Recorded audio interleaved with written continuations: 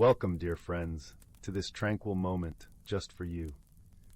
As the gentle glow of the fireplace flickers in the background, I invite you to let go of your worries and embrace the warmth of this evening. Thank you for sharing your time and presence with us here. May this story bring you relaxation and set the stage for restful dreams. Wishing you a wonderful start to your upcoming day, filled with peace and comfort. Story 1. In a galaxy far, far away, where stars dance like fireflies in the endless night, and nebulae swirled with colors beyond the comprehension of most beings, there lived a young Cerosian named Zyla. Her planet, Ceros, was a lush world, a symphony of vibrant flora and gentle creatures, where every leaf and every breeze seemed to whisper secrets of the universe. The air was thick with the scent of blooming flowers, and the ground hummed softly with the life that thrived upon it. Zyla's kind were known for their deep connection to nature, a bond that allowed them to communicate with plants and animals and to feel the heartbeat of their world. Zyla herself was a curious soul, with eyes the color of emeralds and hair that flowed like a waterfall of silver. She often wandered through the dense forests, her footsteps light and her heart open to the wonders of Ceros. She could feel the pulse of life beneath her feet and hear the ancient songs of trees, a melody that filled her with peace and purpose. Her days were spent in communion with nature, tending to the plants and animals that relied on her gentle touch and empathetic spirit. One fateful day, Zyla's peaceful life took an unexpected turn when a fiery streak blazed across the sky, and a malfunctioning spacecraft crash-landed near her village. The ground shook with the impact, sending a ripple through the tranquil landscape. Emerging from the wreckage was a curious-looking robotic being named Vix, hailing from the technologically advanced planet Cybera. Vix was a being of sleek metal and glowing circuits, his eyes a deep, analytical blue that seemed to scan the world with unerring precision. At first, Zyla and Vix regarded each other with suspicion and mistrust. Zyla found Vix's metallic form and robotic mannerisms unsettling, like a jarring dissonance in the harmonious song of her world. Vix, in turn, perceived Zyla's organic nature as primitive and inefficient, a relic of a bygone era. Their initial encounters were marked by misunderstandings and clashes of cultures, each trying to assert their own worldview. However, fate had brought them together for a reason. Vix's spacecraft had carried a rare and powerful energy source, which had been scattered across the lush landscapes of Ceros during the crash. If not recovered, this energy source could wreak havoc on the delicate ecosystems of the planet, turning its vibrant life into desolation. Realizing the urgency of the situation, Zyla and Vix reluctantly joined forces. Together they embarked on a journey through the winding paths, ancient forests, and mystical caves of Ceros, seeking the scattered energy fragments. The air was thick with anticipation, and the ground seemed to pulse with a new energy, as if the planet itself was aware of their quest. Along the way, they faced numerous challenges and obstacles. Vix's advanced technology often clashed with the natural order of things, creating disruptions that sent ripples through the fabric of Ceros. Yet, Zyla's deep connection to nature sometimes proved puzzling to the robotic being, her reliance on intuition and empathy a mystery to his logical mind. Their journey took them to the Whispering Glade, known among the Cerosians for its ethereal beauty and the tranquil spirit that dwelled within. The glade was a sanctuary of towering crystal flowers that glowed with an inner light, casting a serene luminescence across the verdant grass. As they entered this sacred place, the air was perfumed with a sweet, intoxicating fragrance, and a soft, melodic hum resonated from the flora itself. It was here that Zyla revealed a deeper layer of her character. She spoke of her ancestors, how they had once been warriors who defended Ceros from invaders, using not weapons, but their profound connection to the planet to outwit and deter those bent on destruction. Her lineage was one of peacekeepers, and although she had never known conflict, she carried the weight of this legacy, feeling both pride and the burden of expectation. Vix listened, his circuits processing this new information, and he began to see Zyla not just as a simple guardian of her world, but as a leader shaped by her environment and history. This revelation stirred something within Vix, a curiosity about his own origins and the purpose of his existence beyond programming and directives. As they continued their quest, they stumbled upon an ancient shrine, hidden beneath the dense canopy of the forest. The shrine was a testament to the Cerosians' deep-rooted reverence for nature, with intricate carvings depicting their harmonious relationship with the planet. As Zyla placed her hand on the weathered stone, she felt a surge of energy flow through her, a reminder of the strength that lay within her connection to Ceros. Vix observed in fascination, his circuits buzzing with newfound understanding of the power that lay beyond technology. In one particularly harrowing moment, Zyla found herself trapped in a treacherous ravine, her leg injured and her spirit faltering. The walls of the ravine loomed high above her, casting long shadows that seemed to mock her plight. Without hesitation, Vix used his robotic prowess to construct a makeshift bridge, his movements precise and swift, allowing Zyla to cross to safety.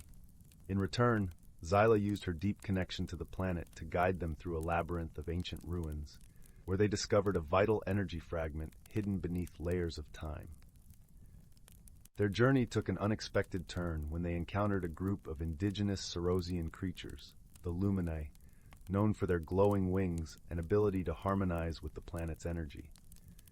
The Luminae, initially wary of Vix's mechanical presence, soon recognized the sincerity in Zyla's intentions and agreed to help. They shared stories of the energy fragments, revealing that these fragments were once part of a celestial guardian that protected Ceros. The Luminae sang an ancient song, resonating with the fragments, guiding Zyla and Vix to the hidden locations of the remaining pieces. As their journey progressed, Zyla and Vix forged an unbreakable bond. They learned to communicate in ways that transcended mere words, understanding each other's unique perspectives and finding common ground in their shared goals. Their hearts began to beat in harmony, a new melody woven into the song of Ceros. In this partnership, Vix found himself questioning his own nature, realizing that the binary code of his being could harmonize with the organic life of Ceros, creating a symphony neither had thought possible. One evening, as they rested near the edge of a shimmering lake, Vix turned to Zyla, his voice softer than the usual mechanical tone. "What do you think it means to belong, Zyla?" he asked, his analytical blue eyes reflecting the starlight. Zyla pondered his question, her gaze drifting over the serene waters. To belong is to feel the joy of each moment as it intertwines with the essence of who you are. It's knowing that you're part of something greater, something that sings in harmony with your soul. Vix nodded, the glow of his circuits dimming slightly as he absorbed her words. "I have always belonged to the network, to the logic and data of Cybera. But here, with you, I've experienced something different, a connection beyond algorithms." Their journey took them to the heart of the Luminae forest, where the creatures performed a ritual of harmony, a dance of light and song that resonated with the very core of Ceros.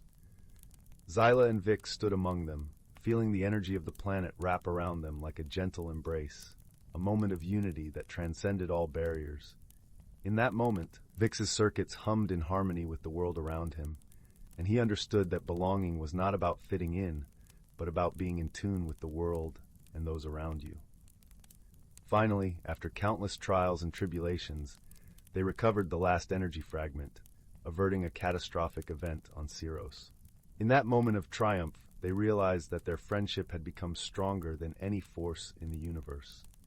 The air around them seemed to shimmer with their shared victory, and the ground resonated with the joyous relief of the planet. As Vix prepared to depart for his homeworld, both felt a pang of sadness at the thought of parting ways.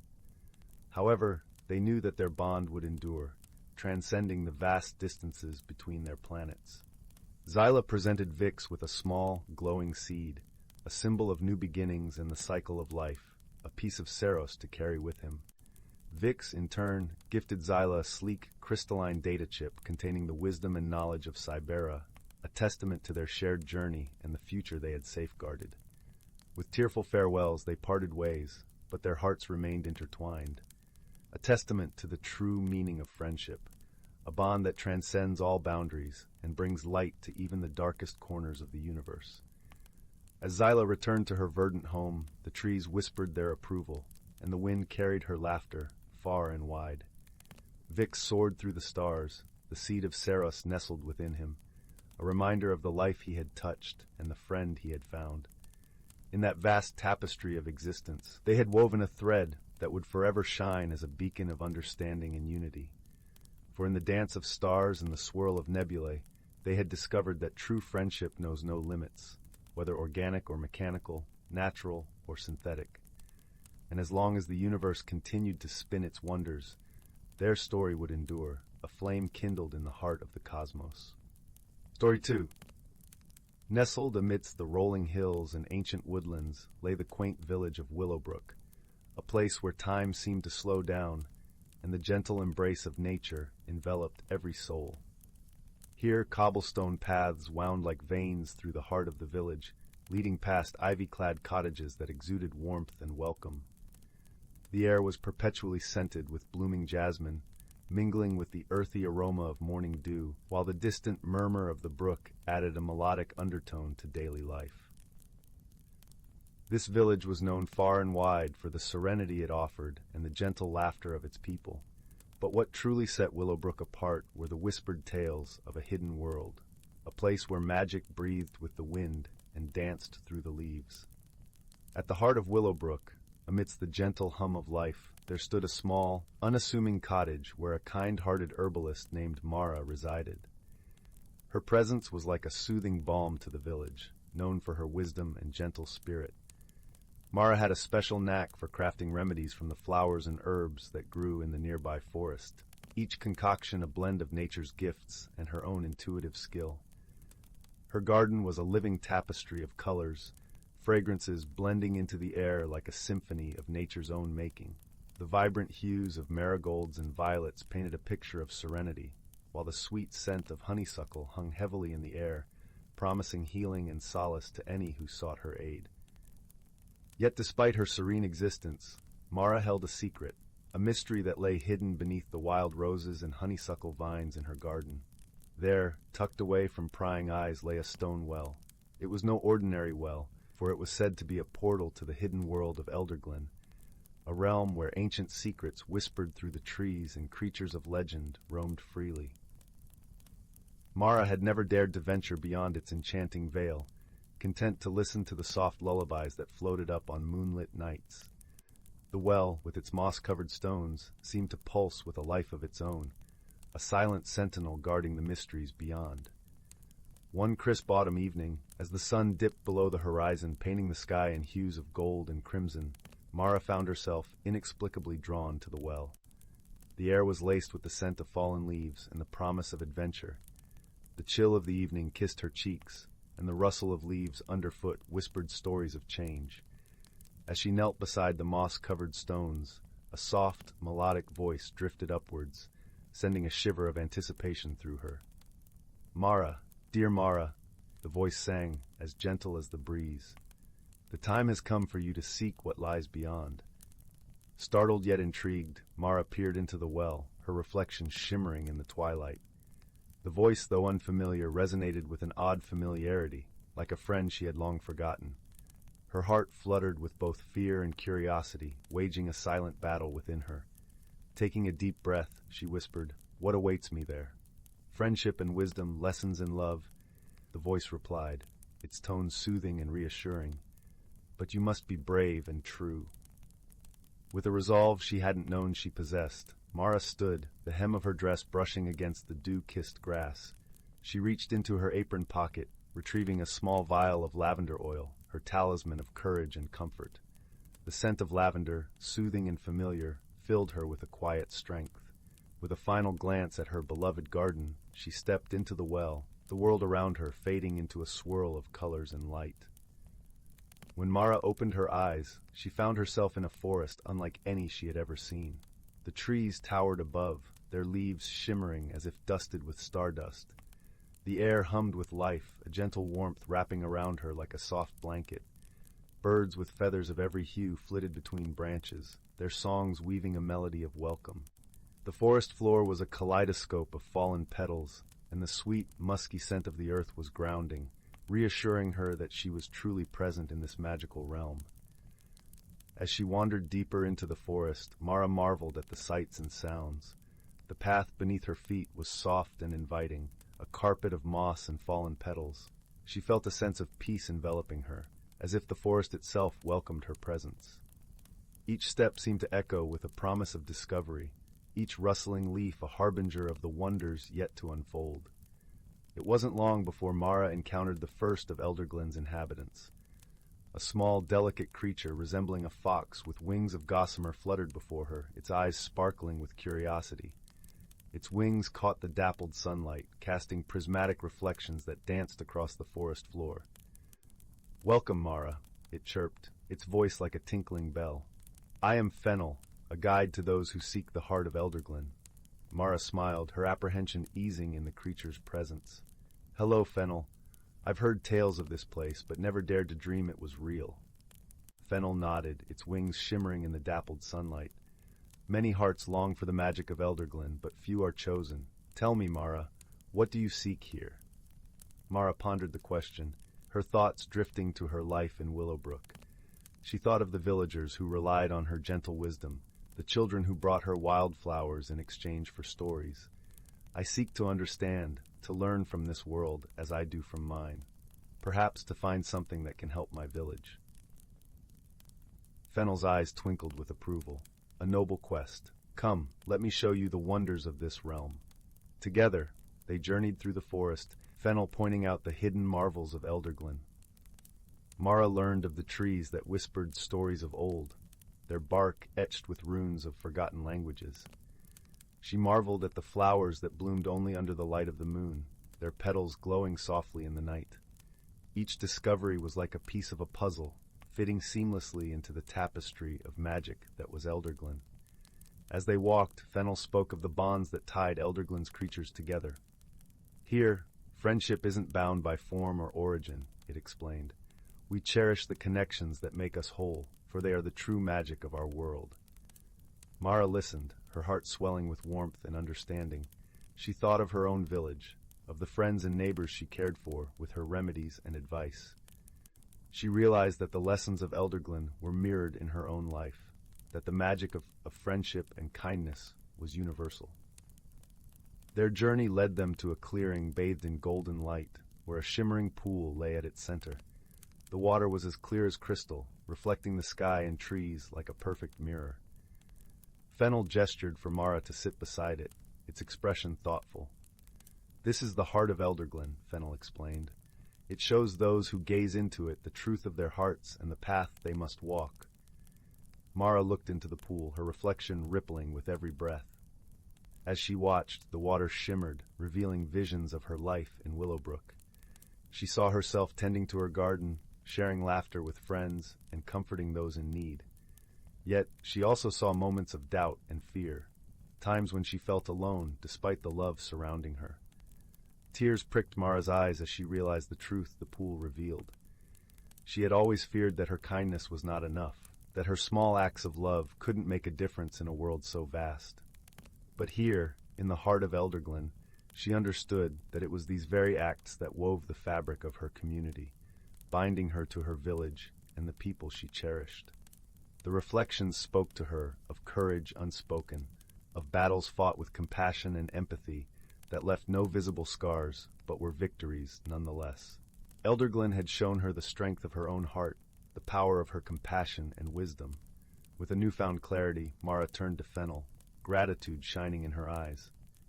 "Thank you, Fennel, for guiding me here," she said, her voice steady and warm. "I see now that the magic I sought was within me all along." Fennel's eyes glinted with pride. "You have learned well, dear Mara. Remember, it is the love we give and receive that shapes our world." As the sun dipped lower in the sky, casting a golden glow over the forest, Mara knew it was time to return to Willowbrook. With a heavy but hopeful heart, she bid farewell to Fennel and the wonders of Elderglen, promising to carry its lessons back with her. She felt a gentle tug at her heart, a reminder that she was not leaving Elderglen behind, but rather carrying its essence within her.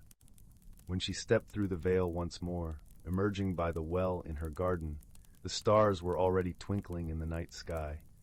The familiar scents of lavender and roses embraced her, welcoming her home. The cool night air held a hint of the forest's warmth, a reminder of the journey she had undertaken. In the days that followed, Mara noticed a change within herself. Her heart felt lighter, her steps surer. She continued to tend to her garden and her village, but now she did so with a deeper understanding of the connections that bound them all. She shared the lessons of Elderglen through her actions, her kindness a beacon of warmth and light. The villagers sensed a shift in Mara's spirit, drawn to her newfound glow, as if Elderglen's magic had woven itself into the very fabric of Willowbrook's existence. And though the well remained, a secret she held close, Mara knew she could return whenever she needed a reminder of the magic that lay within her own heart. For in the hidden world of Elderglen, she had discovered the true essence of her spirit, a spirit that would guide her and her village through the seasons of life. Yet the journey hadn't ended with Mara's return. Elderglen had more to teach, through whispers in the wind and dreams that danced through her slumber. One such night, as the moon cast its silvery light across Willowbrook, Mara found herself standing once again in Elderglen. This time, the forest was aglow with the light of thousands of fireflies, their gentle luminescence painting the night with a soft brilliance. As she walked through the familiar paths, a sense of purpose guided her steps. She found herself drawn to a grand tree, its branches stretching out like wise arms, cradling the sky.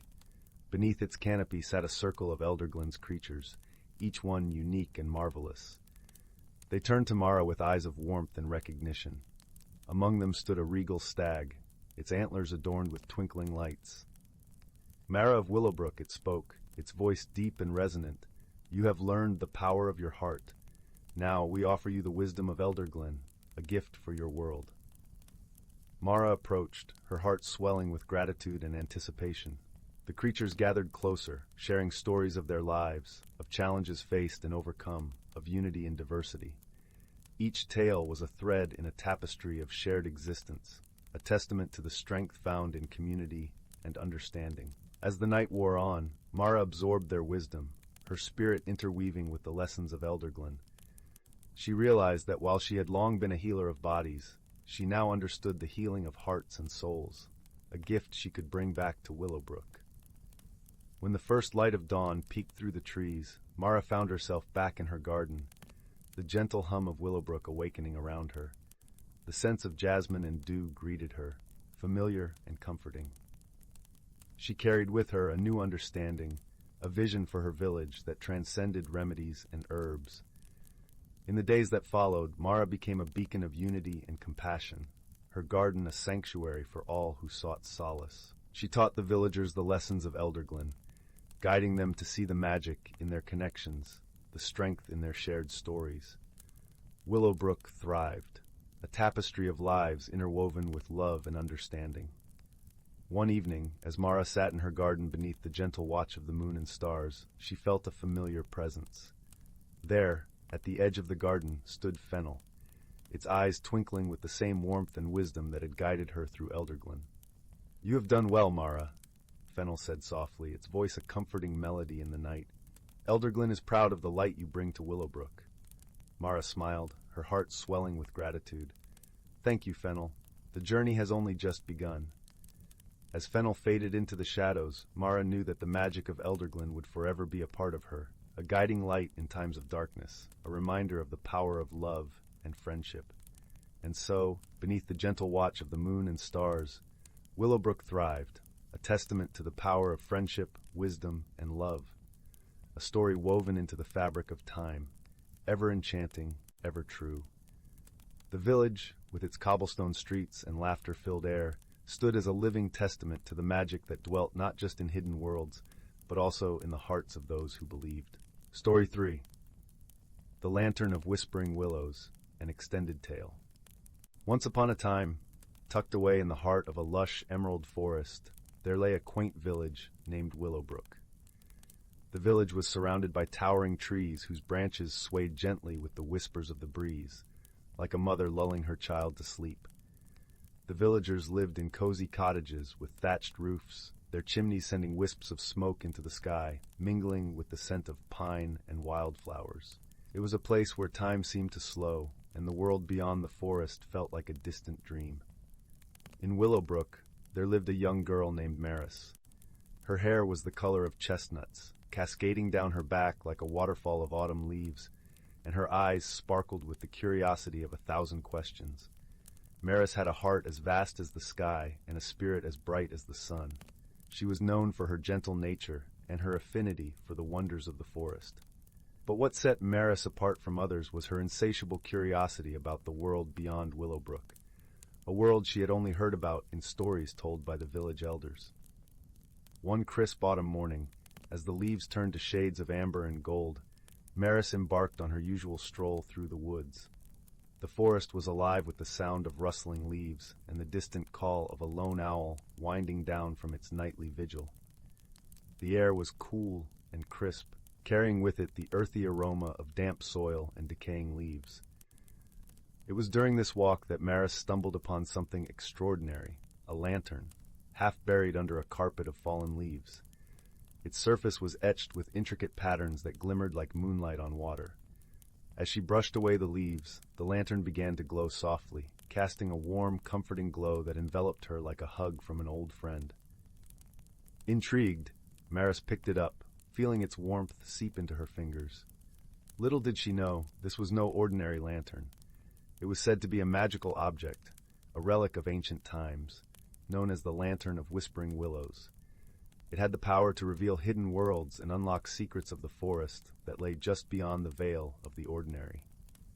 Maris, filled with wonder, decided to take the lantern back to her village. As she walked, the forest seemed to come alive in a way she had never noticed before. The leaves whispered secrets, and the breeze carried with it the soft notes of an unseen melody. It was as if the lantern had awakened something magical within the woods. Upon reaching her village, Maris decided to seek out the wisdom of the elder, a kind-hearted woman named Elda. Elda's eyes were like pools of ancient knowledge, and her voice carried a warmth that could melt even the coldest of hearts.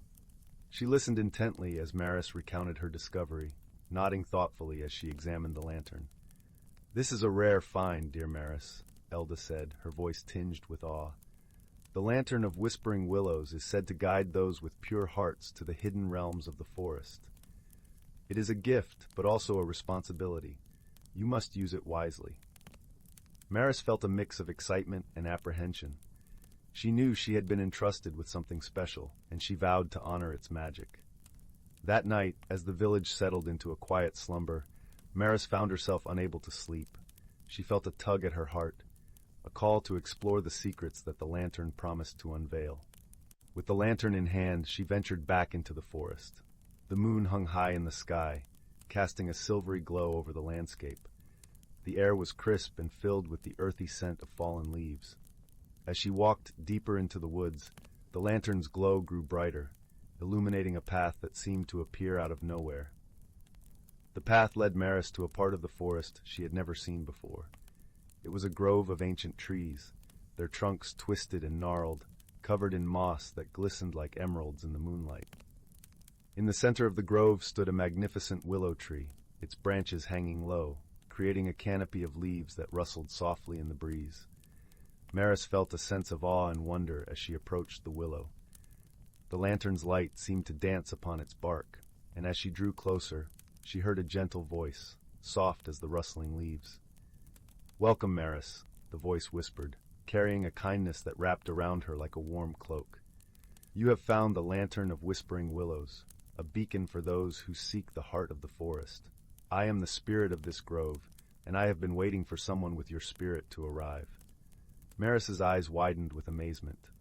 "A spirit of the grove?" she repeated, her voice filled with awe.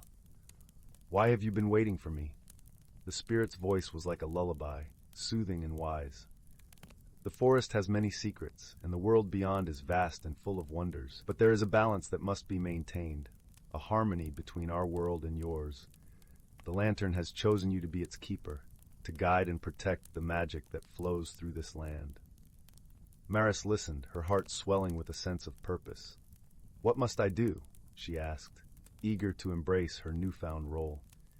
The spirit let out a gentle sigh, a sound like the whisper of the wind through the leaves. "You must learn the ways of the forest, understand its language, and protect its secrets. There will be challenges, but you will not face them alone.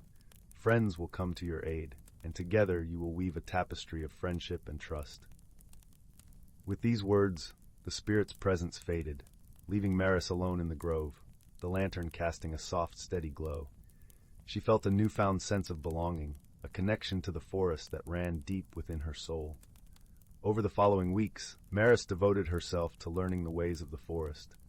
She spent her days exploring its hidden corners, listening to the whispers of the trees, and observing the delicate dance of life that thrived within its embrace. The lantern was her guide, revealing paths that twisted and turned, leading her to places of wonder and beauty. As she journeyed deeper into the heart of the forest, Maris met a host of gentle, kind-hearted creatures.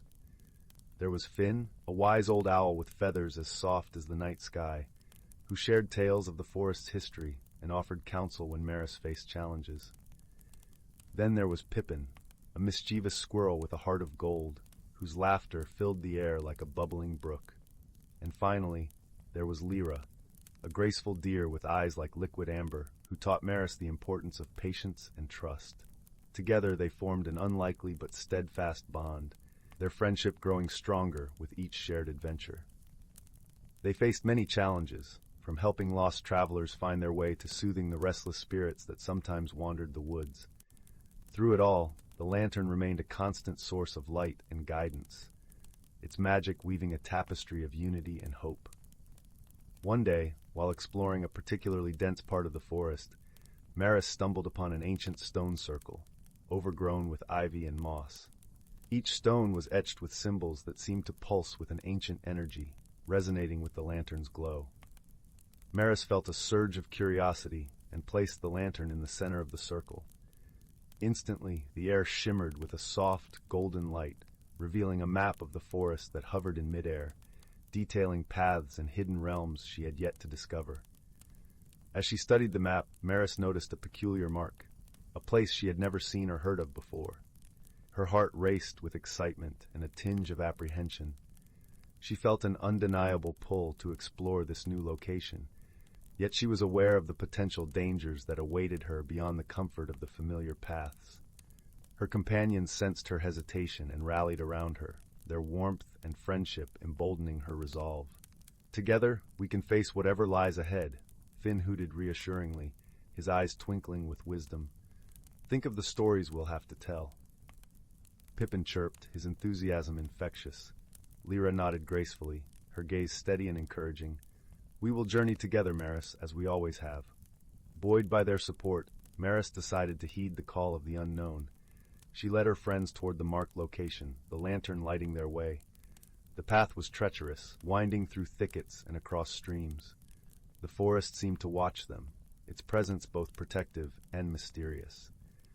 Every rustle and chirp heightened their senses, reminding them of the vibrant life that surrounded them. Finally, they reached the edge of a vast clearing, where the forest opened up to reveal an ancient, crumbling castle, its towers reaching toward the sky like the gnarled fingers of an old sorcerer. Vines and wildflowers had claimed the stone, weaving a tapestry of nature's reclaiming touch. Maris felt the weight of history in the air, a story yearning to be unraveled. With the lantern's glow guiding them, they ventured inside. The castle's halls were silent, save for the echoes of their footsteps and the whisper of the wind through broken windows. They explored room after room, each filled with relics of a bygone era. In the grand hall, they found a tapestry depicting the forest's history, woven with threads of gold and silver that sparkled in the lantern's light. As Maris traced the patterns with her fingers, she realized that the tapestry told the tale of the forest's magic, of the balance that must be maintained between the world of humans and the realm of the forest spirits. It was a story of harmony and respect, of the mutual guardianship that had existed for centuries. In that moment, Maris understood her role more deeply than ever before. She was not just a keeper of the lantern, but a bridge between worlds, a guardian of the peace that allowed both realms to thrive. Her heart swelled with determination, and she knew that she and her friends had the strength to uphold this ancient legacy. As they left the castle, the spirit of the grove appeared before them, her presence radiant and comforting. "You have done well, Maris," she said, her voice a gentle melody. "The forest is in harmony, and its magic is safe, You have become a guardian of its secrets, a beacon of light in the heart of the woods. Maris felt a sense of fulfillment and joy, her heart swelling with gratitude. "Thank you," she said softly, her voice filled with warmth. "The forest has given me so much, friendship, wisdom, and love. I will cherish it always." With those words, the spirit's presence faded, leaving Maris and her friends alone with their thoughts, the lantern's glow a gentle reminder of all they had gained. They knew that their journey had only just begun, that there were still wonders to discover and mysteries to unveil. As they made their way back to the village, the forest seemed to come alive around them, its whispers a melody that filled the night. Maris felt a sense of belonging, a connection to the world around her that was deeper than she had ever imagined. And so, in the heart of the whispering willows, Maris found not only the magic of the forest, but also the magic within herself, a magic that would guide her through life, lighting her path with the warmth of friendship and the glow of the lantern's light. In the months that followed, Maris became a respected figure in Willowbrook, known for her wisdom and her connection to the forest. She began to share her knowledge with the villagers, teaching them about the balance between their lives and the intricate dance of nature around them. The village thrived under her guidance, becoming a place where humans and the forest lived in harmony, each respecting the other. Her adventures with Finn, Pippin, and Lyra continued, as they discovered new corners of the forest and forged deeper bonds with its mystical inhabitants. Each journey brought new lessons, strengthening the unity and understanding between their world and the realm of the spirits. Maris often found herself returning to the ancient grove, where the spirit of the forest would occasionally appear to offer guidance and wisdom. These moments were like precious jewels in her heart, reminders of the journey she had begun and the path she was destined to walk. One particularly luminous evening, as the sun dipped below the horizon, painting the sky in hues of violet and gold, Maris stood at the edge of the grove, the lantern in her hand casting a gentle light. She felt the presence of the spirit beside her, a silent companion sharing the beauty of the moment. "Thank you," Maris whispered into the gathering dusk, her voice carried by the breeze. She felt the spirit's warmth envelop her, a silent acknowledgement of the bond they shared and the future that lay ahead. Thus, Maris found her place in the world, not just as a keeper of the Lantern of Whispering Willows, but as a guardian of the balance between the worlds, a storyteller of the forest's timeless wisdom, and a beloved daughter of the village she called home. Through her journey, she discovered that the magic of the forest was not confined to the lantern alone, but resided in the hearts of those who dared to dream, to explore, and to believe in the wonder of the world around them. The seasons continued to turn, and as winter's first snowflakes began to blanket Willowbrook, Maris felt a new sense of purpose take root within her. The villagers gathered around the warmth of their fires, sharing stories that fused Maris's teachings with ancient lore. It was during one such evening, as the wind howled gently outside and the fire crackled with life, that an unexpected visitor arrived. A traveler from the distant lands beyond the forest borders, a scholar named Alaric had heard tales of the Lantern of Whispering Willows and the young girl who held its magic. His eyes sparkled with the same curiosity that Maris had once felt, and upon hearing the stories, he had journeyed to Willowbrook, hoping to learn from Maris herself. Maris welcomed Alaric into the fold of the village, sharing her experiences and the wisdom she had garnered. Together, they explored the forest anew, Alaric's scholarly insights offering a fresh perspective to Maris's intuitive understanding. Under the canopy of the ancient trees, their discussions wove a tapestry of shared knowledge, deepening Maris's appreciation for the world beyond her beloved forest. Through Alaric, Maris discovered that while the forest held its own magic and mysteries, the world outside was equally enchanting, filled with stories and wonders she had never imagined. Alaric, in turn, learned of the delicate balance between the realms and the importance of respecting the unseen forces that governed them. As the harsh winds of winter began to mellow, signaling the arrival of spring, Alaric prepared to continue his journey. He left Willowbrook with newfound wisdom and a promise to return, leaving behind a small token, a compass that always pointed to Willowbrook. a reminder of the bond they had formed. In the quiet of the forest, as the first blossoms of spring began to appear, Maris stood at the edge of the grove once more, the lantern in her hand casting its gentle glow. She realized that her journey was a tapestry woven with the threads of friendship, wisdom, and discovery. The forest, her friends, and the village were all part of a greater story, one that unfolded with each passing day. And so Maris continued to walk the path of the lantern's light, its glow a beacon of hope and love. She understood that the magic of the forest was not just in the lantern or the spirits, but in the connections she had forged and the lessons she had learned. The magic was in her heart, guiding her through life with the warmth of friendship and the promise of endless discovery. In the heart of the whispering willows, Maris had found her place in the world, a guardian of the balance between realms and a storyteller of the forest's timeless wisdom. She knew that her journey would continue, ever unfolding, as she embraced the wonders of the world and the magic that lay within. As spring blossomed into a vibrant tapestry of colors, the village of Willowbrook prepared for its annual festival, a celebration of renewal and the harmonious bond with the forest. Maris, with the lantern's glow as her inspiration, organized a grand event that brought together the villagers and the magical creatures of the woods. Under the starlit sky, they shared stories and laughter, their voices blending with the symphony of the night. During the festival, Maris felt a tug of destiny, a call to share the wisdom of the forest with a wider world. She realized that just as Alaric had brought new perspectives to her life, she too could travel beyond the borders of Willowbrook, carrying the message of harmony and respect to distant lands. With a heart full of hope and the lantern shining brightly, Maris set out on a new journey, accompanied by Finn, Pippin, and Lyra. As they ventured into the unknown, the forest whispered its blessings, a gentle reminder that the magic of the Whispering Willows would always be with them. In the end, Maris's story was not just about a lantern, a forest, or a village. It was a testament to the power of curiosity, friendship, and the courage to embrace the unknown. It was a tale of discovering the magic within and the endless possibilities that awaited those who dared to dream. Story 4. In the quaint village, nestled between emerald hills and whispering woods, there was a small, unassuming bookshop. The building itself was a relic of time, with ivy-clad bricks and a wooden sign that creaked softly with each breeze. Inside, dust motes danced in the golden sunlight streaming through the windows, and the scent of old paper mingled with the faint aroma of pine.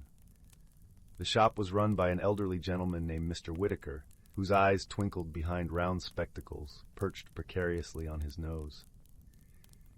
His shop was more than a business. It was a sanctuary for those who sought solace in the stories of the past and the mysteries of the unknown. The shop's interior was a labyrinth of towering bookshelves, each filled with volumes whispering secrets from times long ago. The wooden floorboards creaked with stories of their own, having borne witness to countless footsteps of seekers and dreamers. In a small alcove, a fireplace crackled warmly, its flames casting flickering shadows that danced like specters of forgotten tales. Mr. Whitaker had lived in the village all his life, a quiet observer of the changing seasons and the stories of its inhabitants. In his youth, he'd been a traveler, collecting tales and tomes from distant lands, which now filled the shelves of his beloved shop. His heart was a repository of wisdom, and his gentle demeanor made him a beloved figure in the village, a custodian of memories and dreams. He was known for his uncanny ability to find the perfect book for anyone who entered his shop, a skill honed over decades of listening and understanding the unspoken needs of his patrons. One crisp autumn afternoon, as the leaves outside swirled in a symphony of amber and gold, a young girl named Anya wandered into the shop. Anya had always been fond of books, for they carried her to places her feet could not. Her curiosity was insatiable, often leading her to explore the most obscure corners of the village and beyond. Today, however, she was in search of something different, something unknown even to her. Her heart felt a unique yearning, a whisper that today might be the day she would find what she didn't even know she was looking for.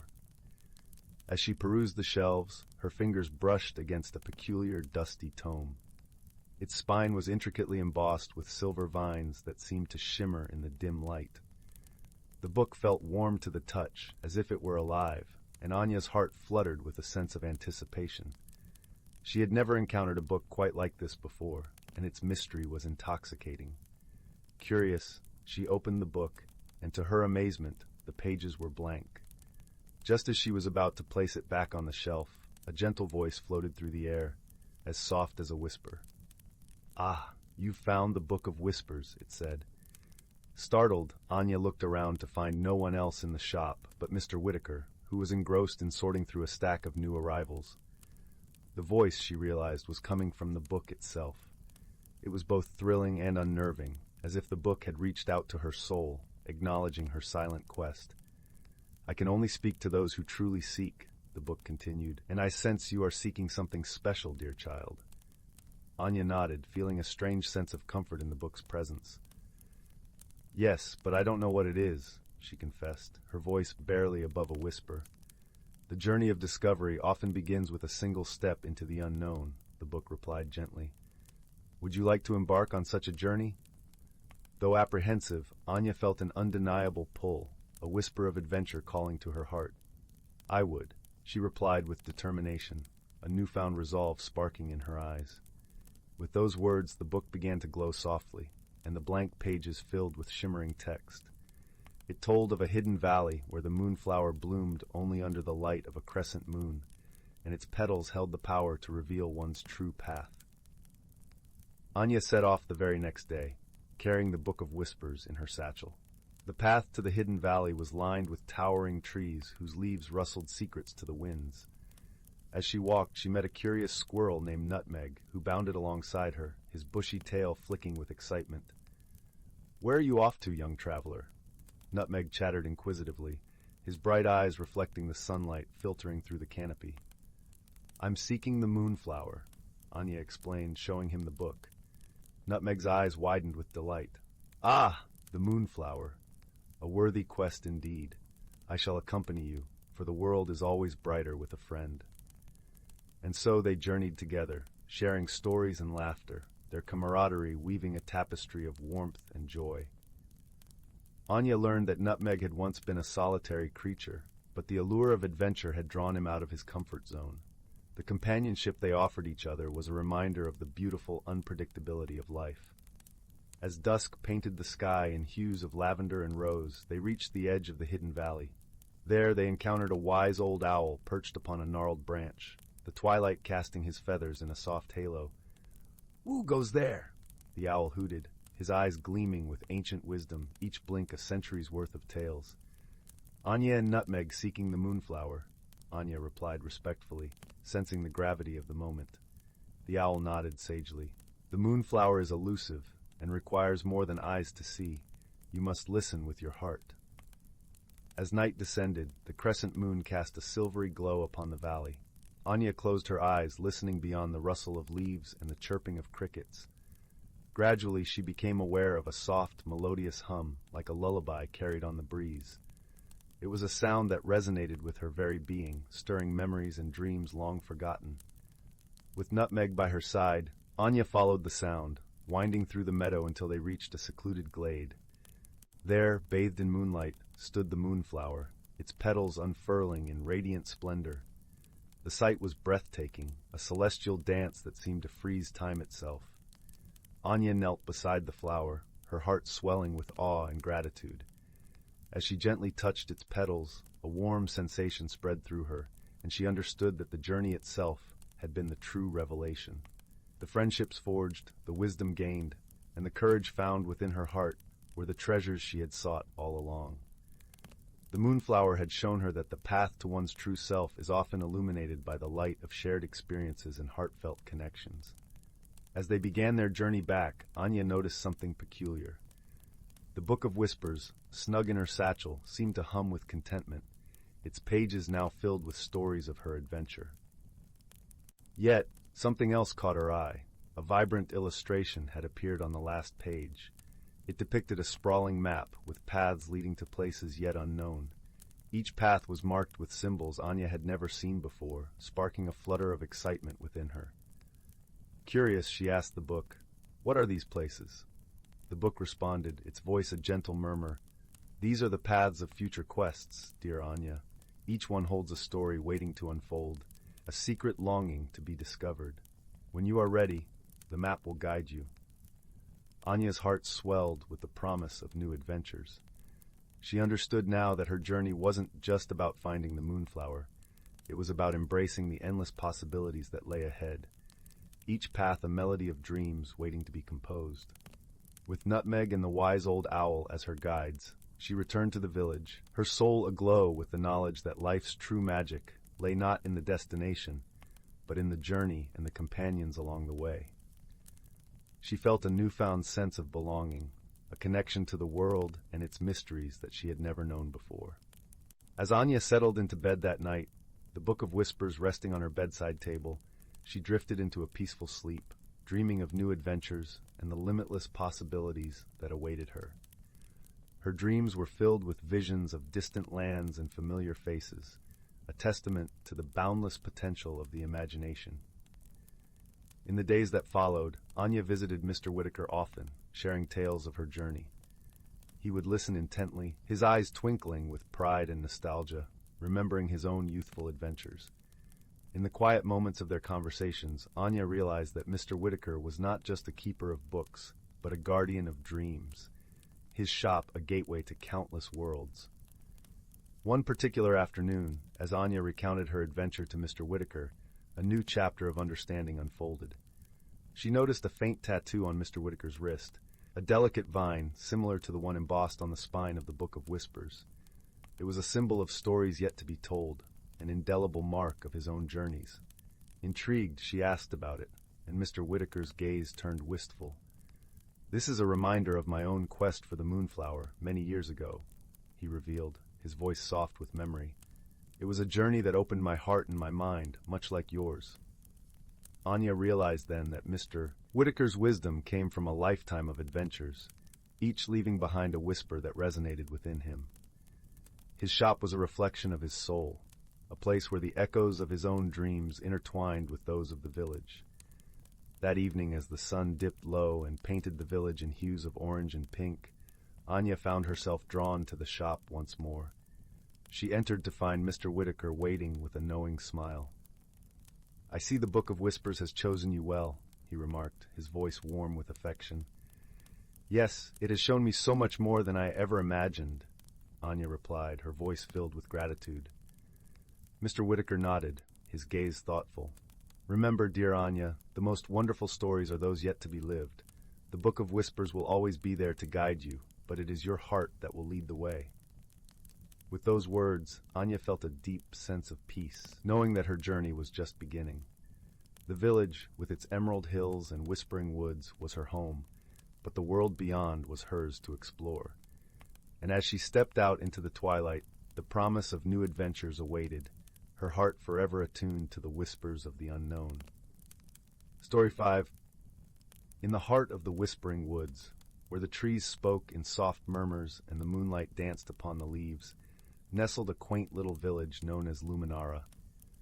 This village was unlike any other, for it was a place where magic flowed as freely as the babbling brooks that meandered through the forest.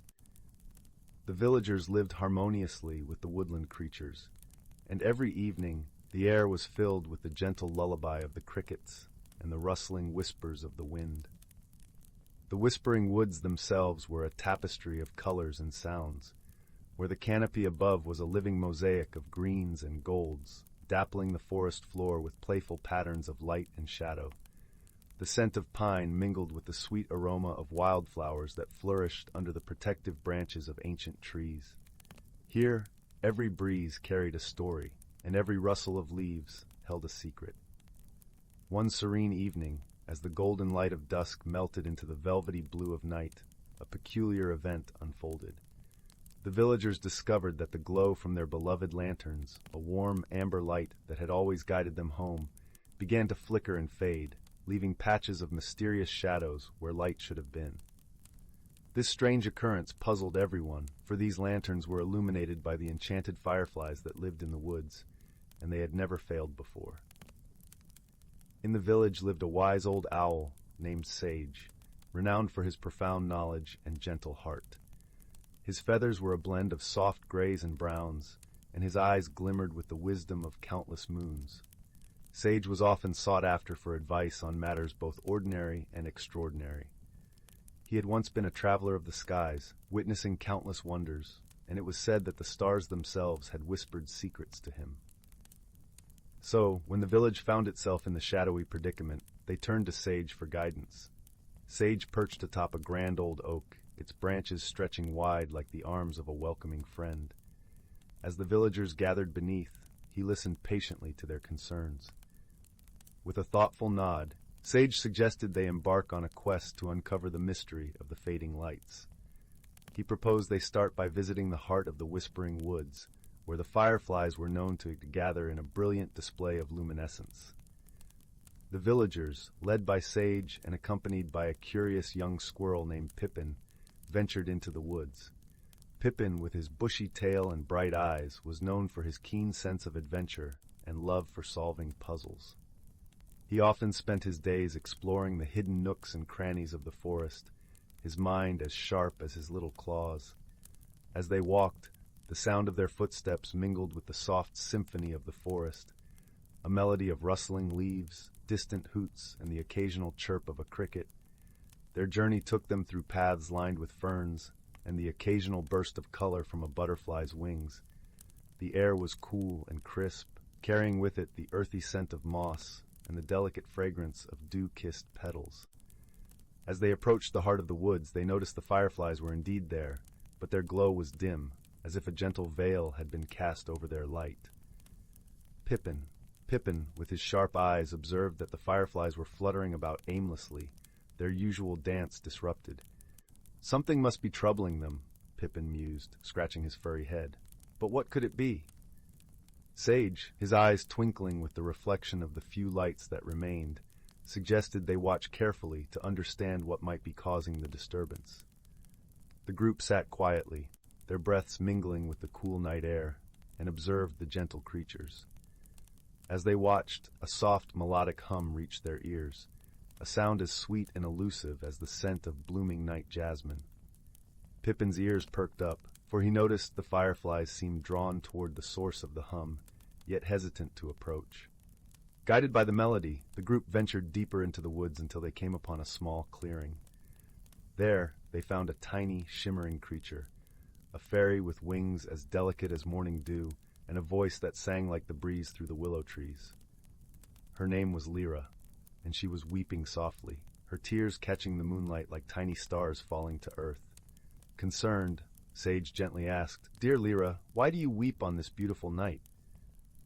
Startled, Lyra looked up, her eyes wide with surprise and relief. "Oh, wise sage and friends," she began, her voice a soft whisper, "I have been so lonely. My song is meant to call my sister fairies for our nightly dance, but they have yet to arrive. The fireflies, sensing my sadness, have been trying to console me, but in doing so, they have forgotten their own dance." Understanding dawned upon the villagers, and with kindness in his voice, Sage spoke. "Perhaps we can help. If your sisters hear your song, they may yet join you." With that, the villagers, along with Pippin, began to hum along with Lyra's tune, their gentle voices weaving through the trees like a comforting blanket. Slowly, the forest came alive with a soft, harmonious chorus that echoed Lyra's melody. The moonlight seemed to brighten, casting a silvery glow upon the clearing.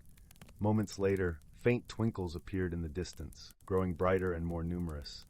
Lyra's sisters arrived, their wings shimmering like fragments of a rainbow, and joined her in a joyful dance.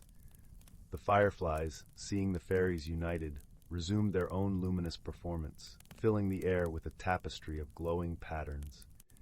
As the joyous reunion unfolded, Sage reflected on the journey, realizing that the forest had been silently teaching them all a lesson about the interconnectedness of their world. He thought about how the villagers had come together, each bringing their unique strengths to resolve the mystery. Even Pippin, with his youthful curiosity and courage, had played a crucial role in guiding them. The mystery solved, the villagers watched in awe as the forest was alive once more with light and laughter.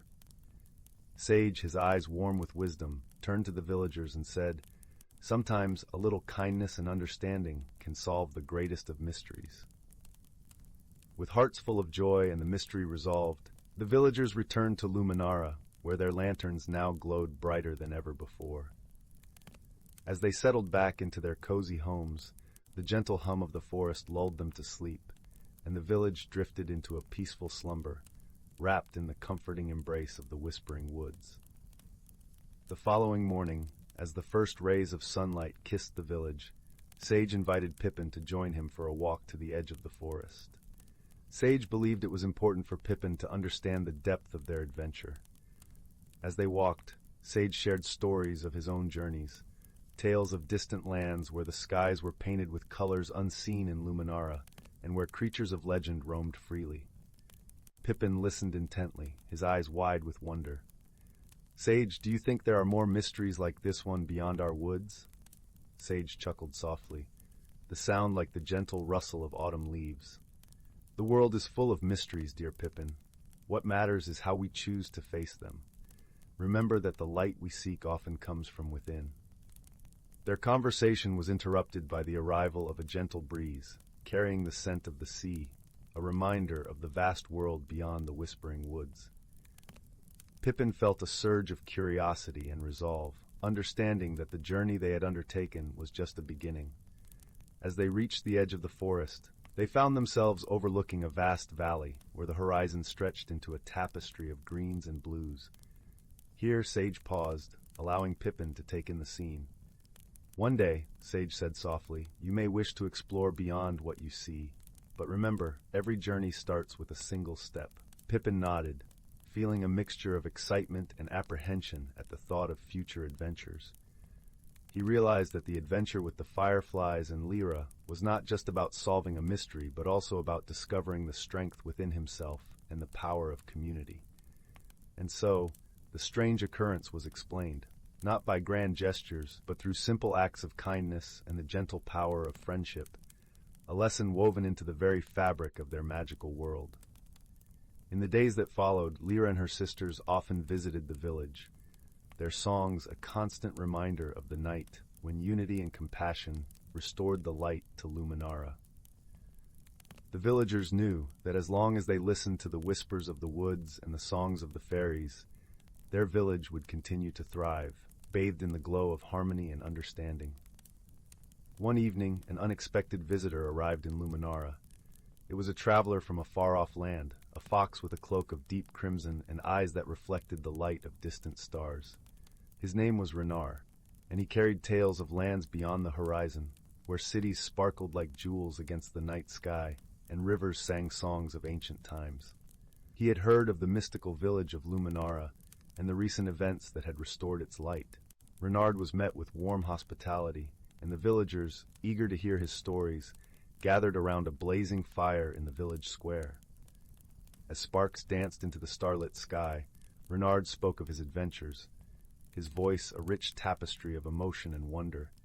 He spoke of mountains that touched the heavens, of deserts where the sands whispered secrets carried by the wind, and of oceans that stretched endlessly, concealing mysteries in their depths. Pippin listened with rapt attention, his imagination soaring with every tale. He felt a stirring within him, a desire to see the world beyond the whispering woods and to uncover the wonders Renard described. The fox noticed the young squirrel's enthusiasm and offered him a piece of advice.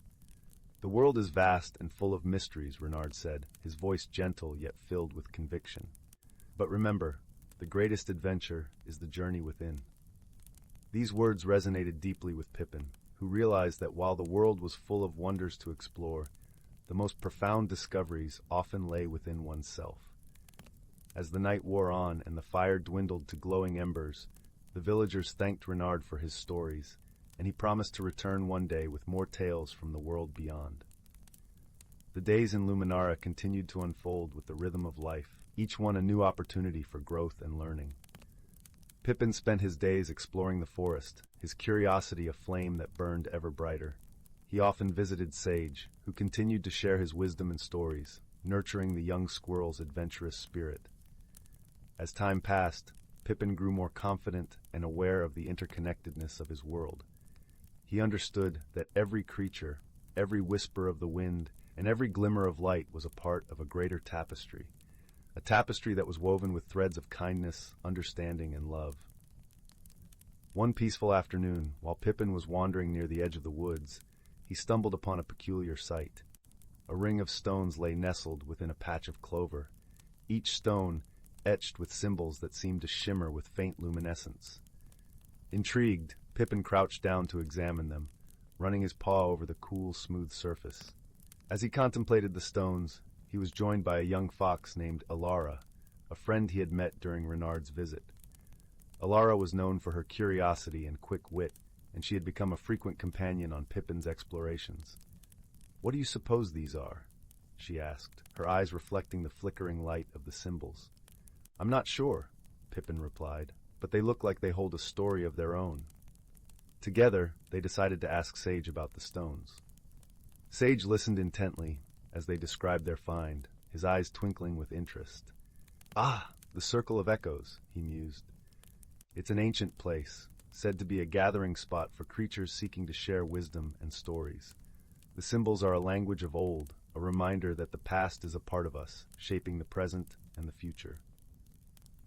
Inspired by Sage's words, Pippin and Alara decided to gather the villagers for an evening of storytelling at the Circle of Echoes. As the sun dipped below the horizon, casting a warm glow over the villagers assembled, their hearts open to the tales that awaited them. Under the canopy of stars and the watchful gaze of the moon, each villager shared a story, from the humorous to the heroic, the mundane to the magical. The Circle of Echoes resonated with their voices, a symphony of experiences that wove together the fabric of their community. As the night deepened, Pippin realized that the stories they shared were not just a link to their past, but a beacon guiding them toward their future. The Circle of Echoes had reminded them of the power of their collective memories and dreams, of the strength in unity and the beauty of diversity. And so, in the heart of the Whispering Woods, the village of Luminara thrived, illuminated not just by the enchanted fireflies, but by the light of friendship and the enduring spirit of adventure. The villagers knew that as long as they listened to the whispers of the woods, the songs of the fairies, and the echoes of their own stories, their village would continue to flourish, bathed in the glow of harmony and understanding. 6. In the heart of the Whispering Wood, where the trees swayed with a rhythm known only to the forest folk, there was a small village named Willowmere. The cottages of Willowmere were nestled snugly among the towering pines, their thatched roofs covered with a light sprinkling of moss. Smoke curled lazily from chimneys, mingling with the crisp scent of pine needles and the sweet fragrance of wildflowers.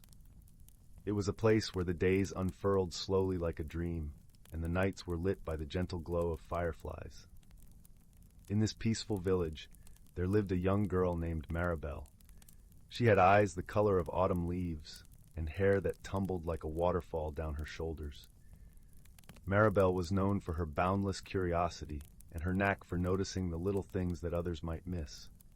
Her closest companion was a small, clever squirrel named Thistle, who often perched on her shoulder, twitching his bushy tail with interest at the world around them. One crisp autumn morning, as the sun cast dappled shadows through the branches, Maribel awoke to find something curious afoot in Willowmere. The villagers were gathered in the square, murmuring amongst themselves, their faces etched with puzzlement. At the center of the commotion stood old Cedric, the village woodcarver, looking bewildered as he held up a wooden flute that seemed to glow faintly in the early light.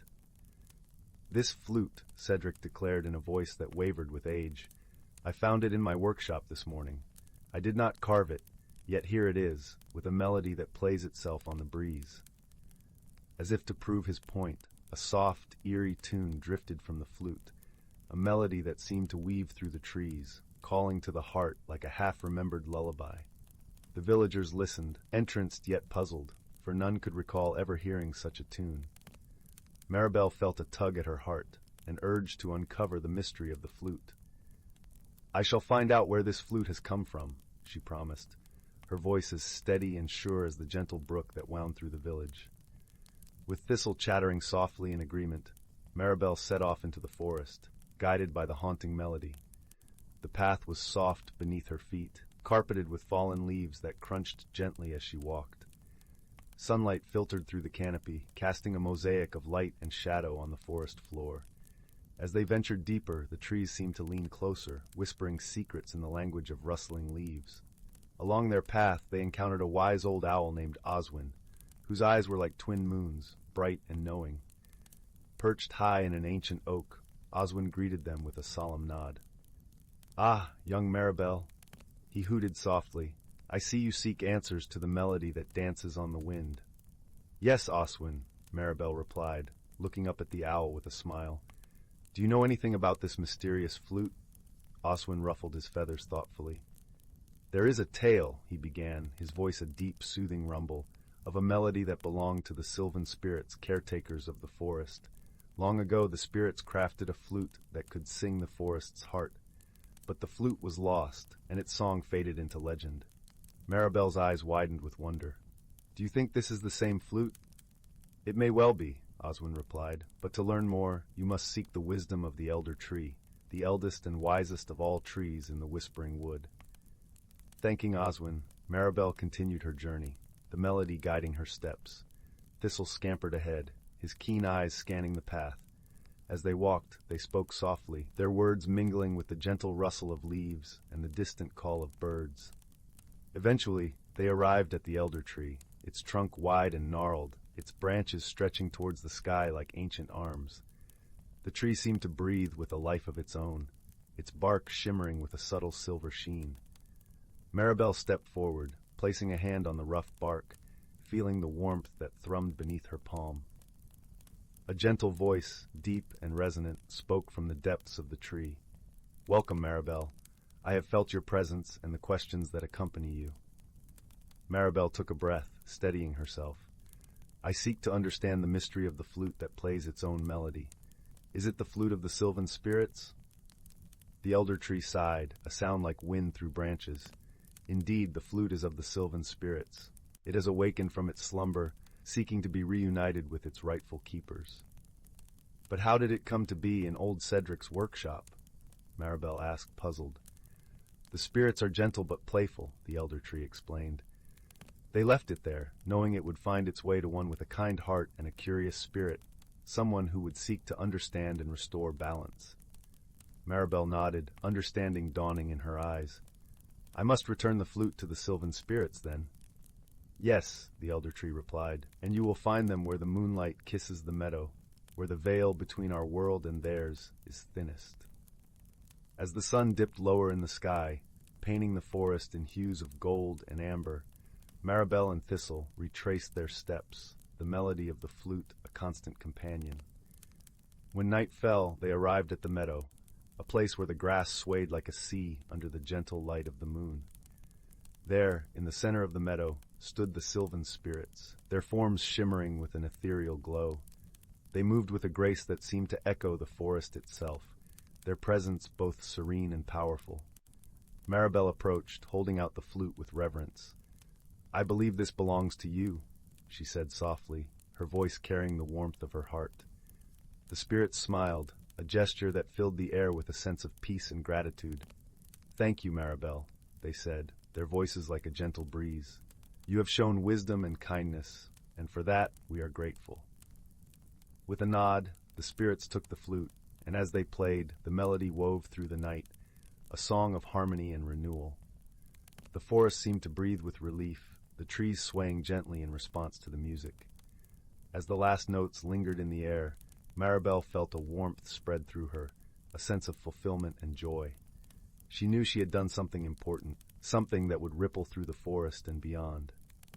With Thistle snuggled against her neck, Maribel made her way back to Willowmere, the night wrapping around them like a soft, comforting blanket. As they approached the village, the cottages stood quiet under the moon's watchful eye, their windows glowing with the warm light of hearth fires. The next day, the villagers of Willowmere gathered once more, their hearts lightened by the return of peace to their beloved forest.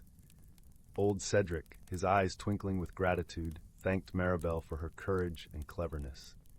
And so, life in Willowmere returned to its gentle rhythm, with Maribel and Thistle ever watchful for the next mystery that might dance on the breeze.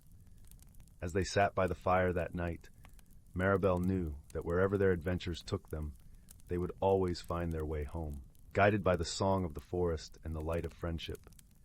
In the end, the forest remained as it always had been, a living tapestry of mystery and wonder, where each leaf, each whisper of the wind, held a story waiting to be discovered. And somewhere in that vast magical world, a young girl and her faithful squirrel companion were always ready to listen. Story 7. Once upon a time, in a land where the boundaries between dreams and reality blurred, there lived a young girl named Willow. Though she appeared ordinary to those around her, Willow possessed an extraordinary gift, the ability to enter the realm of dreams.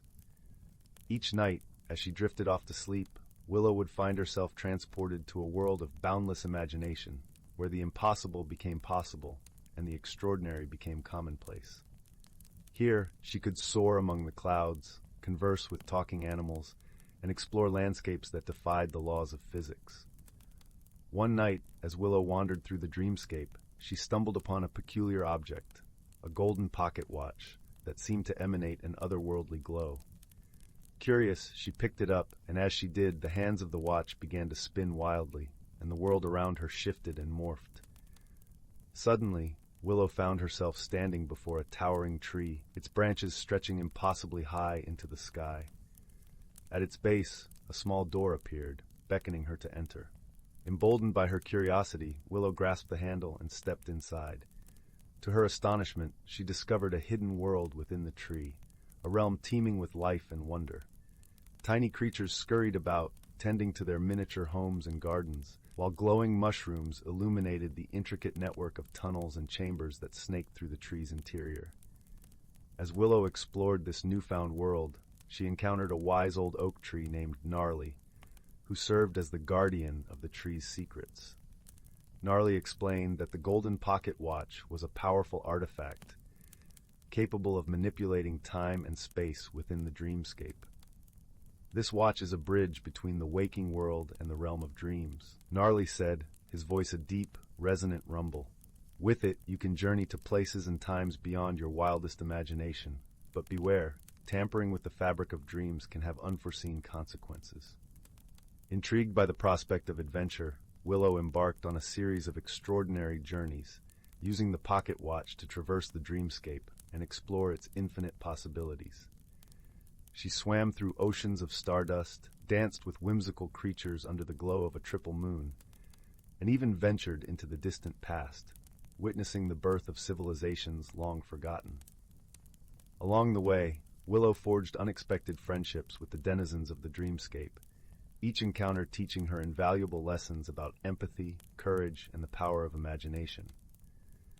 She befriended a playful fairy named Zephyr, who taught her the art of shapeshifting, and a wise old tortoise named Sage, whose ancient knowledge helped Willow navigate the dreamscape's many mysteries. One night, as Willow slumbered, she found herself embroiled in a grand adventure that would test her mettle like never before. The pocket watch, imbued with a will of its own, had become corrupted by a dark force, causing it to malfunction and throw the delicate balance of the dreamscape into disarray.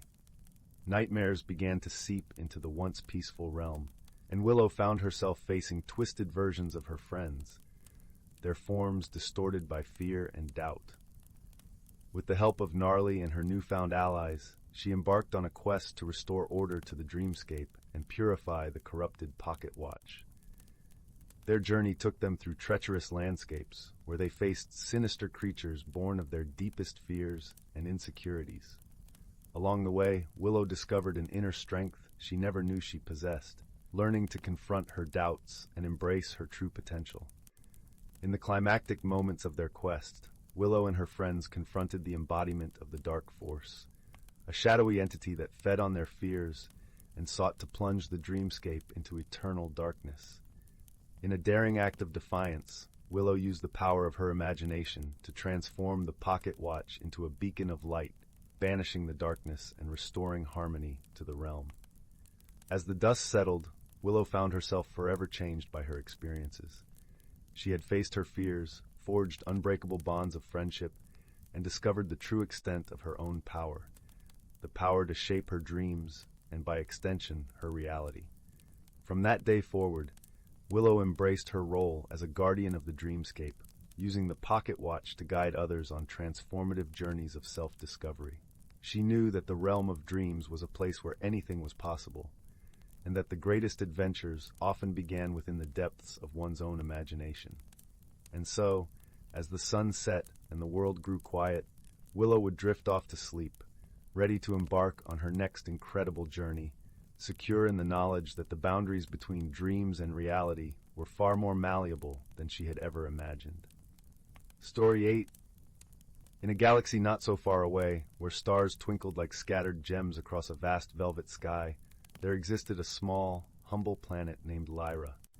Lyra was known for its tranquil landscapes, where the turquoise lakes shimmered under the gentle light of two moons, and golden fields swayed serenely in the breeze. It was here that a young Lyran named Aaron lived, a creature of slender build, with skin that glimmered softly like the surface of the lakes, and eyes as deep and clear as the night sky. Aaron spent his days tending to the flowering groves that dotted the hillsides, where the air was always sweet with the scent of blooming flora. His life was peaceful, if a bit predictable, until one day, a peculiar event changed everything. While wandering through the forests on a particularly crisp and starlit evening, Aaron noticed an unfamiliar sound, a gentle humming, almost like the whisper of the wind but more melodic. Curious, he followed the sound to a clearing where he found a small silver craft nestled amongst the trees, its surface gleaming under the moonlight. From the craft emerged a creature unlike any Aaron had ever seen. She was tall and graceful, with a crown of glistening scales that caught the moonlight like 1,000 tiny stars. Her name was Zara, and she hailed from the distant planet of Celestia, a world known for its ethereal beauty and vibrant skies. Zara had been traveling the galaxy on a journey of exploration and discovery, but a storm of cosmic debris had forced her ship to make an emergency landing on Lyra. As she stepped out, her eyes met Aaron's, and for a moment, time seemed to stand still. They regarded each other with a mix of curiosity and apprehension, two beings from different worlds brought together by the whims of fate. At first, their interactions were tentative, marked by awkward silences and misunderstandings. Aaron, unfamiliar with the Celestian way of communication, often mistook Zara's expressions of gratitude as signs of discomfort.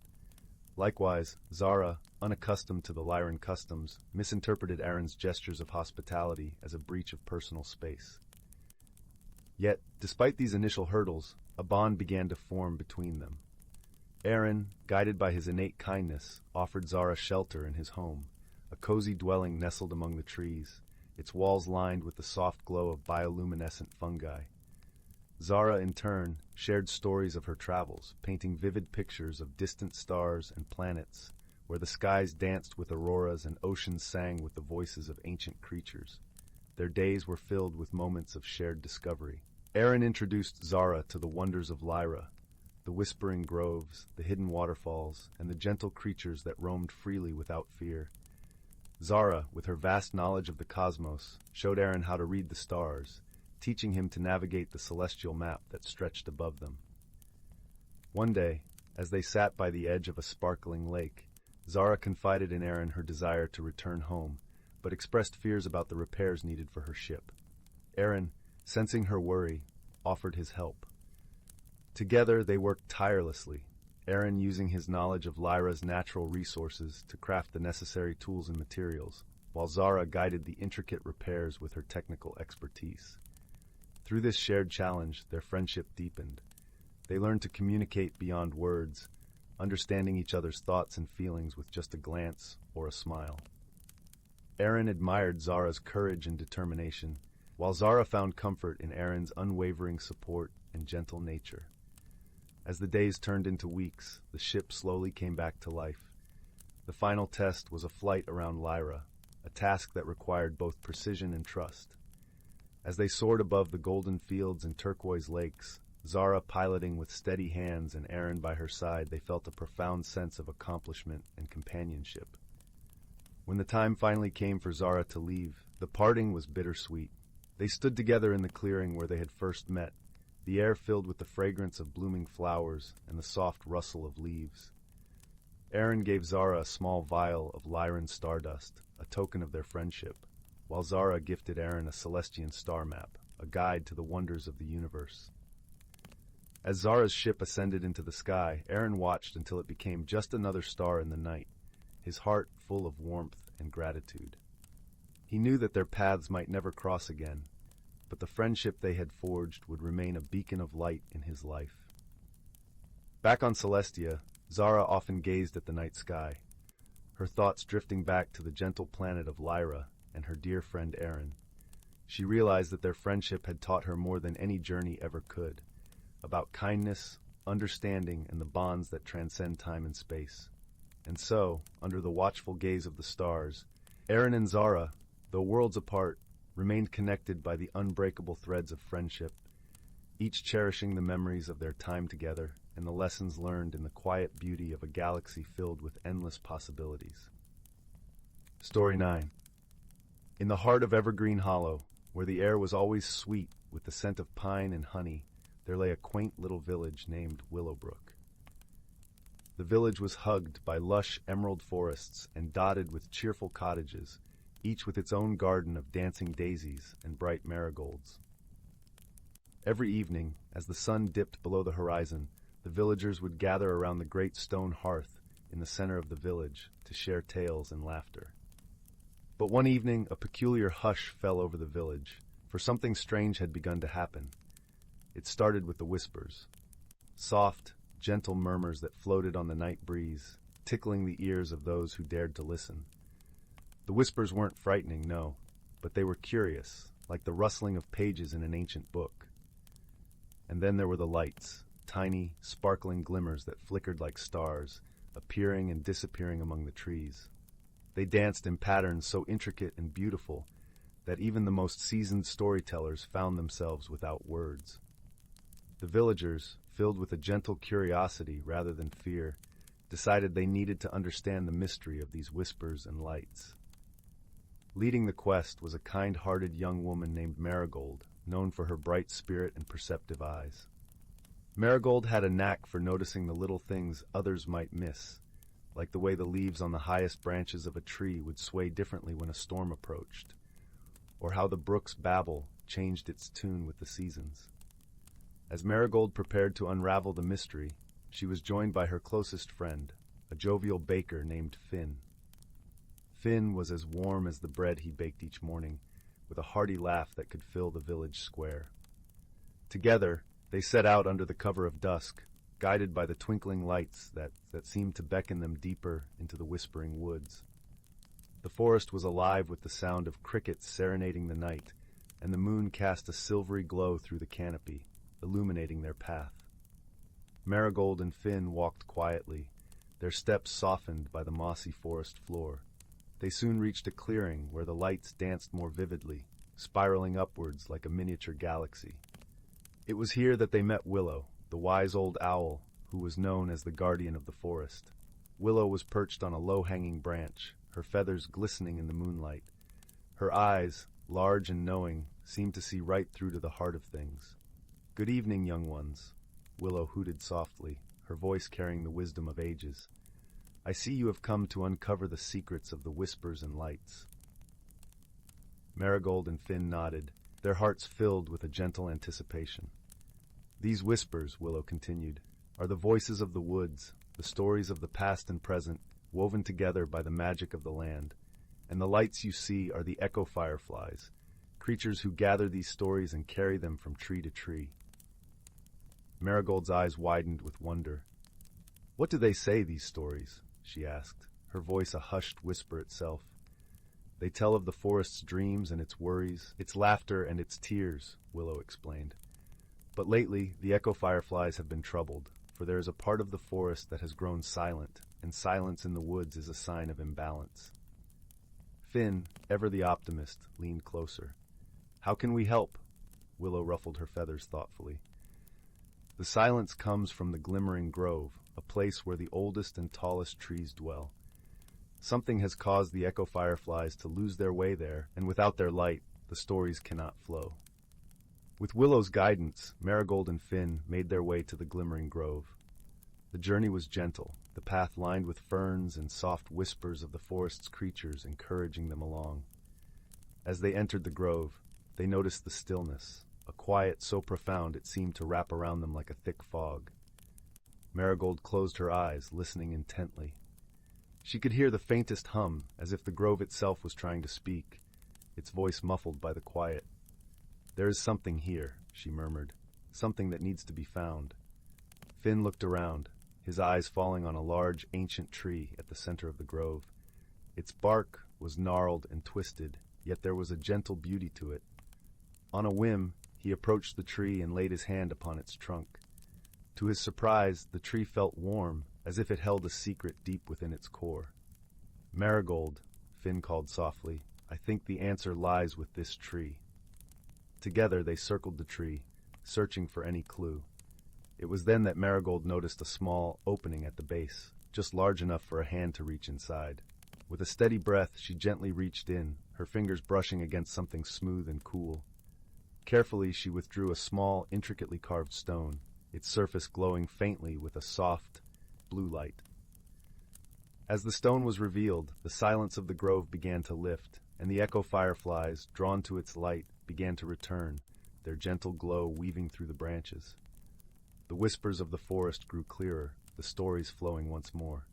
Willow, who had accompanied them in silent flight, nodded with satisfaction. "You have found the Heartstone," she said. "It is the keeper of the grove's stories, lost when the tree was struck by lightning many moons ago. By returning it to the light, you have restored the balance." Marigold and Finn watched as the echo fireflies danced joyfully around the stone, their lights mingling with its glow. The grove, once silent, now sang with the voices of the forest, a melody of life and harmony. "Thank you," Willow said, her voice warm and full of gratitude. "You have not only helped the echo fireflies, but have shown us all the power of listening and understanding." With their mission complete, Marigold and Finn made their way back to Willowbrook, their hearts light and their minds filled with the stories of the forest. As they entered the village, the first light of dawn began to paint the sky in hues of pink and gold. The villagers, now awake and eager to hear of their adventure, gathered around the hearth, their eyes wide with wonder at the tale of the whispering woods and the echo fireflies. And so, as the sun rose over Evergreen Hollow, the village of Willowbrook found itself once more wrapped in the comfort and warmth of its stories, knowing that with each whisper and each light, they were part of a world where magic and wisdom walked hand in hand, guiding them through the mysteries of life with gentle grace. Story 10. Once upon a time, in a galaxy where the stars twinkled like 1,000 tiny lanterns in the inky vastness of space, two unlikely companions found themselves on a journey that would change their lives forever. On the lush, emerald-hued planet of Thaloria, where the air was sweet with the scent of blooming flora and the skies were painted in hues of lavender and gold, there lived a gentle creature named Nim. Nim was a Thalorian, a being with skin as smooth and green as the leaves of the towering trees that shaded their home. Thalorians were known for their deep connection to nature, their ability to sense the emotions of the plants and animals around them, and their serene, contemplative nature. Nim's days were filled with tending to the Whispering Grove, a sacred forest where the ancient trees shared their wisdom through the rustling of their leaves. Nim found solace in their companionship, but often felt a twinge of loneliness, yearning for a friendship that transcended the whispers of the woods. Far across the stars, on the rocky, crimson surface of the planet Vortos, lived a creature named Arkim. Arkim was a Vorton, a species with skin as tough as the stones and eyes that glowed with the fiery light of the planet's twin suns. Vortons were celebrated for their strength and resilience, their ability to withstand the harshest of environments, and their unyielding spirit. Arkim worked tirelessly in the crystal mines, extracting the precious stones that powered their world. Despite the camaraderie of fellow miners, Arkim often felt misunderstood, their quiet disposition mistaken for aloofness. The universe, in its mysterious ways, had plans for Nim and Arkim. An ancient cosmic event, a celestial alignment known as the Celestia Convergence, was drawing near, and with it came the need for representatives from each world to journey to the neutral planet of Meridian, a place where the starry skies seemed to touch the horizon, and peace reigned under the watchful gaze of the three moons. Nim and Arkham were chosen to represent their respective planets. Neither fully understood why they were selected, but they accepted the call of duty with a blend of curiosity and trepidation. Their meeting on Meridian was marked by a series of misunderstandings. Nim, with their gentle nature, found Arkham's intensity intimidating, while Arkham perceived Nim's quiet demeanor as weakness. The initial days were marked by awkward silences and hesitant interactions. One evening, as the silvery light of the moons bathed the landscape in a soft glow, Nim and Arkham found themselves sitting together by a tranquil pond. The water shimmered like liquid silver, reflecting the stardust that danced across the sky. It was here that they began to truly see each other, beyond their outer appearances and initial impressions. Nim spoke first, their voice as soft as the breeze that rustled the leaves. "I've always been drawn to the quiet strength of the trees," they said, gesturing to the towering arboretum that surrounded them. "They remind me that there's power in stillness." Arkham, surprised by the insight, nodded. "On Vortos, we value resilience, but sometimes it's the gentlest touch that can reshape the hardest stone," they replied, recalling the way water over time carved paths through solid rock. As they shared stories of their worlds, they discovered commonalities amidst their differences. Both had felt the sting of being misunderstood, of longing for connection that transcended words. It was in this shared vulnerability that a seed of friendship began to sprout. The challenges of the Celestia convergence required cooperation and trust. Together, Nim and Arkham faced trials designed to test their resolve. They navigated the maze of echoes, where only by harmonizing their voices could they unlock the path forward. They crossed the bridge of reflection, where their fears were mirrored back to them, and learned to embrace their imperfections with compassion. With each challenge, they grew closer, their bond forged in the fires of mutual support and understanding. Nim's intuition complemented Arkham's strength, and Arkham's courage bolstered Nim's confidence. They learned to trust one another, to lean on each other when the path became uncertain. One night, as they rested beneath the three moons, Arkham turned to Nim, their voice a gentle rumble. "I've always been told that strength is what defines us, but I see now that true strength lies in the connections we make, the friendships we nurture." Nim smiled, their eyes soft with warmth. "And I've learned that sometimes the most profound wisdom comes from listening, not just to the whispers of the forest, but to the hearts of those around us." As the Celestia convergence drew to a close, Nim and Arkham knew their journey together was nearing its end, but their friendship, like the stars that dotted the sky, would endure. They returned to their planets carrying with them not just the memories of their adventure, but the understanding that friendship transcends the boundaries of space and species. And so, under the watchful gaze of the three moons, in the gentle embrace of a universe vast and wondrous, Nim and Arkham discovered the true meaning of friendship, a bond that, once formed, could light even the darkest corners of the cosmos. And with this newfound light, they each found a sense of belonging, knowing that, no matter how far apart they would always be connected by the invisible threads of their shared journey. And so, dear listener, as you drift into the realm of dreams, remember that true friendship, like the stars, is a guiding light, there to illuminate your path and warm your heart, no matter where your journey takes you. Story 11. In a village nestled at the edge of an ancient forest, where the whispering trees bore secrets older than time itself, there lived a young boy named Finn. His home was a cozy cottage with walls of weathered stone and a roof thatched with golden straw. The gentle smoke from the hearth wove its way skyward, mingling with the crisp morning air that carried the scent of pine and earth. Finn had lived in the village all his life, surrounded by people who were as familiar to him as the contours of his own hand. His days were filled with simple joys, chasing after the village's flock of sheep, listening to the stories of the old folk, and exploring the edges of the forest that seemed to breathe with its own life. Yet, Finn longed for adventure, for something that would lift him beyond the ordinary rhythm of his days. The forest, with its enigmatic depths and shadowed paths, seemed to call to him, inviting him to uncover the mysteries hidden within its emerald cloaks.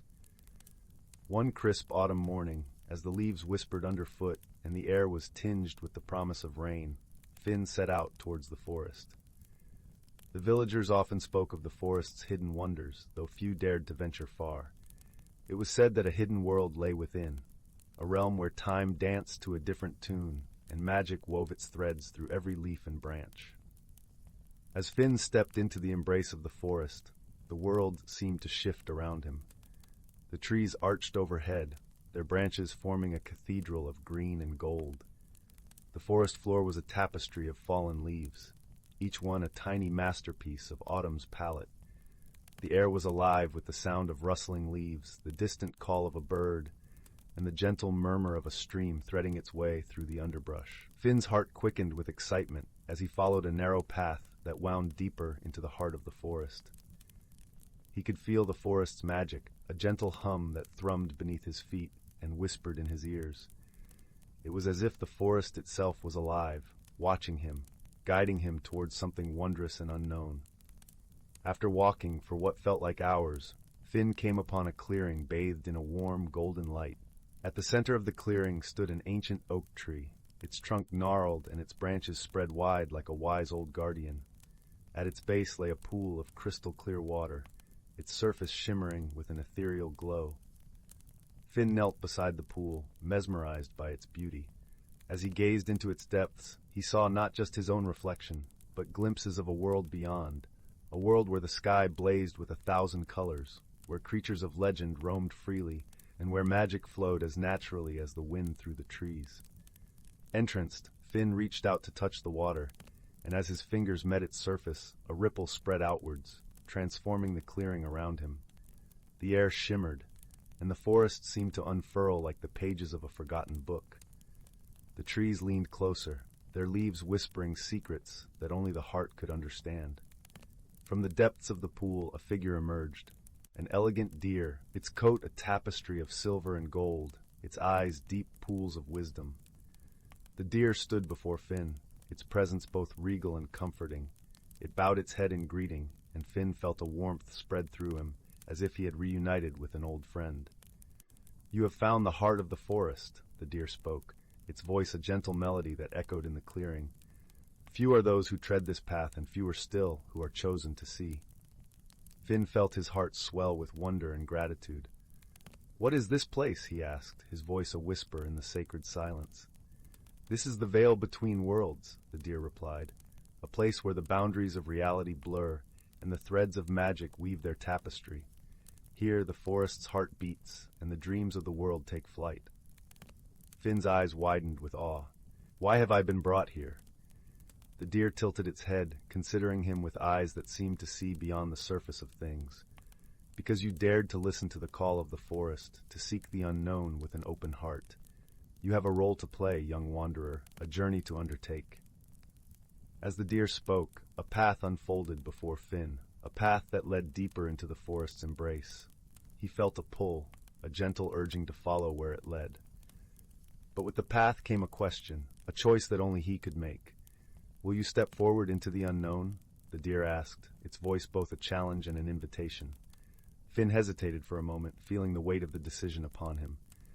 Yet in his heart, he knew the answer. He had longed for adventure, for a chance to discover the magic that lay beyond the everyday. And now, standing on the brink of a new world, he felt a courage rise within him. With a deep breath, Finn nodded, "I will." The deer nodded in return, a glimmer of approval in its eyes. Then let the journey begin. With those words, Finn stepped onto the path, feeling the forest close around him like a protective cloak. The air was alive with the scent of blooming flowers and the gentle rustle of leaves. The path wound through groves of ancient trees and meadows awash with wildflowers, each step bringing new wonders and sights to behold. As he walked, Finn discovered that the forest was indeed a world unto itself, filled with creatures and beings of myth and legend. He met a family of sprites dancing in the sunlight, their laughter like tinkling bells. He watched as a wise old owl shared stories of the stars with a gathering of woodland creatures, each tale more wondrous than the last. But it was not just the magic of the forest that enchanted Finn. It was the friendships he forged along the way.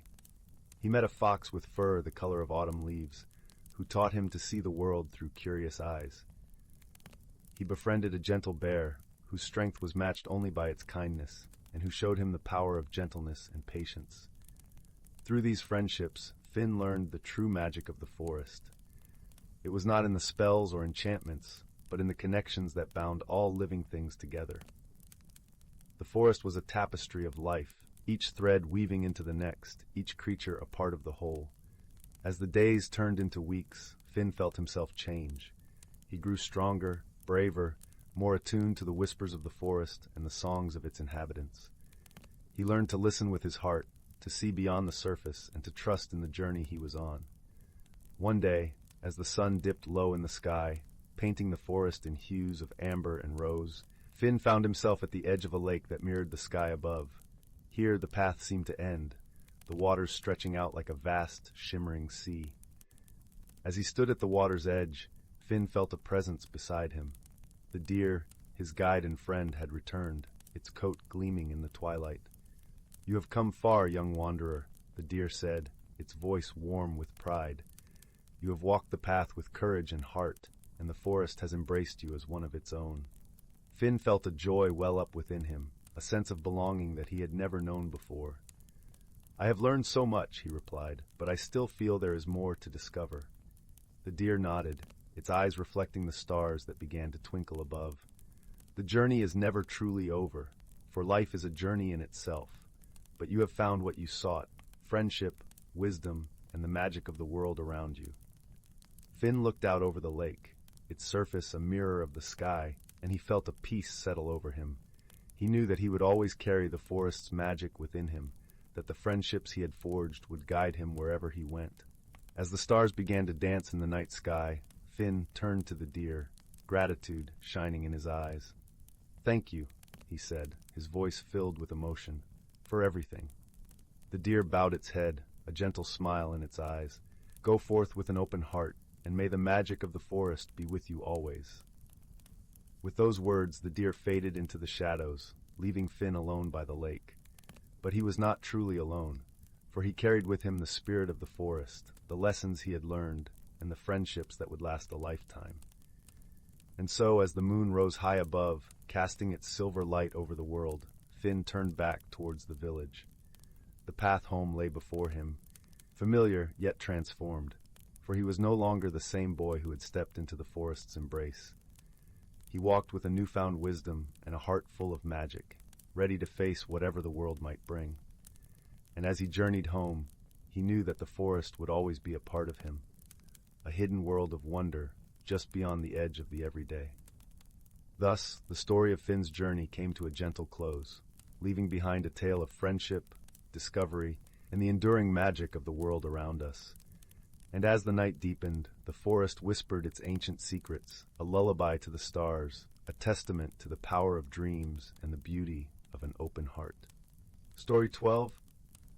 In the heart of the whispering woods, where the leaves spoke in secrets and the rivers sang lullabies, there lay a quaint little village named Willowbrook. Nestled beneath the canopy of ancient trees, Willowbrook seemed almost a part of the forest itself, with its cottages crafted from moss-laden stone and timber that had stood the test of time. Yet, among the village's many wonders, none was more curious or beloved than the old wishing well that stood at the center of the town square. The well was a humble structure, its stones worn smooth by the touch of countless hands and the passage of many years. But it was the stories surrounding it that lent it its magic. It was said that the well had been built by the first settlers of Willowbrook, who had discovered a spring of purest water, a gift from the forest spirits themselves. Over time, villagers began to whisper their wishes into the well, casting their dreams into its depths, and sometimes, just sometimes, those dreams came true. In this village, there lived a young girl named Lily, whose heart was as bright as the morning sun, and whose laughter was like the tinkling of chimes in the breeze. She had golden curls that danced around her face and eyes as green as the forest canopy. Lily was known for her kindness and curiosity, always eager to lend a helping hand or a listening ear. Yet, despite the warmth of her spirit, Lily felt a deep yearning for something more, a sense of adventure that pulled at her heartstrings like a melody half-remembered. Lily often spent her afternoons sitting by the wishing well, her fingers tracing the cool stones as she listened to the tales the villagers shared. It was here she first heard the legend of the Forest of Dreams, a hidden world said to exist within the very woods surrounding Willowbrook. The forest was rumored to be a place of wonder and mystery, where time flowed differently, and where those who entered could discover their true selves. One crisp autumn morning, when the air was thick with the scent of fallen leaves and the promise of change, Lily made a decision. She would journey into the Whispering Woods to find the Forest of Dreams. She believed that there, she might uncover the adventure she so longed for, and perhaps even something more, a deeper understanding of her own heart. With her mind set and her heart aflame with anticipation, Lily gathered a few essentials: a warm cloak, a sturdy pair of boots, and a small satchel filled with bread and apples. Her mother, wise and gentle, kissed her forehead and wished her well, while her father, sturdy and kind, reminded her to trust in the forest and her own instincts. As Lily stepped into the woods, she felt the world shift around her. The sunlight danced through the leaves, casting playful shadows on the forest floor, and the air was filled with the soft whisper of the trees.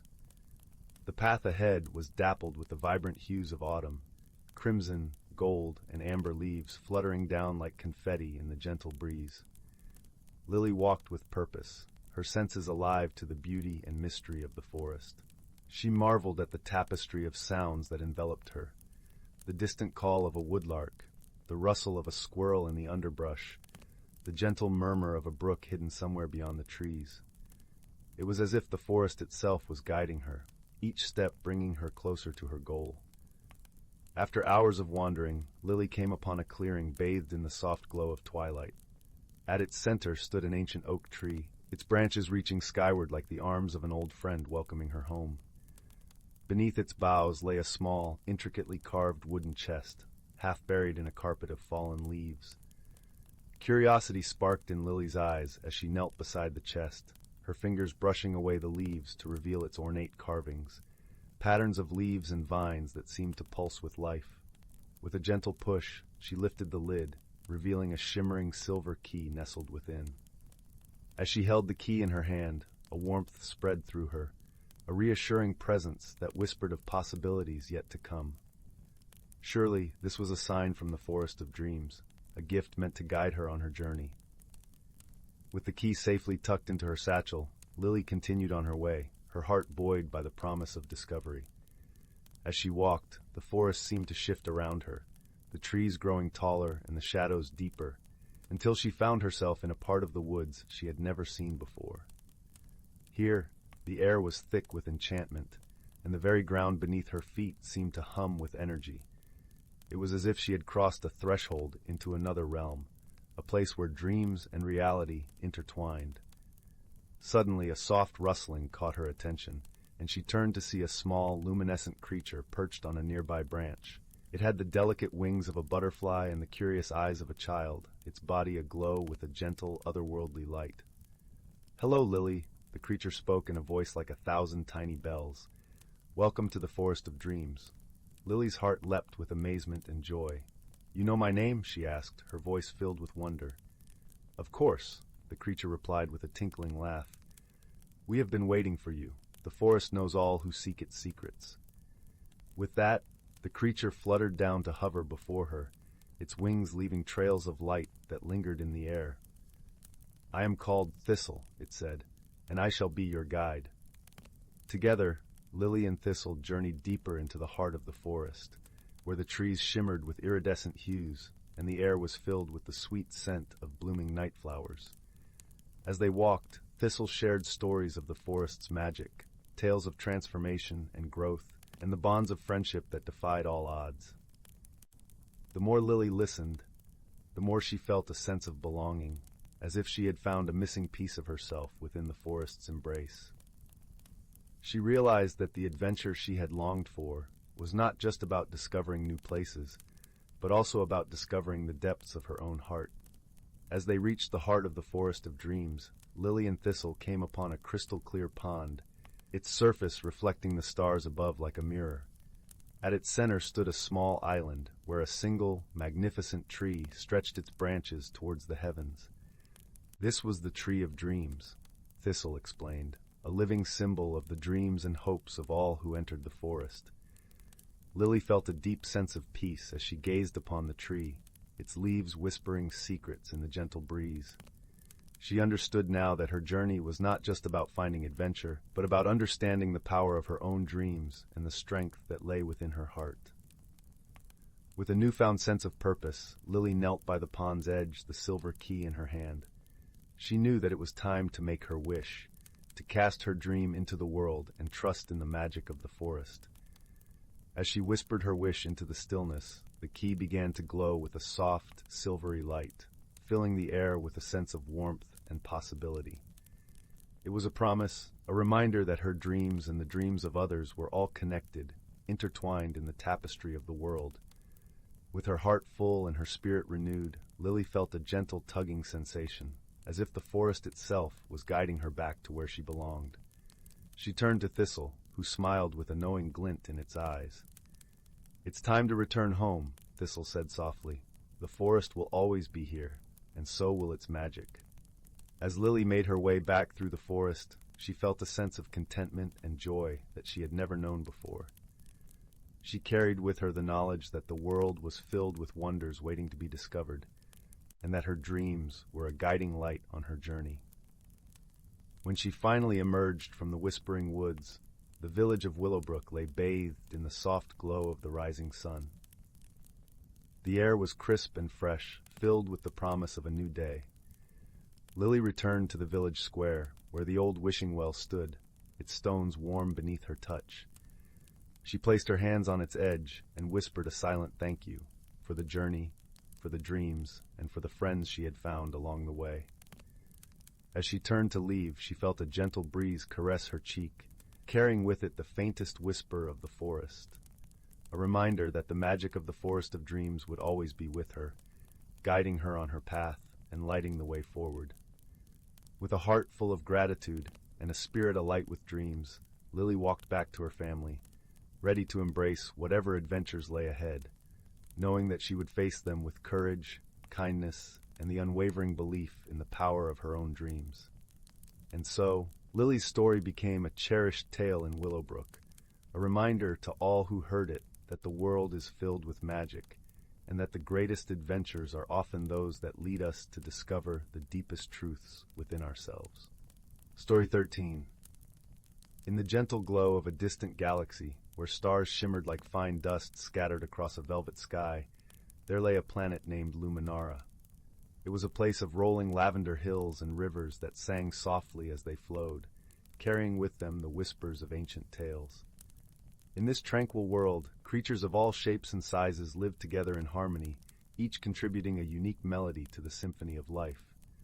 One such creature was Zylas, a small, fur-covered being with eyes like polished opals, reflecting the light and warmth of her surroundings. Her kind, the lumens, were known for their ability to communicate through soft hums that resonated with the emotions of those around them. Lise, in particular, had a special talent for sensing the unspoken feelings of her friends, and her presence was always a source of comfort. One day, as the twin suns of Luminara began their descent, painting the sky in hues of coral and gold, Lise decided to wander beyond her usual path. She was drawn by an unfamiliar vibration, a faint, unfamiliar hum that seemed to beckon her toward the forest's edge. As she approached, she noticed something peculiar, a small metallic craft nestled awkwardly among the trees, its exterior shimmering with an iridescent sheen. Curiosity piqued. Lise cautiously drew closer, her fur bristling slightly with the thrill of discovery. Beside the craft stood a figure unlike any she had ever seen. It was tall and slender, with skin that glowed faintly like the moonlit sea, and eyes that mirrored the night sky, vast and deep. This was Zoran, a traveler from the distant planet of Etheris, known for its ethereal beauty and inhabitants who thrived on the energy of stars. Zoran, having crash-landed on Luminara, was attempting to repair his craft. His people communicated through gestures and a form of telepathy, that conveyed emotions more than words.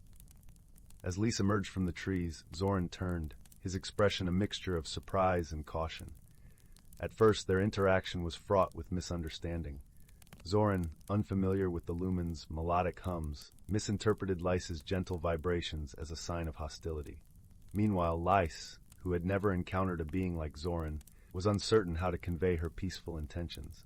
Yet, as the suns dipped below the horizon, casting long shadows that mingled with the growing twilight, something remarkable happened. Lys began to hum a soothing tune, one filled with warmth and welcome, hoping to bridge the gap between them. Zoran, sensing the sincerity woven into her melody, responded with a soft glow from his skin, a gesture of trust and openness. And so, under the canopy of a starlit sky, a tentative friendship began to blossom. Together, they worked to understand each other's ways, drawing on their strengths and learning from their differences.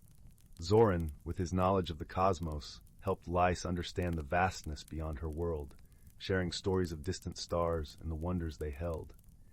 In return, Lys introduced Zoran to the simple joys of her planet, the fragrant blooms that opened only at night, the gentle rustle of leaves carried by the evening breeze, and the soothing lullaby of the river nearby. Their companionship deepened as they faced challenges together. One particularly stormy night, a powerful tempest swept across the land, threatening to uproot the very trees that sheltered them. Zoran, with his affinity for energy, harnessed the storm's power to protect the small clearing where they had made their home, while Lys used her melodic hums to calm the creatures of the forest, easing their fear with her gentle song. Through these shared trials, Lys and Zoran discovered the true meaning of friendship. They learned that understanding could be found not just in words, but in actions, gestures, and the heart's quiet whispers. They realized that differences were not barriers but bridges, leading to a deeper appreciation of the world and each other. As time passed on Luminara, their bond became a source of strength and joy. Together, they explored the planet's wonders, from the crystalline caves that sparkled with hidden light to the vast meadows where fireflies danced in the moonlight.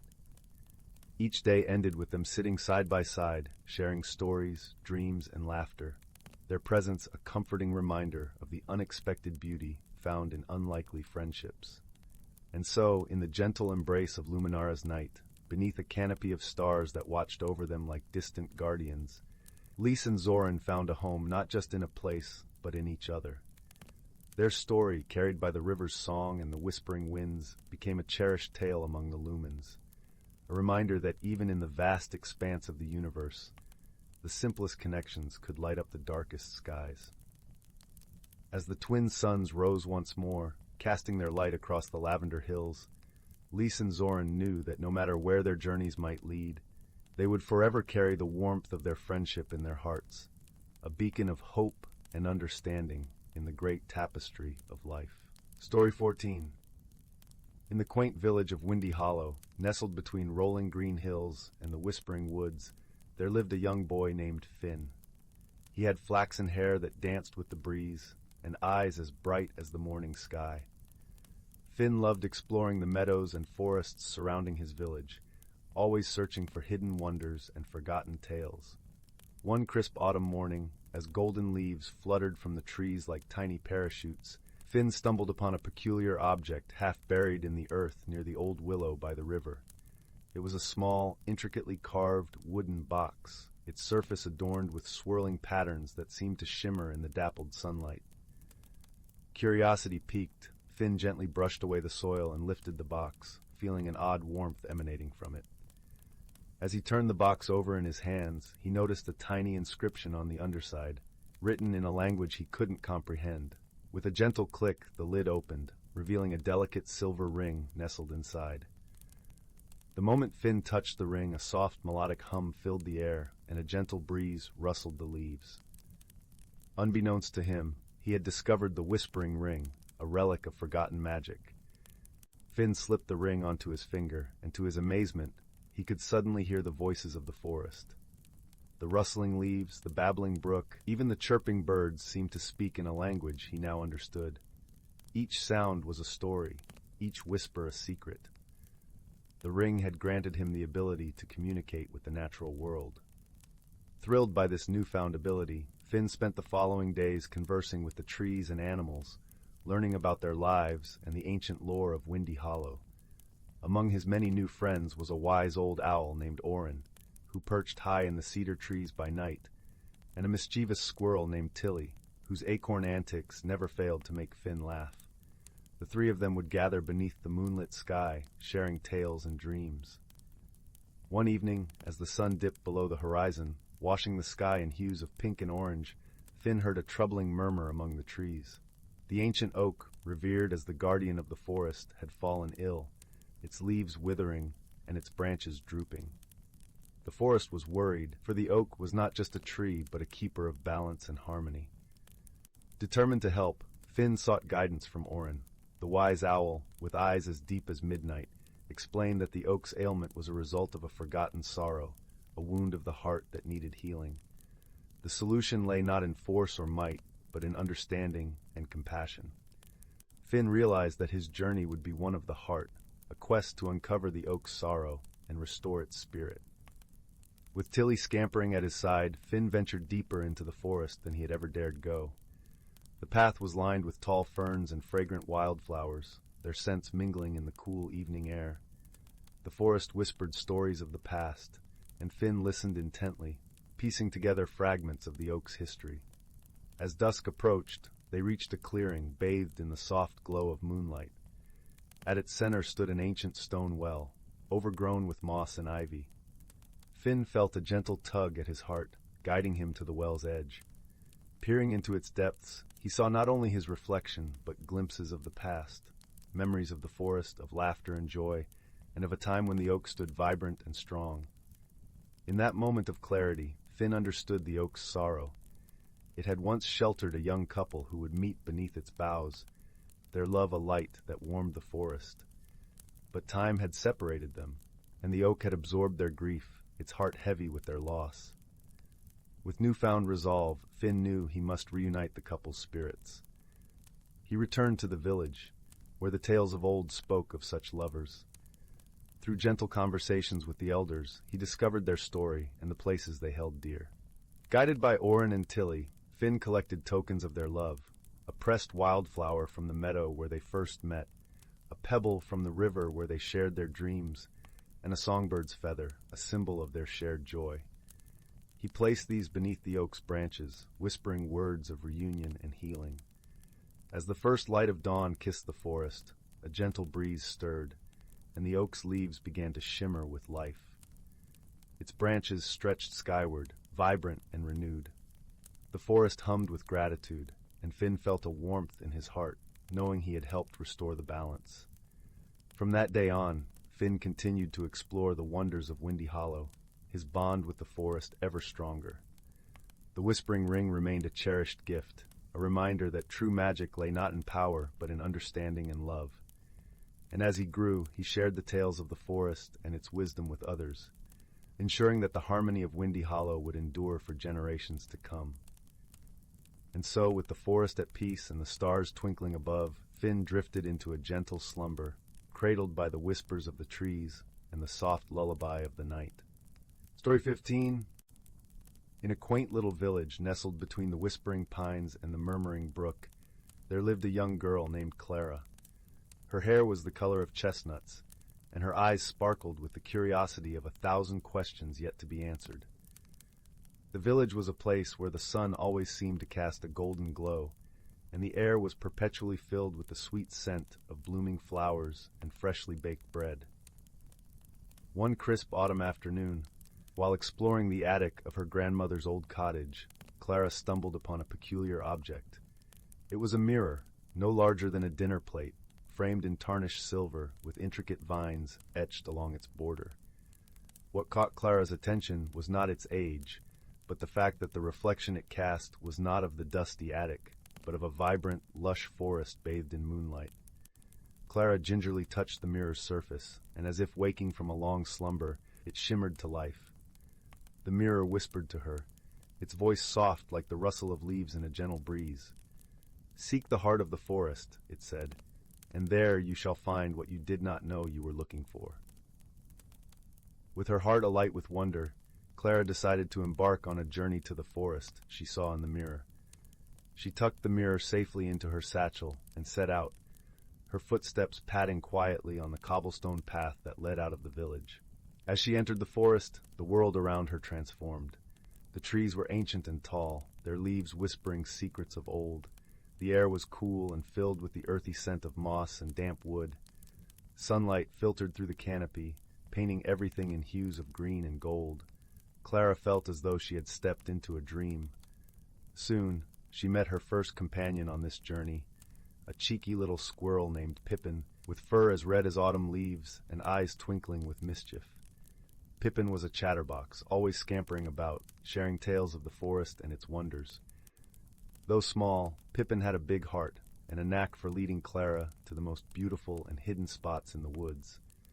Together they ventured deeper until they came across a wise old owl perched on a gnarled oak.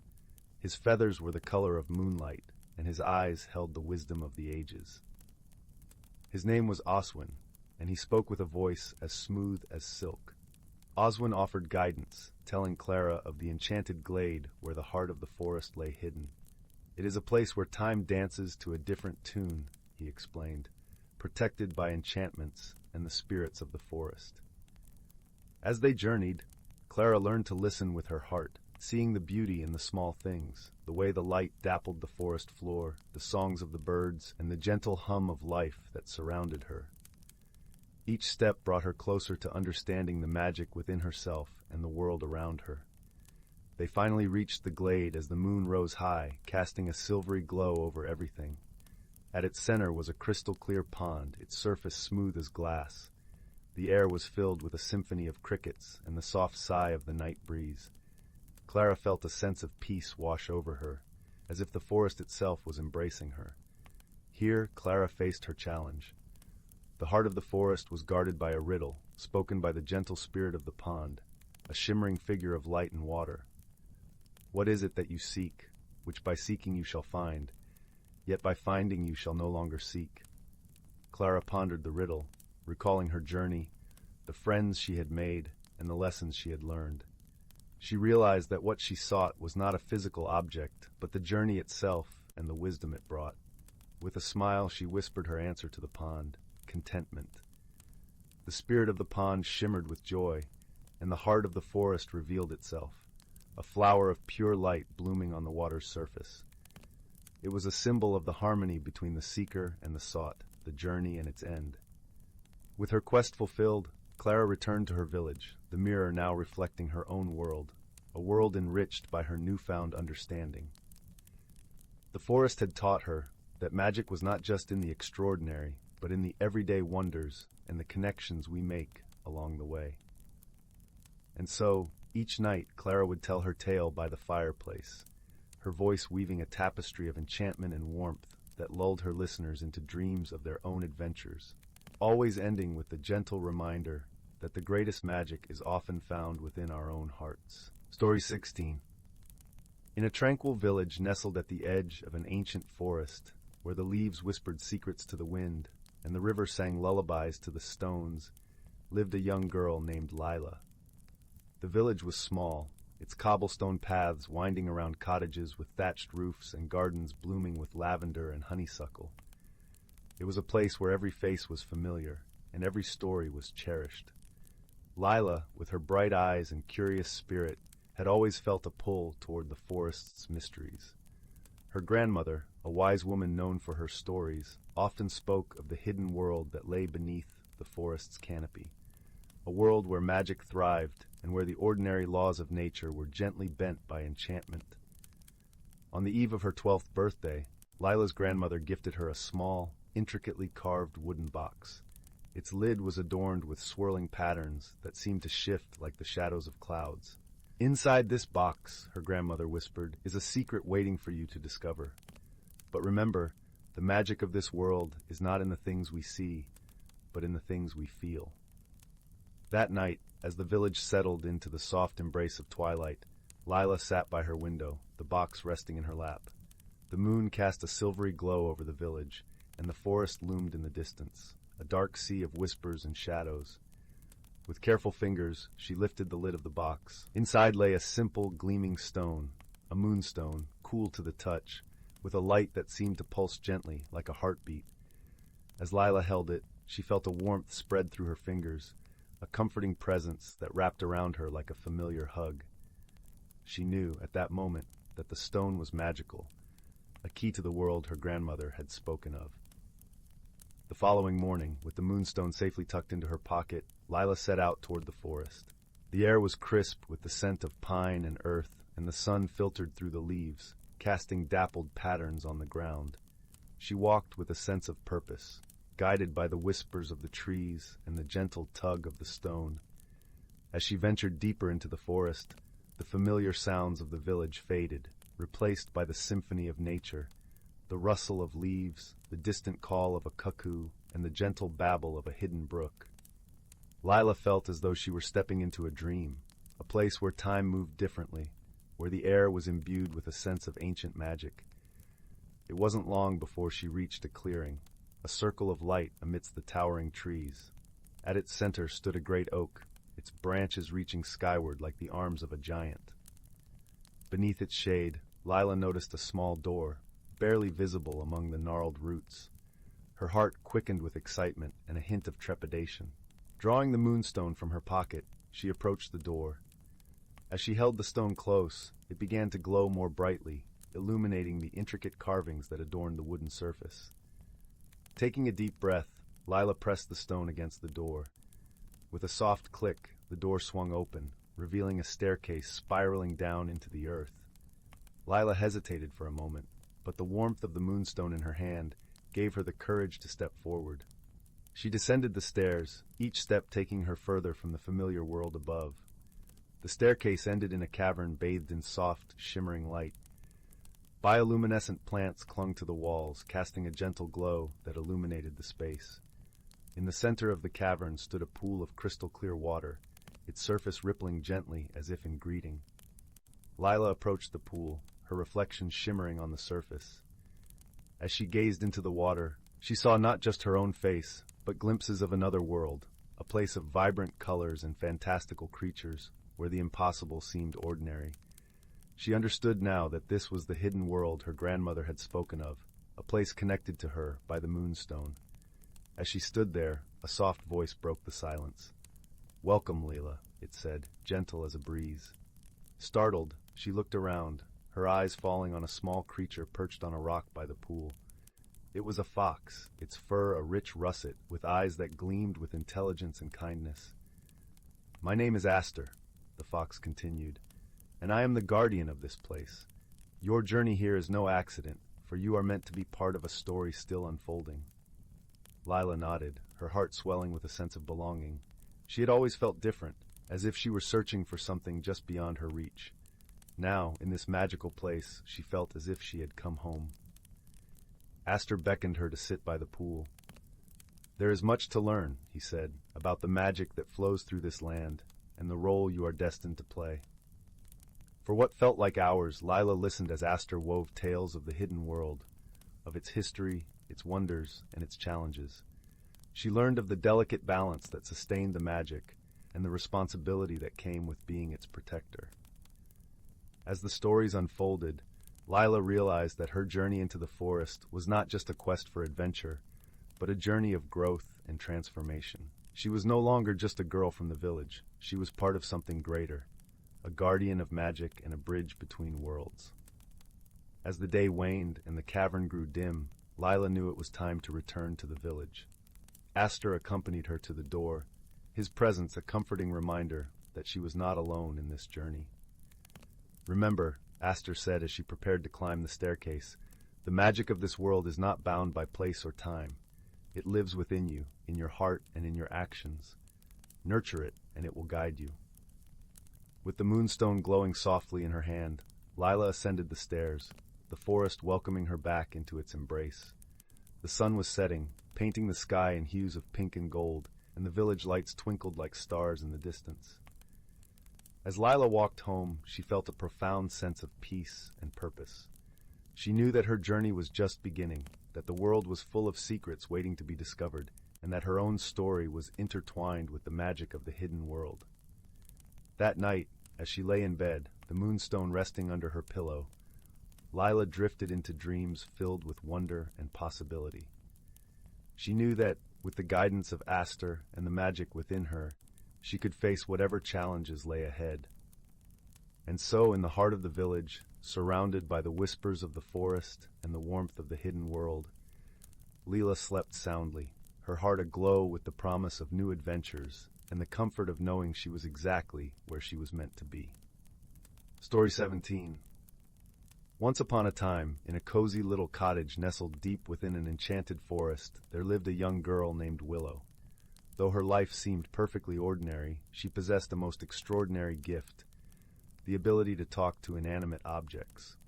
One crisp autumn evening, as Willow was brushing her hair before bed, her hairbrush began to speak. "Oh, Willow," it said in a gentle, whispery voice, "I have a secret to share with you." Willow's eyes widened with curiosity. "What is it?" she asked, leaning closer. The hairbrush continued, "Deep in the heart of the forest lies an ancient, hollowed-out oak tree. Within its trunk dwells a wise old book, brimming with forgotten spells and enchantments. If you seek its guidance, it can reveal the true magic that surrounds us all." Willow could scarcely believe her ears. A book of ancient magic, hidden away in the forest? Her heart raced with excitement at the prospect of such a wondrous discovery. The next morning, Willow set out on her quest, a small knapsack filled with provisions for her journey. As she ventured deeper into the forest, she marveled at the kaleidoscope of colors that danced among the trees, fiery reds, burnished oranges, and golden yellows. Before long, Willow encountered two peculiar companions, a chatty squirrel named Nutkin and a kindly old oak tree named Oakley. Nutkin regaled her with tales of his many exploits, while Oakley offered sage advice, warning her of the perils that lay ahead. "The path to the ancient oak is fraught with challenges," Oakley cautioned. "You must keep your wits about you and trust in the wisdom of your heart." Willow nodded, determined to face whatever obstacles might arise. As she pressed onward, she encountered a raging river, its waters swollen and turbulent. Just when she thought all hope was lost, a friendly beaver named Bianca appeared. "Let me help you across," Bianca said, deftly constructing a sturdy dam with her nimble paws. Willow crossed the river safely, thanking Bianca for her kindness and ingenuity.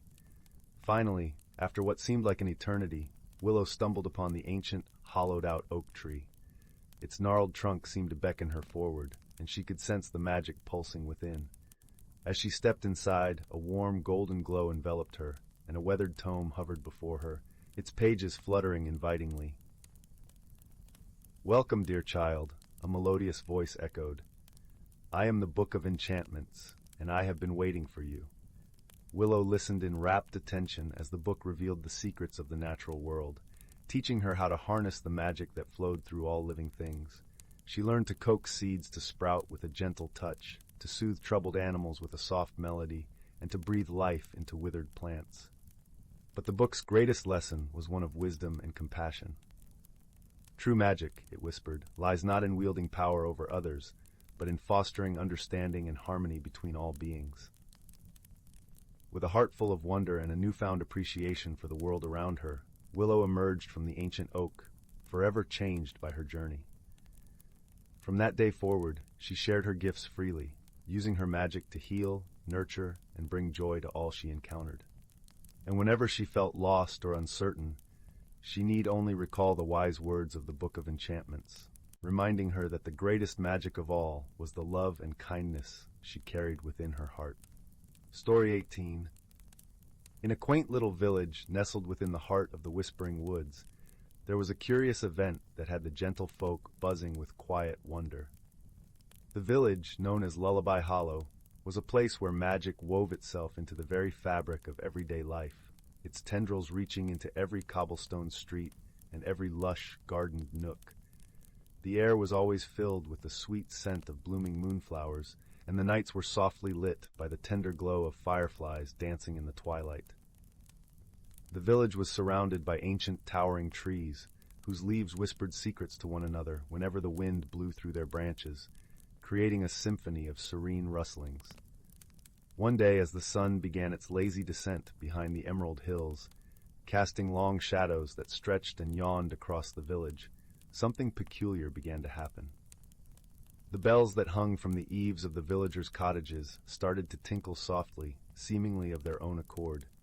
These were not ordinary bells, mind you, but were crafted by the skilled hands of the village bellmaker, each one imbued with a gentle charm that resonated with the warmth of home and hearth. The villagers, being accustomed to the occasional oddity, were more intrigued than alarmed. They gathered in small clusters, their voices a hushed murmur, speculating about the cause of this curious chiming. Some suggested it was the playful wind, others mused that perhaps the bells had a message to convey from the forest spirits. Among those gathered was a young woman named Mira.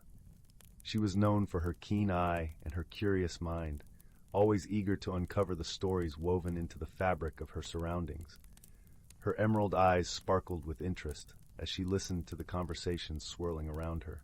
Sensing an opportunity for adventure, she decided to unravel the mystery of the chiming bells. Mira set out with her faithful companion, a wise old owl named Oliver, who perched comfortably on her shoulder. Oliver had been Mira's confidant and guide for as long as she could remember, his deep amber eyes holding a wealth of knowledge and a twinkle of mischief. Together, they made their way to the heart of the village, where the largest and oldest bell hung from the archway of the village square. The bell, known as the Heart Bell, was revered by all, for it was said to hold the essence of the village itself. Its deep, resonant tones were both comforting and powerful, capable of carrying wishes and dreams into the starry night. As they approached the Heart Bell, Mira noticed something peculiar. The bell was swaying gently, yet there was no breeze to be felt. She reached out to touch it, feeling the cool, smooth metal beneath her fingertips. It vibrated softly, and she sensed a warmth emanating from within. "Do you feel that, Oliver?" Mira asked, glancing at her feathered friend. Oliver hooted softly in response, his eyes narrowing as he focused on the bell. "There is magic here," he said, his voice a gentle whisper, like the rustling of leaves. "But it's not the kind that wishes to cause harm. It feels curious." With a nod, Mira decided to seek the counsel of the village's wisest resident, an elderly herbalist named Elder Rowan. Known for her deep understanding of the natural and magical world, Elder Rowan's cottage was a haven of fragrant herbs and tinkling chimes. Upon reaching the herbalist's door, Mira was greeted by the warm, earthy scent of drying lavender and sage. Elder Rowan, with her kind eyes and gentle smile, welcomed them in, offering them a steaming cup of chamomile tea. As they sipped their tea, Mira recounted the events of the day, describing the mysterious chiming of the bells and the peculiar sensation she had felt from the heart bell. Elder Rowan listened intently, nodding thoughtfully as she cradled her cup. "It seems," Elder Rowan began, her voice as soothing as a lullaby, "that the bells are speaking to us. They may be trying to convey a message, but it is one we must decipher with care and patience." Mira leaned forward, intrigued. "But how do we understand what they're trying to say?" Elder Rowan smiled gently, setting her cup aside. "The answer lies in the harmony of things. Nature and magic often speak in subtle ways, through patterns and signs that we must observe with both our eyes and hearts." With renewed determination, Mira thanked Elder Rowan and set off with Oliver to explore the village. They walked the cobblestone paths, the owl's sharp gaze and Mira's observant eyes taking in every detail, listening for the subtle harmonies that might reveal the bell's secret. As they wandered, Mira began to notice a pattern. The chiming seemed to coincide with certain moments. The playful laughter of children, the gentle caress of the wind, and the soft sighs of the evening as day turned to dusk. It was as if the bells were resonating with the joy and tranquility that filled the village. In a moment of realization, Mira understood. The bells were not merely reacting to the world around them. They were amplifying the village's emotions, creating a symphony of harmony and peace. This was the magic of Lullaby Hollow, a magic that thrived on the warmth and kindness of its people. With this newfound understanding, Mira returned to the heart bell, her heart full of gratitude. She placed her hand on the bell once more, feeling its gentle pulse. Closing her eyes, she whispered a heartfelt wish for the village, a wish for continued joy, harmony, and gentle magic. As if in response, the heart bell gave a resonant chime, a sound that echoed through the village like a tender embrace. The other bells joined in, creating a melody that wrapped around the villagers like a comforting blanket. The mystery of the chiming bells had been solved, not through grand gestures or complex spells, but through observation, understanding, and a deep connection to the world around them. The villagers, sensing the resolution, returned to their homes with smiles and hearts full of warmth. And so, under the watchful eyes of the twinkling stars and the gentle glow of the fireflies, Lullaby Hollow settled into a peaceful slumber, its bells softly singing a lullaby of magic, friendship, and harmony. Story 19. Once upon a time, in the quaint village of Willowbrook, nestled between rolling hills and whispering woods, there lived a young girl named Clara. Clara was known for her curious nature and her love for exploring the surroundings of her little village. Her eyes, the color of autumn leaves, sparkled with a constant sense of wonder, and her heart was as warm as the summer sun. Willowbrook was a place where time seemed to slow, where the rustle of the leaves often carried secrets of the past, and the gentle babble of the brook sang soothing lullabies to the townsfolk. The village was dotted with cozy cottages, each with its own garden brimming with vibrant flowers, and the air was always sweet with the scent of honeysuckle and lavender. One crisp autumn morning, as the first rays of sunlight peeked through the branches, Clara set out for her usual adventure, this time with a particular goal. Her grandmother had mentioned an old, forgotten path in the woods that led to a clearing where the light danced in peculiar patterns. Intrigued, Clara decided to find this magical place.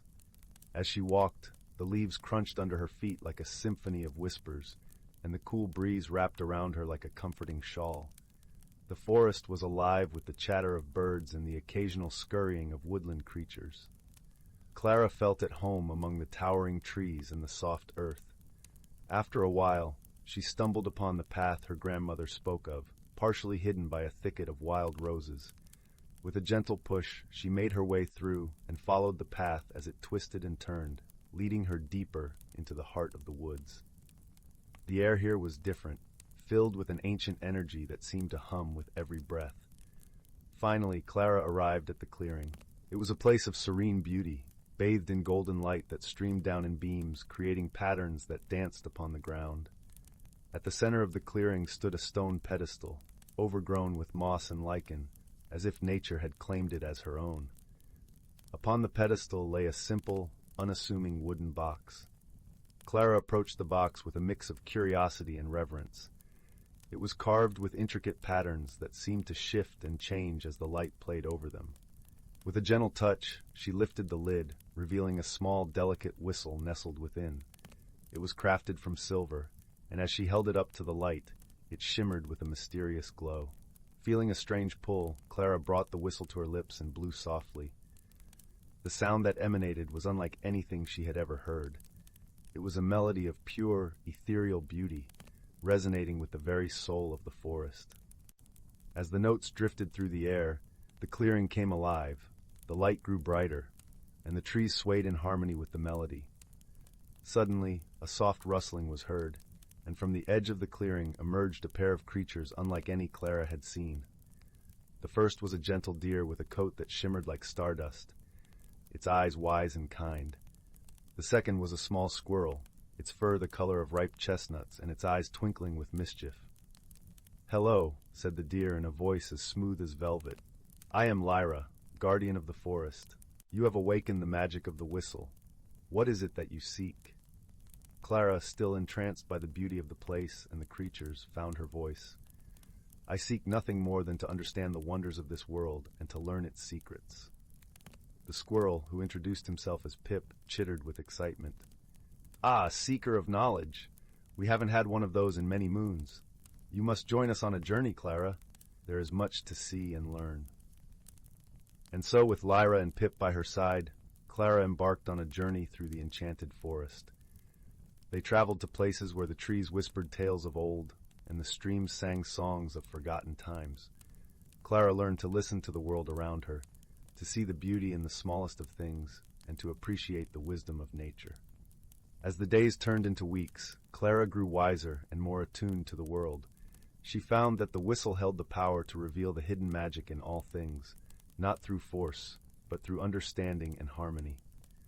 It was a lesson in seeing beyond the surface, in appreciating the interconnectedness of all life. One day the trio came upon a great oak, ancient and wise, with roots that dug deep into the earth and branches that reached for the sky. The oak spoke in a voice as deep as the ocean. To truly wield the magic of the whistle, one must understand the balance of nature and the importance of every creature, from the smallest ant to the mightiest bear. Clara, with the help of Lyra and Pip, learned to use the whistle to heal the forest, to bring peace to the restless winds, and to calm the turbulent streams. She used her newfound wisdom to help the creatures of the forest, understanding that true strength lay in kindness and harmony. As the sun set one evening, painting the sky with hues of orange and pink, Clara knew it was time to return to Willowbrook. She thanked Lyra and Pip for their guidance and promised to carry the lessons of the forest in her heart. With a final, gentle note from the whistle, the clearing shimmered with magic once more, and Clara found herself standing at the edge of the village. She looked back at the forest, now a place of cherished memories and newfound wisdom. Clara returned to her village, not just as a curious girl, but as a wise soul, carrying with her the gentle magic of the whistle and the lessons of the forest. And from that day on, she lived with a deeper appreciation for the world around her, sharing her stories and wisdom with anyone who cared to listen.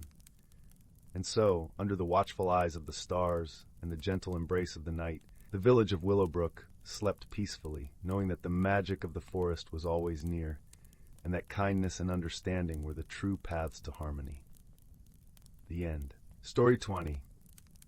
In a small, sleepy village nestled between the rolling emerald hills and the whispering woods, there was a quaint little cottage with ivy-clad walls and a garden brimming with wildflowers. It belonged to a gentle soul named Oliver, whose heart was as vast as the meadow skies he often admired. Oliver lived a simple life, tending to his garden and crafting delicate wooden toys that brought joy to the children of the village. One crisp autumn afternoon, as golden leaves danced in the breeze and the air was filled with the earthy scent of fallen foliage, Oliver stumbled upon something unusual while gathering kindling near the edge of the woods. Nestled among the gnarled roots of an ancient oak was an unassuming brass key, its surface polished by time and weather. Though it seemed ordinary at first glance, there was a warmth to it, a subtle glow that beckoned him to hold it closer. Intrigued, Oliver slipped the key into his pocket, feeling a curious tingle spread through his fingers. That night, as he sat by the fireplace, its flames casting a comforting glow around the room, he turned the key over in his hands, wondering what secrets it might hold. Sleep came softly, carrying him into a world of dreams, where the key whispered promises of adventure. The next morning, as dawn's light painted the sky in hues of pink and gold, Oliver awoke with a newfound sense of purpose. Determined to uncover the mystery of the key, he decided to seek the wisdom of Clara, the village elder, known for her knowledge of the old ways and the magic that dwelled in hidden places. Clara's cottage was a treasure trove of herbs and curiosities, the air fragrant with lavender and sage. "Ah, Oliver," Clara greeted him with a twinkle in her eye, her voice as warm as a summer breeze. "What brings you to my door this fine morning?" Oliver explained his discovery, showing her the key. Clara examined it closely, her fingers tracing the intricate patterns etched into the metal. "This," she said with a knowing smile, "is no ordinary key. It is said to open the door to the realm of hidden wonders, a place where the ordinary becomes extraordinary." Curiosity piqued, Oliver listened intently as Clara continued. "The door it unlocks lies deep within the whispering woods, guarded by the gentle spirits of the forest. But be warned, only those with a kind heart and a wise mind can find their way." Thanking Clara, Oliver set off on his journey, the key safely tucked in his pocket. The path through the woods was dappled with sunlight, the trees swaying gently as if to guide him forward. Along the way, he met a small woodland creature, a mischievous squirrel named Pip, who offered to accompany him. Pip, with his bushy tail and twinkling eyes, had a knack for finding hidden paths and secret nooks. As they ventured deeper into the woods, they encountered Hazel, a wise old owl perched solemnly on a low branch. "The door you seek lies beyond the river," Hazel hooted softly. "But beware, for the path is not what it seems." Thanking Hazel, Oliver and Pip continued on, the sound of the river growing louder until they reached its sparkling banks. The water, clear and cool, reflected the sky like a mirror.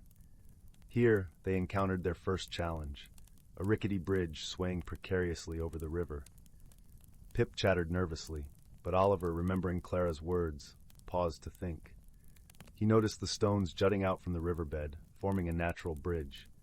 With Pip perched on his shoulder, Oliver carefully stepped onto the stones, balancing with the ease of someone who trusted the earth beneath his feet. Safely across, they followed a winding path that led them to a glade bathed in soft, ethereal light. In the center stood an ancient stone door, entwined with vines and flowers that seemed to pulse with life. Oliver felt the key warm in his hand, its glow resonating with the magic of the place. As he approached the door, a gentle voice filled the air, a melody of leaves rustling and streams bubbling. "To enter, you must answer this. What is the greatest treasure one can hold?" Oliver pondered the question, recalling the joy his toys brought to the village children, the kindness of Clara, the companionship of Pip, and the wisdom of Hazel. With a soft smile, he replied, "The greatest treasure is love, for it fills the heart and binds us all." The vines parted, and the door creaked open, revealing a world of wonders beyond, a meadow where the grass shimmered like emeralds, flowers sang in gentle harmonies, and the air was filled with the laughter of unseen friends. It was a realm where magic and nature danced in harmony, a place where Oliver felt truly at home. Oliver spent the day exploring this enchanting world with Pip, discovering hidden groves and sparkling streams, each corner offering a new delight. As the sun began to set, casting the meadow in a warm golden glow, Oliver knew it was time to return. With a heart full of gratitude and wonder, he stepped back through the door, the forest welcoming him like an old friend. As he made his way back to the village, the key now resting silently in his pocket, Oliver felt a change within him. The journey had opened his eyes to the magic in everyday life, the beauty in the simplest of things, and the power of love and friendship. Back at his cottage, Oliver sat by the crackling fire, his heart at peace, knowing that the wonders he had witnessed would forever be a part of him. And as the stars twinkled above, he drifted into a gentle sleep, the warmth of the key and the memories of his adventure cradling him like a lullaby. Story 21. Once upon a time, in a realm where dreams and reality intertwined, there lived a young girl named Luna. She possessed a most extraordinary gift, the ability to bring inanimate objects to life with a mere touch of her fingertips. Little did she know, this gift would soon take her on a journey that would change her forever.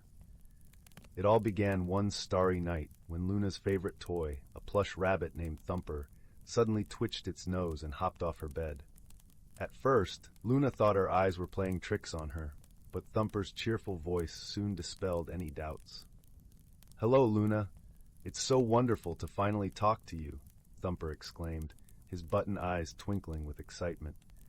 Luna's jaw dropped in astonishment, but her surprise quickly turned to delight as Thumper regaled her with tales of the hidden world that existed within the fabric of their cozy home. A world where toys and household objects came alive when humans weren't watching, living their own secret lives.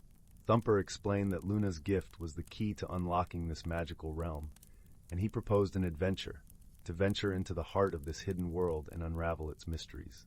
Luna, her curiosity piqued, eagerly agreed, and thus began an extraordinary journey filled with wonder, friendship, and self-discovery. Hand in hand with Thumper, Luna embarked on a quest through the labyrinth of her home, encountering an array of enchanted beings, from the mischievous sock puppets that guarded the laundry room to the wise old teapot who presided over the kitchen. Each encounter brought new challenges, but also valuable lessons in courage, kindness, and perseverance. Along the way, Luna befriended a motley crew of unlikely companions, including a feisty yo-yo named Zinger and a bookish pair of spectacles called Wise Eyes. Together, they navigated treacherous terrains, from the imposing mountain range of the coat rack to the treacherous whirlpools of the bathroom sink. However, their greatest challenge came in the form of a sinister force that threatened to plunge the hidden world into darkness. The Dust Bunny, a malevolent entity born from neglected corners and forgotten crevices, sought to enslave all animate objects and reign supreme. As Luna and her friends ventured deeper into the hidden realm, they unraveled the mystery behind the Dust Bunny's rise to power and learned of an ancient artifact, the gleaming feather duster, that could banish the darkness forever. But obtaining this powerful relic would require facing their greatest fears and overcoming seemingly insurmountable obstacles. Through their harrowing trials, Luna discovered the true depth of her gift, the power to not only bring objects to life, but to imbue them with the strength and courage needed to face any adversity. With her newfound confidence and the unwavering support of her friends, she confronted the Dust Bunny in an epic battle that shook the very foundations of the hidden world.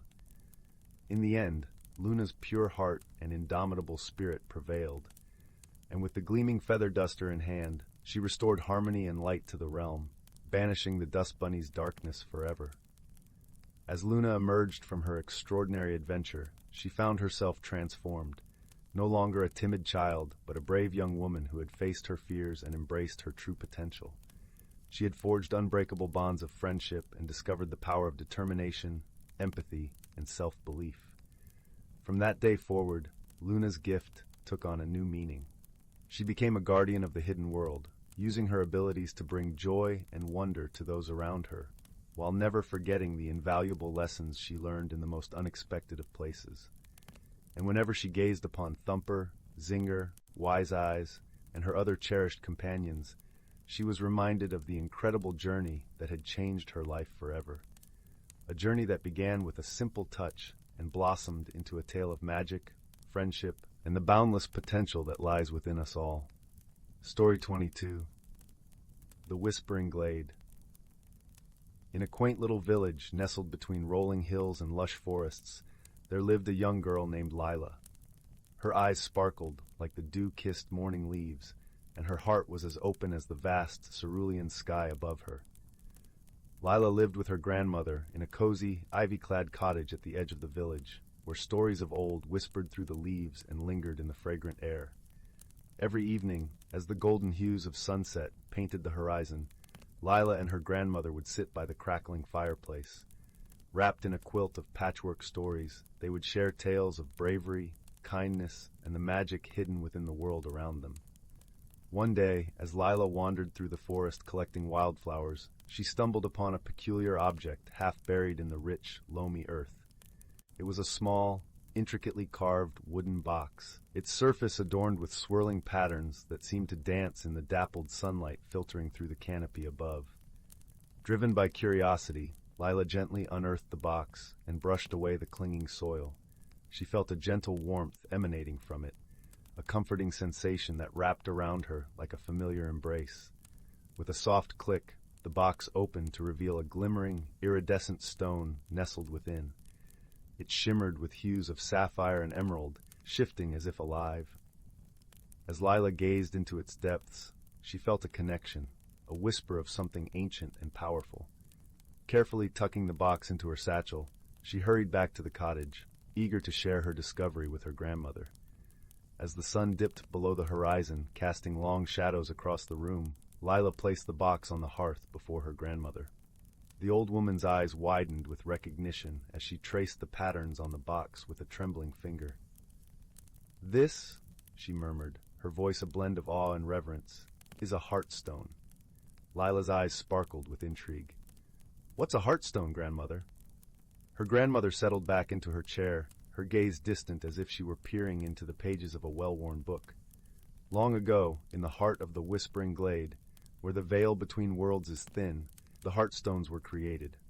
Each stone holds the essence of the glade's magic, a pure, gentle power that binds our world with the hidden realms. It is said that those who possess a heartstone can glimpse the unseen and speak with the spirits of the forest. Lila's heart fluttered with excitement and a hint of trepidation. "What should I do with it?" Her grandmother smiled, her eyes twinkling with the wisdom of many years. "The heartstone has found you for a reason, dear heart. It is your choice how to use its gifts. Remember, true magic lies not in the stone, but within the kindness and courage of one's heart." That night, as Lila lay in bed, the heartstone tucked safely under her pillow, she dreamed of the whispering glade. In her dreams, the trees swayed with a gentle rhythm, their leaves whispering secrets of the ages, and a path of shimmering light beckoned her deeper into the forest. The following morning, Zyla awoke with a sense of purpose. She decided to embark on a journey to the whispering glade, to uncover the mysteries of the heartstone and the hidden world it promised. Her grandmother, though concerned for Zyla's safety, understood the importance of this journey and gave her blessing. With a small pack filled with essentials, a loaf of warm, crusty bread, a flask of cool spring water, and a soft woolen cloak, Zyla set off into the forest. The path wound through towering trees and sun-dappled clearings, the air alive with the songs of birds and the gentle rustle of leaves. As she walked, Zyla felt the heartstone grow warm in her pocket, guiding her steps deeper into the woods. Days passed, and the forest grew denser, the trees older and wiser. Zyla marveled at the beauty around her, the vibrant tapestry of life, woven into every branch and leaf. She made friends with the forest creatures, sharing her bread with curious squirrels and listening to the melodious tunes of the songbirds. One evening, as the light began to fade, Zyla found herself at the edge of a serene, moonlit glade, the heart of the whispering glade. The air was filled with a gentle hum, a melody that resonated with the essence of the heartstone. Zyla stepped into the glade, her feet sinking into the soft moss that carpeted the ground. In the center of the glade stood an ancient oak, its gnarled branches stretching skyward, cradling the stars in their embrace. As Zyla approached, she noticed a figure seated at the base of the tree, cloaked in shadows and moonlight. It was an old man, his beard as white as the winter snow, his eyes twinkling with the light of countless stars. "Welcome, child of the heartstone," the old man greeted, his voice a gentle breeze that rustled the leaves. Zyla's heart quickened, but she felt no fear, only a deep sense of belonging. "Who are you?" she asked. "I am the keeper of the glade," he replied, his gaze warm and inviting. "I have watched over this place for many ages, waiting for the one who would come with a heart full of wonder and kindness." Zyla sat beside the keeper, the heartstone resting in her palm. "I've come to learn about the heartstone and the hidden world it reveals." The keeper nodded, his expression thoughtful. "The heartstone is a bridge, a key to understanding the language of the forest and the spirits that dwell within. But its true power lies in the way it amplifies the goodness of its bearer." As the night deepened, the keeper shared stories of the glade's magic and the delicate balance between the seen and unseen worlds. Zyla listened, her heart swelling with the knowledge that she was part of something much greater than herself. Under the moon's gentle gaze, Zyla learned to listen to the whispers of the trees, to hear the stories carried on the wind, and to see the hidden beauty in every living thing. The heartstone glowed softly in her hand, a beacon of light and hope. Through the keeper's guidance, Zyla discovered that the heartstone's magic was not a power to be wielded, but a gift to be shared. She learned to heal with words and soothe with touch, to bring joy through small acts of kindness.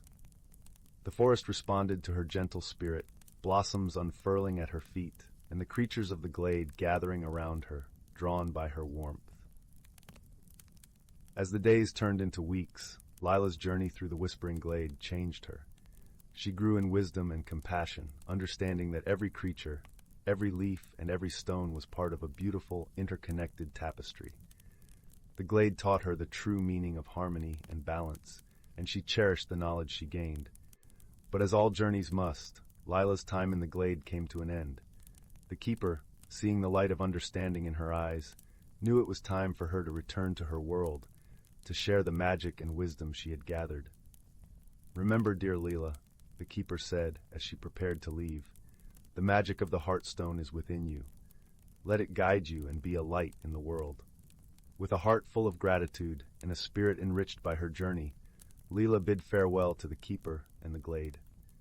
The path home seemed different now, each step resonating with the lessons she had learned, each breath filled with the sense of the forest she had come to love. When Zyla returned to her village, her grandmother welcomed her with open arms and tears of joy. Zyla shared the tales of her journey, the magic of the heartstone, and the wisdom of the glade. The village, once unaware of the wonders that lay beyond their borders, began to see their world through new eyes, inspired by Lila's stories of friendship, courage, and kindness. As seasons passed, Lila's life became a testament to the magic she had discovered. She tended to the village garden, her hands coaxing life from the earth with a gentle touch. She taught the children to listen to the whispers of the wind and the songs of the birds, fostering a love for the natural world. Lila's heart, once filled with a longing for adventure, now brimmed with contentment. She understood that the greatest journey was not the one that took her away from home, but the one that brought her back, enriched and transformed by the magic of the Whispering Glade. And so, under the watchful eyes of the stars, Lila's story became part of the village's tapestry, woven into the fabric of their lives and passed down through generations. Her journey was a reminder that true magic lies not in distant lands, but within the heart, waiting to be discovered. And in the quiet moments, when the village lay still and the night wrapped the world in its gentle embrace, the Heartstone glowed softly in the moonlight, a beacon of hope, wisdom, and the enduring power of kindness. Story 23. In the heart of an ancient forest, where sunlight filtered through a thick canopy of emerald leaves, there lay a hidden world woven with enchantment and tranquility. The forest, known to its inhabitants as the Sylvan Haven, thrummed with life in every corner. The air was rich with the scent of pine needles and the earthy fragrance of moss clinging to ancient trunks. It was a place where magic whispered through the rustling leaves, blending seamlessly with the gentle hum of the natural world. Within this verdant expanse lived a diverse community of creatures, each playing a vital role in the intricate balance of their ecosystem. Among them was a wise old turtle named Adarin, whose shell was adorned with ancient patterns that seemed to tell stories of the forest's long history. Adarin was a guardian of knowledge, his wisdom passed down through countless generations. He was known to all as a gentle guide, helping young creatures understand the delicate harmony of their home. One crisp autumn morning, as a soft mist curled lazily around the forest floor, Adarin slowly made his way to a clearing where the creatures of the Sylvan Haven often gathered. The ground was carpeted with leaves of amber and gold, and the air was filled with the sound of birds singing their farewell songs before the chill of winter descended. Perched atop a sun-dappled rock, Adarin prepared to share a story, as he had done many times before. Gathered around him were creatures of all shapes and sizes, a family of deer with coats as soft as velvet, a pair of foxes whose eyes glinted like polished copper, and a lively squirrel whose bushy tail twitched with excitement. Each listened intently, eager to absorb the wisdom of the forest's past. Adarin began his tale with a deep, soothing voice that seemed to blend with the rustle of leaves. Long ago, he intoned, when the world was young and the stars shone brighter than ever before, the forest was gifted with a magical phenomenon known as the Dance of the Seasons. This dance was not merely a change in the weather, but a symphony of life that ensured the harmony of all things. As Adarin spoke, the listeners could almost see the dance unfolding before their eyes, each season gracing the forest with its unique enchantment. Spring arrived with a burst of color and fragrance, as flowers unfurled their petals to greet the sun, and the forest buzzed with new life. Summer followed, draping the world in warmth and light, with trees heavy with fruit, and the air thick with the sweet scent of blossoms. Then came the soft embrace of autumn, painting the leaves in hues of fire and gold, as creatures prepared for the quiet slumber of winter. And when winter finally descended, a hush fell over the forest, the air crisp and clear, as snowflakes danced like tiny stars, blanketing the earth in a serene silence. The dance of the seasons, Adarin continued, is a reminder of the balance that sustains us. It teaches us that each creature, no matter how small, plays a part in the grand tapestry of life. We are all connected, reliant on one another for the health and happiness of our world. As the story unfolded, a gentle breeze rustled through the clearing, carrying the scent of fallen leaves and the distant promise of rain. The creatures listened with rapt attention, their hearts swelling with a sense of belonging and purpose. It was then that Adarin spoke of a challenge that had once threatened the harmony of their home. There was a time, he said, when the balance was disrupted. A harsh winter lingered too long, refusing to yield to the gentle touch of spring. The forest grew weary, and the creatures began to despair. The listeners leaned in closer, their eyes wide with anticipation. They could almost feel the chill of that endless winter, the weight of snow pressing down on branches and the stillness that hung in the air. In those dark days, Adarin continued, it was a small and humble creature who reminded us of the power of unity and wisdom. A tiny wren, with feathers like russet leaves, gathered the creatures of the forest together. She spoke of the magic that lay within their hearts, a magic that could awaken the slumbering spring. The wren's message was simple, yet profound.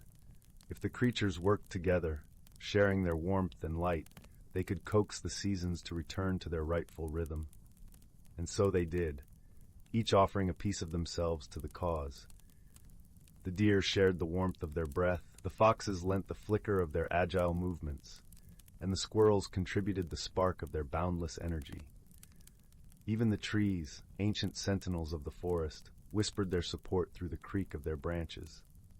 As each creature joined in this collective effort, the air began to hum with a gentle magic. Slowly but surely, the grip of winter loosened, and the first tender shoots of spring emerged from beneath the snow. The forest awoke, and the dance of the seasons resumed its eternal rhythm.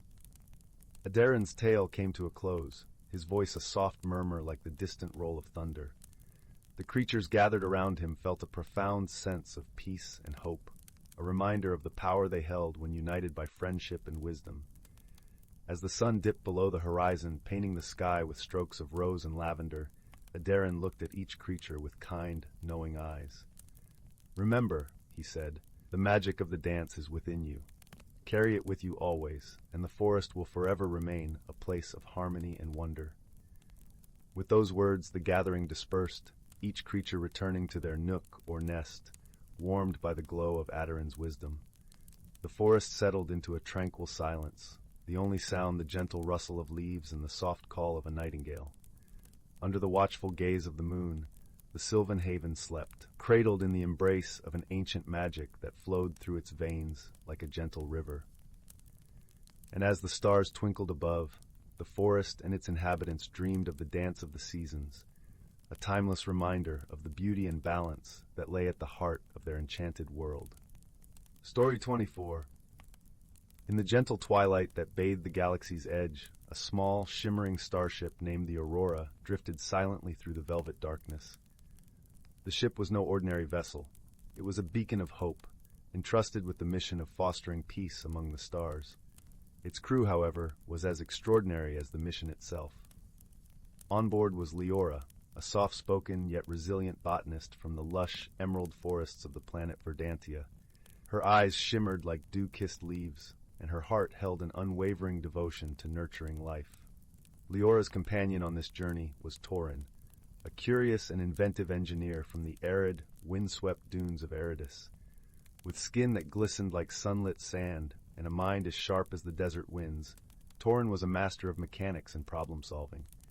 Their paths had crossed in the most unlikely of circumstances, as emissaries from their respective worlds to the Intergalactic Council.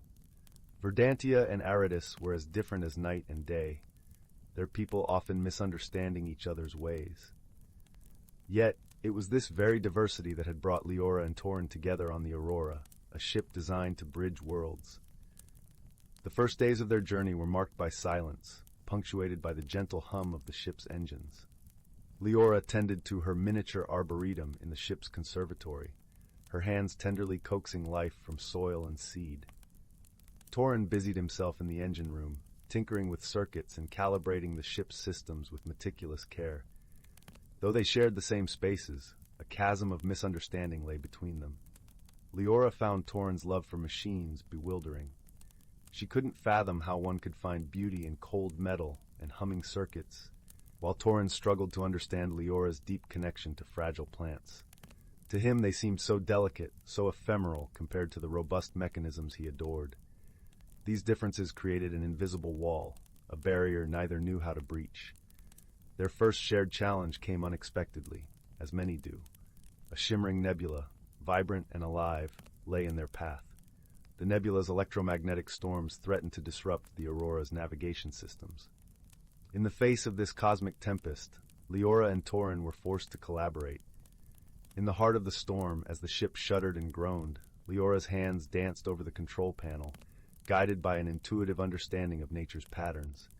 Meanwhile, Torin's experienced fingers worked tirelessly to stabilize the ship's systems, drawing on his deep knowledge of engineering. Amidst the chaos, a moment of mutual understanding emerged. Leora noticed how Torin's eyes lit up with the same passion she felt when tending to her plants.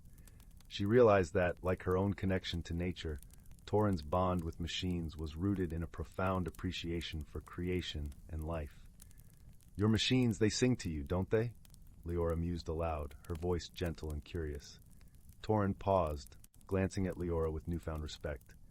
"And your plants, they speak to you as well," he replied, a soft smile playing at the corners of his lips. With each passing hour, their collaboration deepened. They began to see the beauty in each other's worlds, the harmony in their differences. As the nebula's storm subsided and the Aurora emerged unscathed, a bond had formed, fragile yet promising. Their newfound friendship was tested once more when an unexpected distress signal reached them from an uncharted planet. The message was faint, a whisper lost in the cosmos, but its urgency was unmistakable. Without hesitation, Leora and Torin altered their course, guided by a shared sense of compassion.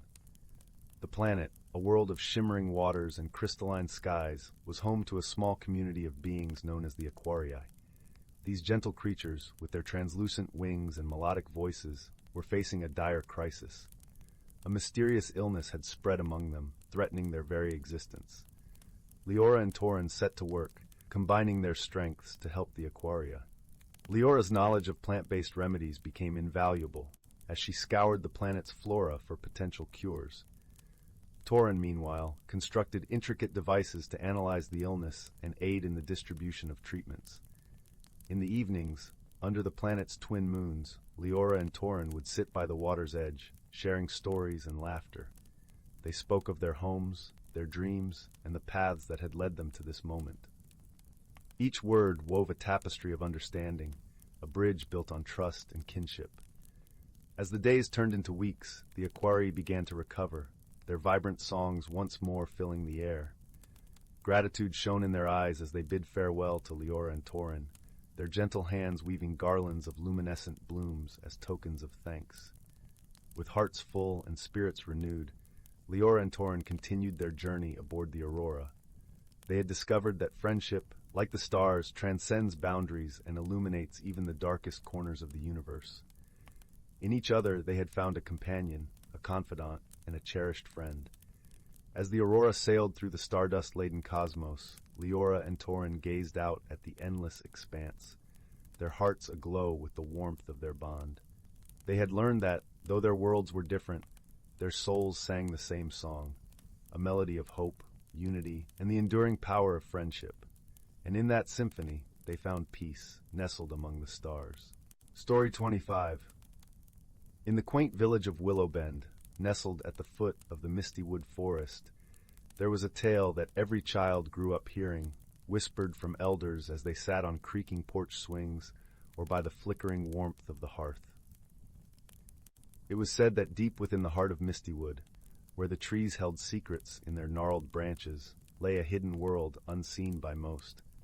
A world where the fabric of magic brushed against the mundane, creating a tapestry of wonder and wisdom. Our story begins on a crisp autumn morning, the kind where the air is filled with the scent of fallen leaves and the promise of new adventures. The sun had just begun its lazy rise over the horizon, casting a golden glow over the sleepy village. In a small, ivy-covered cottage at the edge of Willowbend, a young girl named Lila was preparing for a journey that would change her life forever. Lila was a curious soul, with eyes the color of the deep forest green, and a heart that thrummed with an unquenchable thirst for discovery. She had heard the tales of Mistywood's hidden world from her grandmother, a wise old woman who spoke of the forest with a mixture of reverence and nostalgia. Her grandmother's stories were filled with whispers of creatures whose laughter sounded like the tinkling of bells and of streams that sang lullabies to the weary traveler. On this particular morning, Lila's grandmother had presented her with a gift, wrapped in a cloth as soft as the clouds that drifted lazily overhead. "It is time," her grandmother had said, her voice as gentle as the breeze that rustled through the trees. "Time for you to discover your own story within the misty wood." With trembling fingers, Lila unwrapped the cloth to reveal a small, intricately carved wooden box. The lid was adorned with a swirling pattern that seemed to shimmer with an inner light, drawing Lila's gaze deeper into its mysterious depths. Inside, nestled on a bed of velvet, lay a simple silver key, its surface etched with runes that glowed faintly in the dim morning light. "This key," her grandmother explained, "is your guide and your companion.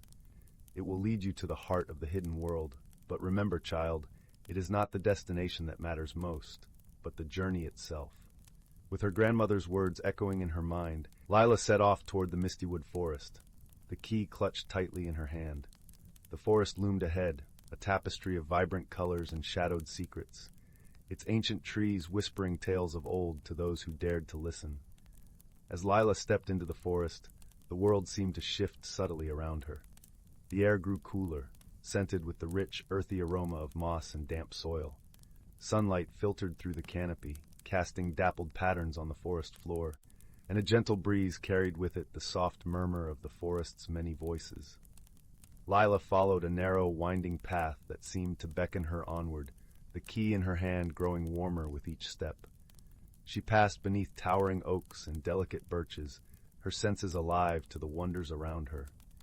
The rustle of leaves sounded like the softest of whispers, and the distant call of a bird echoed like a melody from a forgotten song. Hours passed as Lila ventured deeper into the forest, her heart a steady drumbeat of anticipation and wonder. She paused by a babbling brook, its waters as clear as glass, and dipped her fingers into the cool stream.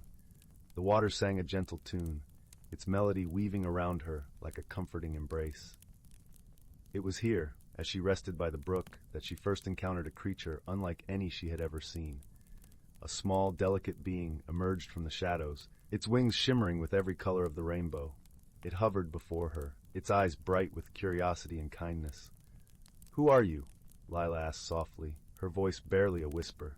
The creature tilted its head, its voice like the tinkling of bells. "I am Aaron, a guardian of the forest. You hold a key of great importance, young one. It is rare to see a heart as open as yours, willing to embrace the wonders and mysteries of our world." Lila smiled, feeling a warmth spread through her at Aaron's words. "I'm here to find the hidden world," she explained.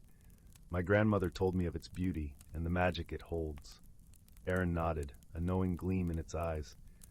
"The world you seek is not one of ordinary sight. It is a place where the heart sees more than the eyes ever could. Follow your journey with an open heart, and you will find what you seek." With Aaron as her guide, Lila continued her journey, the forest shifting around her with every step. The trees seemed to lean in closer, their branches forming an archway that led her deeper into the heart of the misty wood. The sunlight danced through the leaves, painting the path ahead with a golden hue. As the day wore on, Lila found herself approaching a clearing bathed in soft, ethereal light. The air was filled with the sweet scent of blooming flowers, and the gentle hum of life surrounded her in a symphony of sound. At the center of the clearing stood an ancient tree, its trunk wide and gnarled, its branches reaching toward the sky like the arms of an elder, offering a timeless embrace. Lila felt drawn to the tree, the key in her hand pulsing with a gentle warmth. As she approached, she noticed a small hollow at the base of the trunk, just the right size for the key she carried. With a deep breath, she inserted the key into the hollow, feeling a rush of energy pass through her as the tree responded with a soft, welcoming glow. The ground beneath her trembled ever so slightly, and the air shimmered as if infused with stardust. Lila watched in awe as the clearing transformed, revealing a hidden world that had been waiting just beyond the veil of the ordinary. The trees seemed to come alive, their leaves whispering secrets in a language older than time. Flowers bloomed in vibrant hues, their petals unfurling like the pages of a beloved story. In this hidden world, Lila saw creatures of every kind, each one unique and filled with a gentle, welcoming spirit. They greeted her with smiles and laughter, their voices a harmonious blend of warmth and kindness. Lila felt a sense of belonging she had never known, as if this world had been waiting for her all along. As she explored this newfound world, Lila encountered a wise old owl perched on a branch high above. Its eyes gleamed with the knowledge of ages, and its voice was as soothing as the rustle of leaves in the wind. "Welcome, traveler," the owl said, its gaze steady and kind. "You have found the hidden world, but your journey is far from over. Here you will learn the true magic that lies within." Lila nodded, her heart filled with gratitude and wonder. She had set out to find a hidden world, but what she discovered was a place where her own spirit could soar, unburdened by doubt or fear. In this world, she learned the power of friendship and the beauty of a heart open to the wonders of the unknown. Days turned into weeks as Lila explored the hidden world, guided by the wisdom of the owl and the companionship of Aaron. She learned to listen to the stories whispered by the wind, and to see the magic that lay in the simplest of things, a dewdrop on a leaf, the laughter of a stream, the gentle embrace of a breeze. As her journey unfolded, Lila discovered not only the hidden world, but also the hidden strength within herself. She learned to trust her instincts and to embrace the challenges that came her way with courage and grace. The key her grandmother had given her was more than a guide. It was a symbol of the journey she had embarked upon, a journey that had transformed her in ways she had never imagined. At last, the time came for Lila to return to her village, her heart full of memories and lessons learned. As she stepped back through the veil that separated the hidden world from the ordinary, she felt a bittersweet twinge of longing. But she knew that the magic of the hidden world would always be with her, a part of her heart that would guide her wherever she went. Back in Willowbend, her grandmother greeted her with open arms, her eyes shining with pride and love. "You've grown, my dear," she said, her voice as gentle as the first snowfall of winter. "The journey has changed you, as it was meant to." Lila smiled, feeling the warmth of her grandmother's embrace and the love that surrounded her. "It has," she replied softly. "I've discovered a world of magic and friendship, and I know that it's a part of me now." As the fire crackled warmly in the hearth, Lila shared her stories with her grandmother, weaving tales of the hidden world and the lessons she had learned. She spoke of Aaron, the guardian of the forest, and the wise old owl who had guided her with its timeless wisdom. Her grandmother listened with rapt attention, her heart full of joy at the journey her beloved granddaughter had taken. And as the night deepened and the stars twinkled like diamonds in the sky, Lila felt a sense of peace and belonging that she knew would stay with her forever. The hidden world of Mistywood had opened her eyes to the beauty and magic that lay in every corner of the world, and she knew that her journey was only just beginning.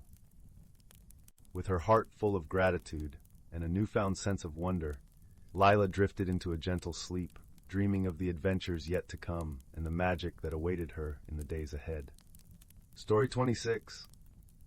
In the heart of the whispering woods, where the trees seemed to hum lullabies with the rustling of their leaves, lay the quaint village of Moonshadow Hollow. It was a place where the air was always sweet, with the scent of blooming jasmine, and the cobblestone paths were warmed by the gentle touch of the sun during the day and kissed by moonlight at night. The villagers, a cheery and kind-hearted bunch, went about their days with smiles as warm as the freshly baked bread that wafted from the bakery each morning. In this serene setting, there lived a young girl named Clara. She had inquisitive eyes the color of the sky just before dawn and a mind as sharp as a thistle. Clara loved nothing more than exploring the forest that bordered her home, often accompanied by her loyal companion, a small fox with a coat as fiery as the sunset, named Flicker. One particular evening, as the villagers gathered by the central fountain to share stories under the twinkling canopy of stars, a peculiar thing happened. The usually vibrant glow of the fountain dimmed, casting the village square in an unusual shadow. The water, which typically danced in a myriad of colors, now shimmered with a dull, ethereal light. Murmurs of concern rippled through the crowd as they wondered what could have caused such a change. Determined to solve the mystery, Clara decided to take a closer look. With Flicker by her side, she approached the fountain. Leaning in, she noticed that the water seemed to be whispering secrets, a gentle murmur that tickled her ears. She closed her eyes and listened carefully, picking up the sound of distant, melodic chimes. The following morning, Clara set out with Flicker to visit the wise old owl named Sage, who lived in the ancient oak tree at the edge of the forest. Sage's feathers were a patchwork of gray and white, and his eyes were as deep and knowing as the ocean. He greeted Clara with a soft hoot and invited her to sit on the mossy roots. "Sage," Clara began, "the village fountain isn't glowing as it used to. The water seems to be whispering, and I heard chimes. What could it mean?" Sage tilted his head, his eyes twinkling with gentle wisdom. "Ah, the song of the lumina," he said in a voice as smooth as silk. "It appears the lumina stones, which give the fountain its light, have become dim. They are powered by harmony and joy, but something is affecting their glow." Intrigued, Clara asked, "How can we restore the light?" "You must find what disrupts the harmony," Sage replied. "Listen to the whispers of the water and follow where the chimes lead. Trust in your heart and your bond with nature." With renewed determination, Clara and Flicker set off, following the faint sound of chimes that seemed to dance on the breeze. They wound their way through the forest, where the air was cool and crisp, and the path was lined with ferns that brushed softly against Clara's ankles. As they journeyed deeper into the woods, they came upon a glade bathed in dappled sunlight. In the center stood a circle of mushrooms, and sitting amidst them was a tiny figure no taller than a toadstool, a sprite named Willow. Her wings shimmered with hues of emerald and sapphire, and her laughter was like the tinkling of bells. "Welcome, Clara and Flicker," Willow greeted, her voice as light as a feather. "I've been expecting you." Surprised, Clara asked, "You know why we're here?" Willow nodded, her eyes twinkling like stars. "The luminous stones are losing their glow because the harmony of the forest is disturbed. The creatures have been restless, and their music has faltered." "What can we do to help?" Clara inquired. Willow fluttered her wings thoughtfully. "The woodland creatures need a reminder of their unity and joy. You must help them find their song again." Clara smiled, feeling a warmth spread through her heart. "We'll do whatever we can." With Willow's guidance, Clara and Flicker visited the various inhabitants of the forest. They found the rabbits, whose usual playful hops had turned into worried scurries, and the birds, who sang in discordant notes. Clara spoke to each creature, reminding them of the joy they brought to one another and the beauty of their shared home. Slowly, the forest began to resound with a symphony of chirps, croaks, and rustles, each note blending into a harmonious melody. The chimes that had led Clara and Flicker now rang out clearly, as if celebrating the renewed unity. As they made their way back to the village, Clara noticed a soft glow on the horizon. By the time they reached the fountain, it was shimmering with the vibrant hues of the luminous stones once more. The villagers gathered around let out a collective sigh of relief and joy. Under the light of the full moon, Sage flew in, perching nearby to observe the fountain's restored beauty. He nodded approvingly at Clara, his eyes reflecting the glow of the luminous stones. "You have done well, young Clara," he said. "You reminded us all that harmony comes from understanding and kindness." The villagers celebrated with a feast beneath the stars, their laughter and song echoing through the night. Clara, wrapped in a warm cloak beside Flicker, felt a sense of peace and accomplishment wash over her. She knew that the luminous stones would continue to shine brightly, a beacon of harmony for Moonshadow Hollow. As the fireflies danced in the gentle night breeze, Clara drifted into a peaceful slumber, knowing that she and her friends had brought light back to their beloved village.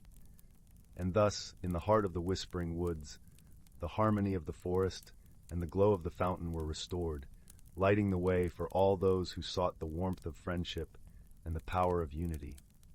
Story 27? Once upon a time, in a sun-dappled valley nestled between rolling hills, there lived a young woman named Alia. Though content with her simple life, she often felt a deep yearning, a whisper in her heart that called her to uncover something more. One crisp autumn evening, as Alia sat by the crackling hearth, her grandmother approached, a knowing twinkle in her eyes. "My child," she said softly, "the time has come for you to learn of your true legacy." With trembling hands, her grandmother unveiled an intricately carved wooden box. its surface adorned with symbols that stirred something ancient within Alia's soul. Inside lay a delicate pendant, an intricate tree of life wrought in shimmering silver. This pendant has been passed down through generations, carrying the wisdom and traditions of our people, her grandmother explained. It is a sacred talisman, a link to our ancestors and the rich tapestry of our heritage. Alia's fingers traced the intricate branches, and as she did, visions unfurled before her eyes. Whispers of a time long ago when her people lived in harmony with the land, guided by the rhythms of nature and the teachings of the elders. In the days that followed, her grandmother shared stories of their ancestors, tales of courage and resilience woven with the magic of the natural world. Alia learned of the sacred groves where ceremonies were held, of the intricate dances that honored the turning of the seasons, and of the deep reverence for all living things. With each tale, a piece of Alia's heart awoke, as if a long-forgotten part of her had finally found its way home.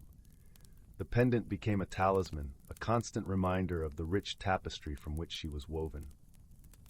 As the seasons turned, Alia began to understand the profound lessons her ancestors had left behind, the importance of living in balance with the earth, of cherishing the wisdom of elders, and of finding strength in the bonds of community. On solstice evenings, she would wander the meadows bathed in moonlight, the pendant warm against her skin, and feel a profound connection to the ancient rhythms that had guided her people for generations. And in those quiet moments, surrounded by the gentle whispers of the wind and the twinkling of stars above, Alia felt a sense of belonging deeper than she had ever known. Her heart swelled with gratitude for the legacy that flowed through her veins, a legacy that had weathered the storms of time and now lived on within her. As she drifted off to sleep, cradled by the peaceful lullaby of the night, Alia knew that she carried within her the seeds of a rich and vibrant heritage, a gift to be tended with care and passed on to the generations yet to come. Story 28. In the heart of a lush, verdant valley where the sun kissed the tops of the trees and the moon lighted upon silver streams, lay the quaint village of Meadowbrook. The village was a tapestry of cobbled paths lined with vibrant wildflowers, cottages with thatched roofs, and gardens brimming with the sweet scent of herbs and blossoms. An air of gentle magic hung about the place, as if the very earth hummed with an ancient, serene melody. Among the villagers lived a kind-hearted girl named Marigold, who, with her auburn curls and eyes the color of a midsummer sky, was beloved by all. Marigold had an insatiable curiosity and a knack for noticing things others might overlook, making her the village's unofficial problem solver. On crisp mornings, she could often be found wandering through the meadows, her faithful companion, a sprightly squirrel named Pip, perched on her shoulder. One morning, as the first rays of dawn painted the horizon in hues of rose and gold, Marigold noticed something peculiar. The village's grand old oak, a tree that had stood watch over Meadowbrook for centuries, was shedding its leaves in a flurry, though it was not yet autumn. The leaves swirled down like golden confetti, catching the light in a way that seemed almost magical. "Strange," murmured Marigold, gently catching a leaf as it fluttered past. Pip chattered in agreement, his tiny nose twitching with curiosity. As the day unfurled, more oddities came to light. The village fountain, usually a source of merriment with its bubbling laughter, had fallen silent, its waters stilled to a mirror-like calm, and the flowers in Mrs. Poppy's garden, known for their vibrant blooms, had taken on a peculiar silver sheen, as if kissed by moonlight. The villagers, though puzzled, were not alarmed, for Meadowbrook had seen its share of magical peculiarities. However, Marigold felt a gentle tug at her heart, urging her to uncover the reason behind these strange occurrences. With Pip scampering beside her, Marigold set off toward the Whispering Woods, a place where magic was known to weave through the air like an invisible thread. The woods were a symphony of rustling leaves and bird songs, their paths dappled with sunlight filtering through the canopy above. As Marigold ventured deeper, she came upon a clearing bathed in a serene, golden glow. At its center stood a wise old owl named Eldrin, his feathers shimmering with an ethereal light. Eldrin was known as a keeper of secrets and a guardian of ancient wisdom, and his eyes, deep and knowing, seemed to hold the mysteries of the world. "What brings you here, young Marigold?" Eldrin hooted softly, his voice as warm and soothing as a lullaby. Marigold explained the peculiar happenings in the village, her voice tinged with both curiosity and concern. Eldrin listened intently, nodding occasionally as if piecing together a puzzle. "Ah," Eldrin said, his eyes twinkling with understanding. "The magic of Meadowbrook is in gentle flux. It appears the silver moon is drawing near, an event that occurs once in a generation. Its light is both a gift and a challenge, revealing hidden truths and testing the bonds of harmony." Marigold pondered this revelation, her mind racing with possibilities. "How can we help, Eldrin? What must we do to restore balance?" Eldrin fluttered his wings, a thoughtful expression upon his wise face. "The silver moon brings with it a dance of energies. To restore balance, one must listen deeply, observe keenly, and act with kindness. Seek the heart of the magic, where all paths converge." Thanking Eldrin, Marigold and Pip set off once more, their path illuminated by the soft, silvery glow of the approaching evening. The village was a tapestry of shadows and light, and Marigold found herself drawn toward the grand old oak, its branches still whispering secrets to the night sky. As she approached, Marigold noticed a cluster of tiny, luminous creatures flitting about the tree. They were moon sprites, delicate beings of light and laughter, whose presence was rare and precious. The sprites seemed to be in a playful dance, their silvery trails weaving intricate patterns in the air. "Look, Pip," Marigold whispered, her voice filled with wonder. "The moon sprites are here. Perhaps they hold the key to our puzzle." With gentle steps, Marigold approached the sprites, her heart open and her mind attuned to the magic around her. She watched as the sprites flitted between the leaves, their laughter like the tinkling of tiny bells. "Greetings, little ones," Marigold called softly. "Might you share your wisdom with us? Our village is touched by the silver moon, and we seek to understand its ways." The moon sprites paused in their dance, their eyes sparkling with mischief and delight. One sprite, slightly larger than the rest, fluttered forward, its wings aglow with silvery light. "The silver moon reveals what is hidden," the sprite chimed, its voice like a gentle breeze. "It is a time for truth and harmony, for seeing beyond the veil." Marigold nodded, understanding dawning upon her. "And how might we help Meadowbrook find its harmony once more?" The sprite twirled in the air, leaving a trail of shimmering light. "Listen to the whispers of the leaves, the songs of the water. Let your heart guide you, for it knows the way." With a grateful heart, Marigold thanked the moon sprites, watching as they resumed their joyful dance. She turned to Pip, who chattered with excitement, and together they made their way to the village fountain. Kneeling beside the silent waters, Marigold closed her eyes and listened, truly listened. She heard the gentle murmur of the earth, the stories carried by the wind, and the quiet longing of the village for balance and peace.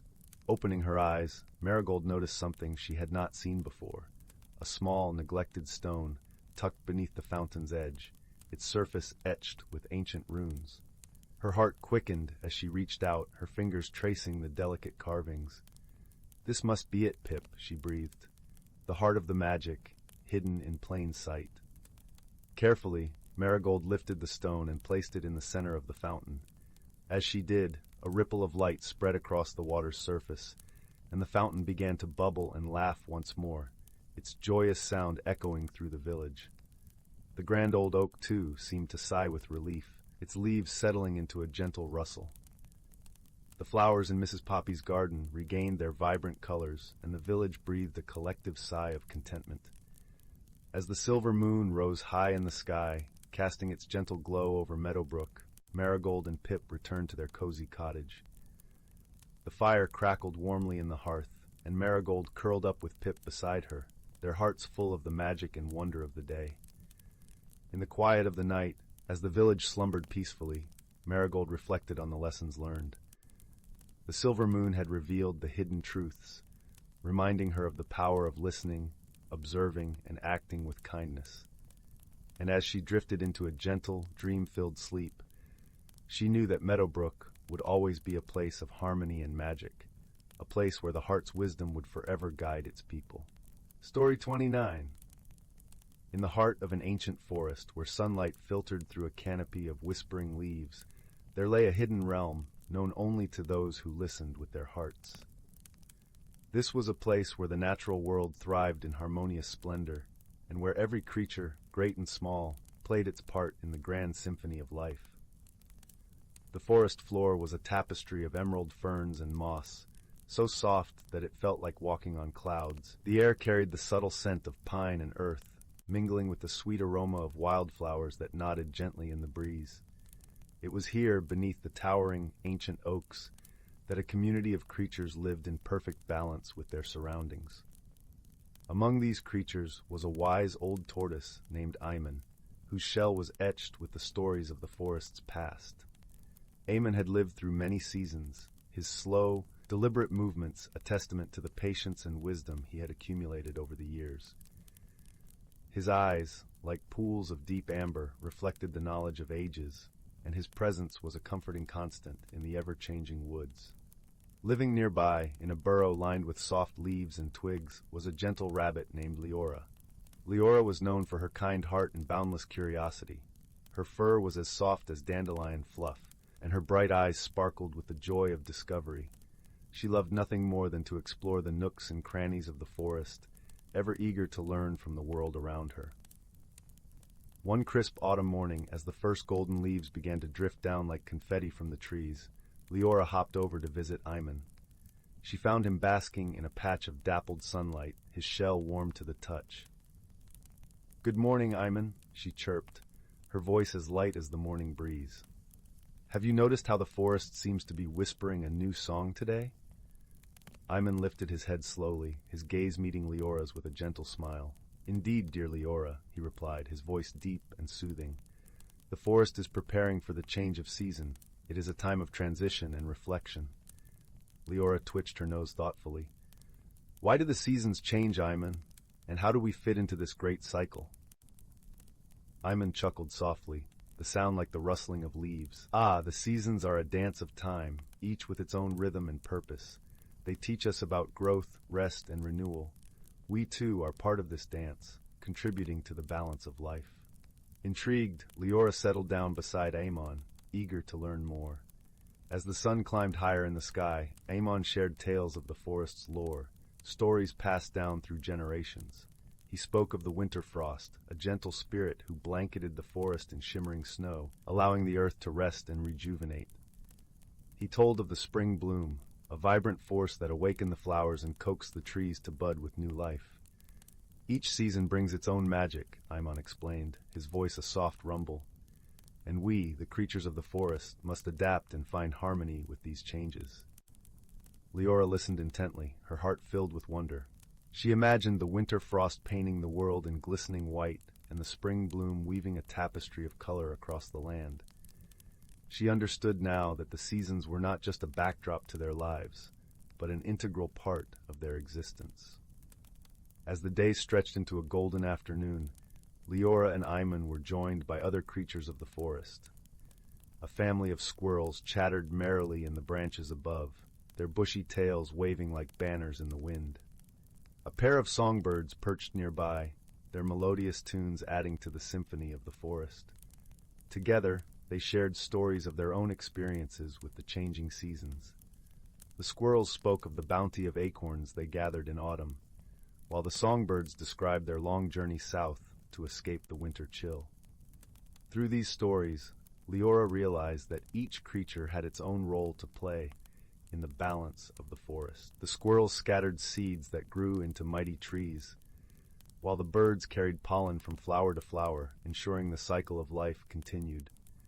As the sun began to set, painting the sky in shades of pink and orange, Leora felt a deep sense of peace. She understood that the forest, with its ever-changing seasons, was a living testament to the beauty of harmony and balance.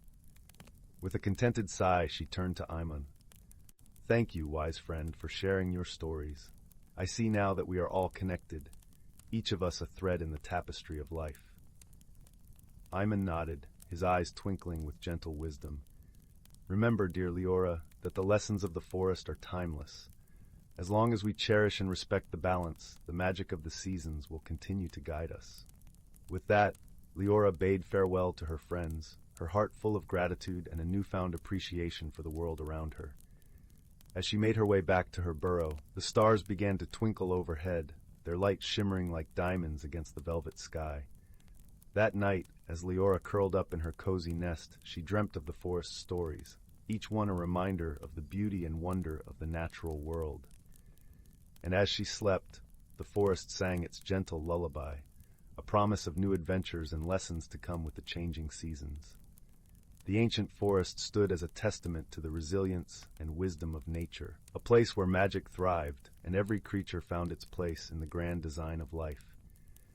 And in this enchanted realm, the harmony of the seasons continued to weave its spell, a timeless dance that inspired all who called the forest home. Story 30. Once upon a time, in the quaint little village of Willowbrook, nestled between rolling hills and whispering streams, there lived a young girl named Clara. Clara was known throughout the village for her insatiable curiosity and gentle heart. She spent her days wandering the fields and forests, always on the lookout for something extraordinary in her seemingly ordinary world. One crisp autumn afternoon, as the sun cast a warm golden glow over the red and orange leaves, Clara found herself exploring the edge of the enchanted woods. The villagers often spoke of these woods with a mix of awe and caution, for they were said to be filled with mysteries and secrets far beyond human understanding. As Clara wandered deeper into the woods, she stumbled upon a peculiar sight, a small, ornate box nestled beneath the roots of an ancient oak tree. The box was intricately carved with swirling patterns that seemed to dance in the dappled sunlight. Curiosity piqued, Clara carefully opened the lid and discovered a silver key, glistening and humming with a faint, melodious tune. With the key safely tucked away in her pocket, Clara continued her exploration, feeling a newfound sense of wonder and anticipation. Little did she know, this discovery was the beginning of an incredible journey that would change her forever. As Clara made her way through the woods, she encountered a wise old owl named Hooten, whose eyes twinkled with the wisdom of ages. "Ah, young Clara," Hooten hooted softly, "I see you've found the key of whispers. It is a rare gift indeed, one that can unlock the hidden magic in the world around you." Clara listened intently, her heart fluttering with excitement. "But how do I use it?" she asked, her voice barely a whisper. Hooten fluffed his feathers and replied, "The key reveals its secrets to those who listen closely. Follow the melody it sings, and you shall find what you seek." With Hooten's guidance, Clara set off on her journey, the key's gentle song guiding her deeper into the heart of the enchanted woods. Along the way, she met an array of delightful companions, each with their own unique charm. There was Lila, the playful squirrel who could leap from tree to tree with unmatched grace, and Thistle, the shy hedgehog who possessed an extraordinary talent for finding hidden paths through the underbrush. Together, Clara and her newfound friends embarked on an adventure filled with wonder and discovery. They traversed sparkling streams, where the water sang a symphony of soothing notes, and meadows that seemed to shimmer with a magical light. Every step of their journey was accompanied by the gentle hum of the silver key, a constant reminder of the mysteries waiting to be unveiled. One evening, as the sun dipped below the horizon and the woods were bathed in a soft silvery glow, Clara and her companions arrived at a clearing unlike any they had seen before.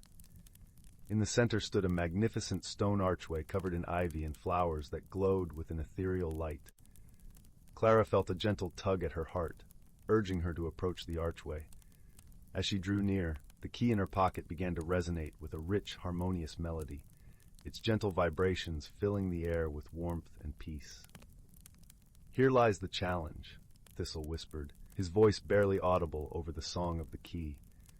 "But remember, Clara, it is wisdom and kindness that will guide you through." Clara took a deep breath, her heart filled with a quiet determination.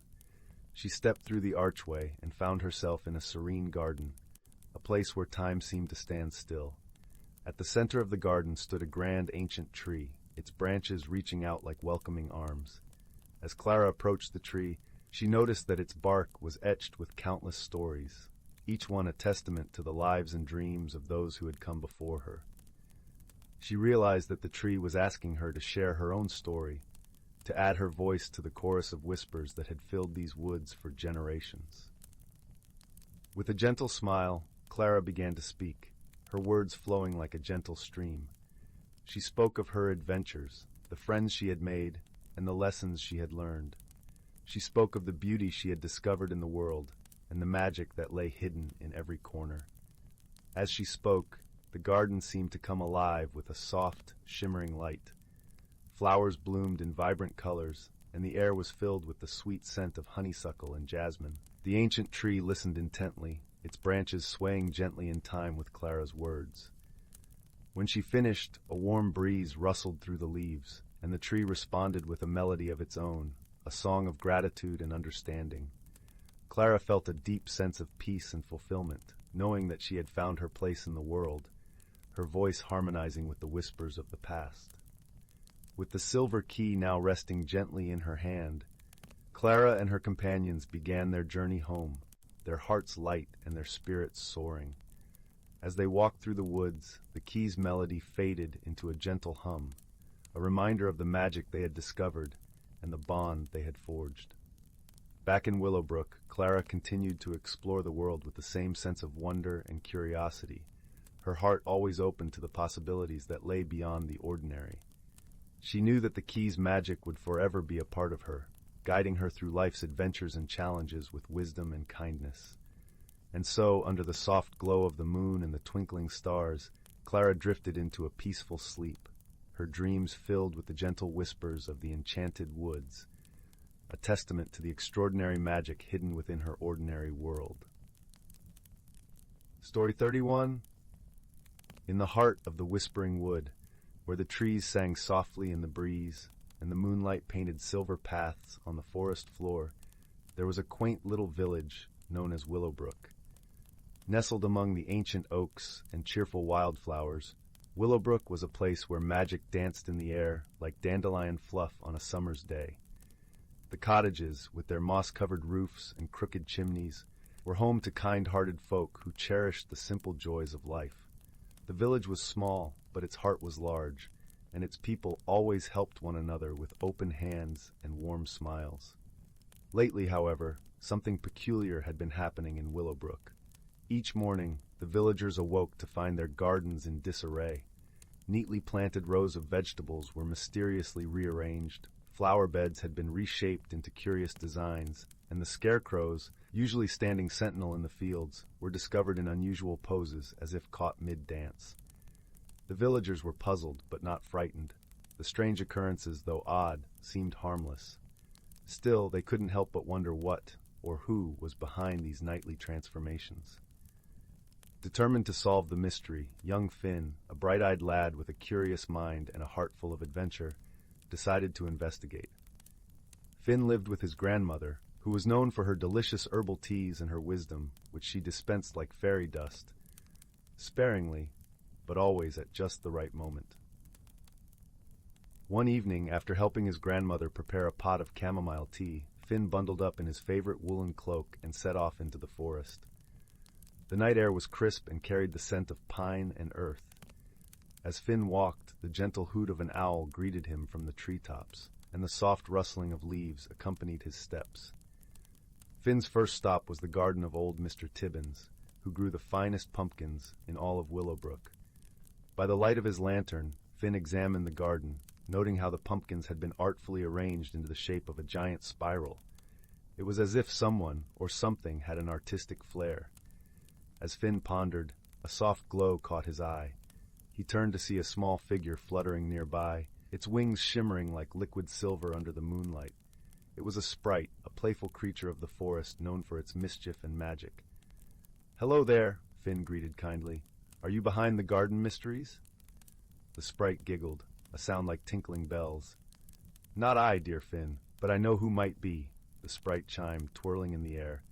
"Seek the wisdom of the wise old tortoise who dwells by the pond. She knows much of the forest and its secrets." Thanking the sprite, Finn made his way to the pond, where the moon's reflection danced upon the water. There, resting on a mossy stone, was Tessa the tortoise, her shell adorned with patterns as intricate as the constellations above. "Good evening, Tessa," Finn said, sitting beside her. "The gardens of Willowbrook have been rearranged each night. Do you know who might be doing this?" Tessa looked at Finn with eyes as wise as the ages. "Ah, young Finn, she murmured in a voice as soft as the rippling water. The answer lies not in who, but why.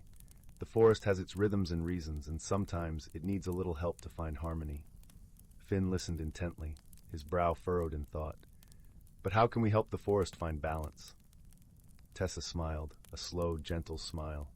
There is a creature, a gentle giant of the night, who roams these woods in search of peace. The great snail, with its shell like a moonlit pearl, moves with the tides of the earth. It seeks to bring beauty and order to where it wanders. Understanding dawned upon Finn like the first rays of morning sun. So the great snail means no harm, it simply wishes to create. Indeed, Tessa nodded, but perhaps it does not realize that its art, though beautiful, causes confusion. Finn thanked Tessa and hurried back to the village with a plan forming in his mind. He gathered the villagers and shared what he had learned. Together, they decided to leave gifts for the great snail, shiny pebbles and colorful marbles that the creature might use to express its creativity without disturbing the gardens. The next morning, the villagers awoke to find their gardens untouched, save for the sparkling mosaics of pebbles and marbles that adorned the paths and borders. The great snail, it seemed, had found a new canvas for its gentle artistry. Willowbrook returned to its peaceful routine, with gardens that thrived and villagers who felt a deeper connection to the magic of the forest. And Finn, with a heart full of gratitude, knew that understanding and kindness could solve even the most puzzling of mysteries. As the seasons changed and the forest whispered its ancient songs, the villagers of Willowbrook slept soundly each night, knowing that the magic of their world was woven with threads of wisdom and friendship. And so, under a blanket of stars, the cozy village dreamed on, wrapped in the gentle embrace of the Whispering Wood. Story 32. Title: The Whispering Woods. In the heart of a lush valley, cradled by ancient mountains, there lay a small village known as Elderglen. It was a place where the houses were painted in soft hues of honey and sage, their thatched roofs peeking through the gentle embrace of climbing ivy and flowering vines. The air was perpetually sweet, with the scent of blooming wildflowers and the soft murmur of the brook that wound its way through the village like a silver ribbon. The villagers of Elderglen were a close-knit and kindly folk, who cherished the simple joys of life and the stories passed down through generations. Among them lived a young girl named Lila, who possessed an insatiable curiosity and a heart as warm as the afternoon sun. Her days were filled with laughter and wonder, as she explored the meadows and forests that surrounded her home, collecting treasures of pine cones and wild berries, and dreaming of adventures yet to come.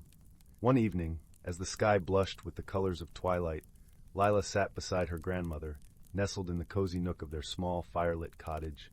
The crackling of the hearth filled the room with a soothing melody, and the gentle glow cast flickering shadows that danced upon the walls. "Grandmother," Lila began, her voice as soft as the rustle of leaves, "tell me about the Whispering Woods again." Her grandmother smiled, her eyes twinkling with the light of countless stories. "Ah, the Whispering Woods," she mused, her voice carrying the weight of old magic. "They say that the woods hold secrets as old as time itself. Hidden within its depths is a world unseen by most, a world where the trees speak in hushed tones and the air is filled with the gentle hum of forgotten melodies." Lila listened, entranced, as her grandmother wove her tale. It was said that once, long ago, a wise and gentle spirit had blessed the forest with a magical ability, a whispering breeze that could reveal truths and guide those who listened with an open heart. But the woods, protective of their secrets, only revealed their wonders to those who approached with kindness and respect. That night, as Lila lay in her bed, the soft glow of moonlight streaming through the window, she found herself unable to shake the feeling that the woods were calling to her. An adventure awaited, one that would change her in ways she could not yet comprehend. The following morning, Lila awoke with a sense of purpose. With a small satchel slung over her shoulder, she set off towards the edge of the village, her heart fluttering with excitement. The path to the Whispering Woods was lined with tall grasses that swayed in the gentle breeze, as if whispering their own secrets to the girl who walked among them. As she entered the woods, the world seemed to shift around her. The air was cool and fragrant, filled with the earthy scent of moss and damp leaves. Sunlight filtered through the canopy above, casting dappled patterns on the forest floor. Lila marveled at the beauty of it all, her senses alive with the symphony of birdsong and the distant murmur of the brook. Deeper into the woods she wandered, until she stumbled upon a clearing where the trees stood like ancient sentinels, their branches intertwined as if holding a vigil over something precious. In the center of the clearing lay a small shimmering pond, its surface as smooth as glass. Lila approached, her reflection mirrored in the water below. As she knelt by the pond, a gentle breeze rustled the leaves above, carrying with it a soft, melodic whisper. The sound was soothing, like a lullaby sung by the forest itself. Lila closed her eyes, allowing the whispers to wash over her, until they coalesced into words she could understand. "Seek the heart of the woods," the voice murmured, "for there you will find the truth that lies within." Curiosity piqued. Lila rose to her feet, determination in her eyes. She knew that her journey was only just beginning, and that the heart of the woods held the answers she sought. As she continued her exploration, Lila encountered many wonders. She discovered a grove of ancient oaks, their bark etched with intricate patterns that seemed to tell stories of a time long past. She marveled at a cascade of vibrant flowers that bloomed in a riot of colors, their petals whispering secrets to the bees that danced among them. And she found companionship in the form of a small, inquisitive fox, whose amber eyes gleamed with intelligence and mischief. Together, they ventured deeper into the forest, forging a bond of friendship that transcended the boundaries of words.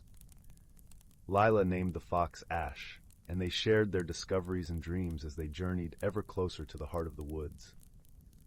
As the days passed, Lila learned to listen more closely to the whispers of the forest. She discovered that the trees spoke not only of the present, but of the past and the future as well. They shared tales of joy and sorrow, of growth and change, and of the delicate balance that held their world together. One afternoon, as the sun hung low in the sky, casting a warm, golden glow over the forest, Lila and Ash stumbled upon a sight that took their breath away. Before them lay a hidden glade, its entrance marked by a pair of ancient stone pillars entwined with ivy. Beyond the pillars, the glade was bathed in a soft, ethereal light, as if touched by the magic of the stars themselves. In the center of the glade stood a magnificent tree, its trunk wide and gnarled, its branches reaching skyward like arms in prayer. Its leaves shimmered with a silvery luminescence, and from its boughs hung delicate tendrils of woven vines that swayed gently in the breeze. Lila approached the tree with reverence, her heart filled with awe. She could feel the power that radiated from it, a deep and abiding wisdom that resonated within her very soul. As she reached out to touch the tree's bark, a soft voice echoed in her mind. "Welcome, child of the forest," the voice intoned, warm and kind. "You have journeyed far to find your truth, and it is here that you shall find what you seek." Lila closed her eyes, her heart opened to the message of the tree. She felt the whispers of the forest weave around her, a tapestry of stories and truths that filled her with a sense of peace and belonging. In that moment, Lila understood. The heart of the woods was not a place, but a journey of self-discovery and growth, of friendship and love. It was a reminder that the world was filled with magic, if only one took the time to listen and learn. With a deep sense of gratitude, Lila thanked the tree and the forest for their guidance. She knew that her journey was not yet over, but that she carried with her the lessons of the Whispering Woods, lessons that would guide her in the days to come.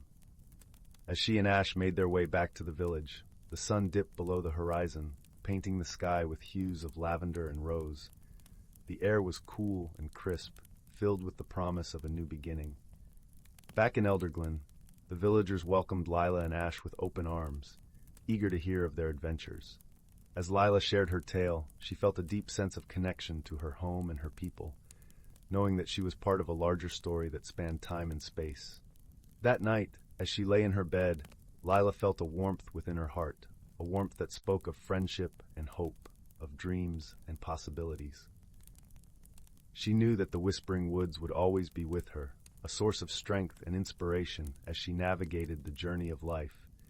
And so, with the gentle hum of the forest in her ears and the love of her friends and family in her heart, Lila drifted into a peaceful slumber, her dreams filled with the magic of the world she had come to know and cherish. The end. Story 33. Once upon a time, nestled within the whispering folds of the enchanted woodlands, there lay a small village named Willowbrook. This charming hamlet was graced with lush greenery, where the air was always sweet with the scent of blooming wildflowers, and the gentle murmur of the nearby brook provided a soothing lullaby for its inhabitants. The villagers of Willowbrook were known for their simple, joyful lives, filled with laughter and camaraderie, as they wove baskets from reeds and crafted songs that echoed through the trees. In this village lived a young boy named Finn. Finn was not like the other children. He had an insatiable curiosity that often led him to the fringes of the village, where the forest's mysteries beckoned with promises of adventure. His bright eyes sparkled with the light of 1,000 dreams, and his heart beat with the rhythm of endless possibilities. Yet, despite his adventurous spirit, Finn was gentle and kind, always willing to lend a hand or share a story with those he met along his path.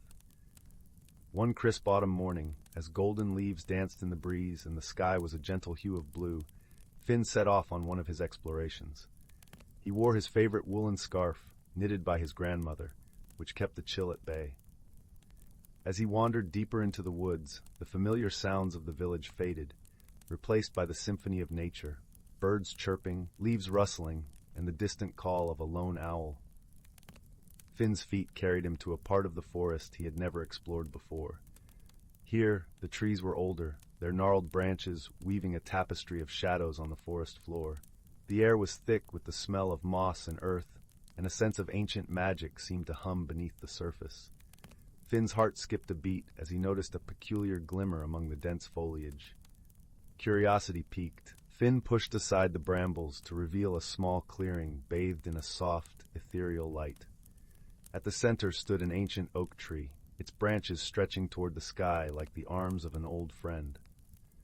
But what truly captured Finn's attention was what lay nestled within the roots of the tree, a small, intricately carved wooden box. The box was adorned with delicate patterns, and it seemed to pulse with a warm glow, as if containing the heartbeat of the forest itself. With careful hands, Finn lifted the box, feeling a comforting warmth seep into his fingers. He opened it to reveal a single, iridescent feather, unlike any he had seen before. The feather shimmered with colors that danced and shifted like the northern lights, casting a gentle glow on Finn's face. As he held it, a soft voice whispered in his mind, "Guardian of the woods." Finn was startled but not afraid. He felt a sense of purpose fill him, as if the feather had awakened something deep within his soul. He knew in his heart that this was a gift from the forest, a magical object that held the power to protect and heal. As he stood there, cradling the feather, he realized that this was the beginning of an incredible journey, one that would change him forever. That evening, as the stars began to twinkle in the velvet sky, Finn returned to Willowbrook. He shared his discovery with his best friend, Aria, a spirited girl with a heart as vast as the ocean and a laugh that could light up the darkest of nights. Aria listened with wide eyes, her imagination painting vivid pictures of the magical feather and the ancient tree. Together, they decided to keep the feather safe, hidden within a secret nook in Finn's room, until they understood its true purpose.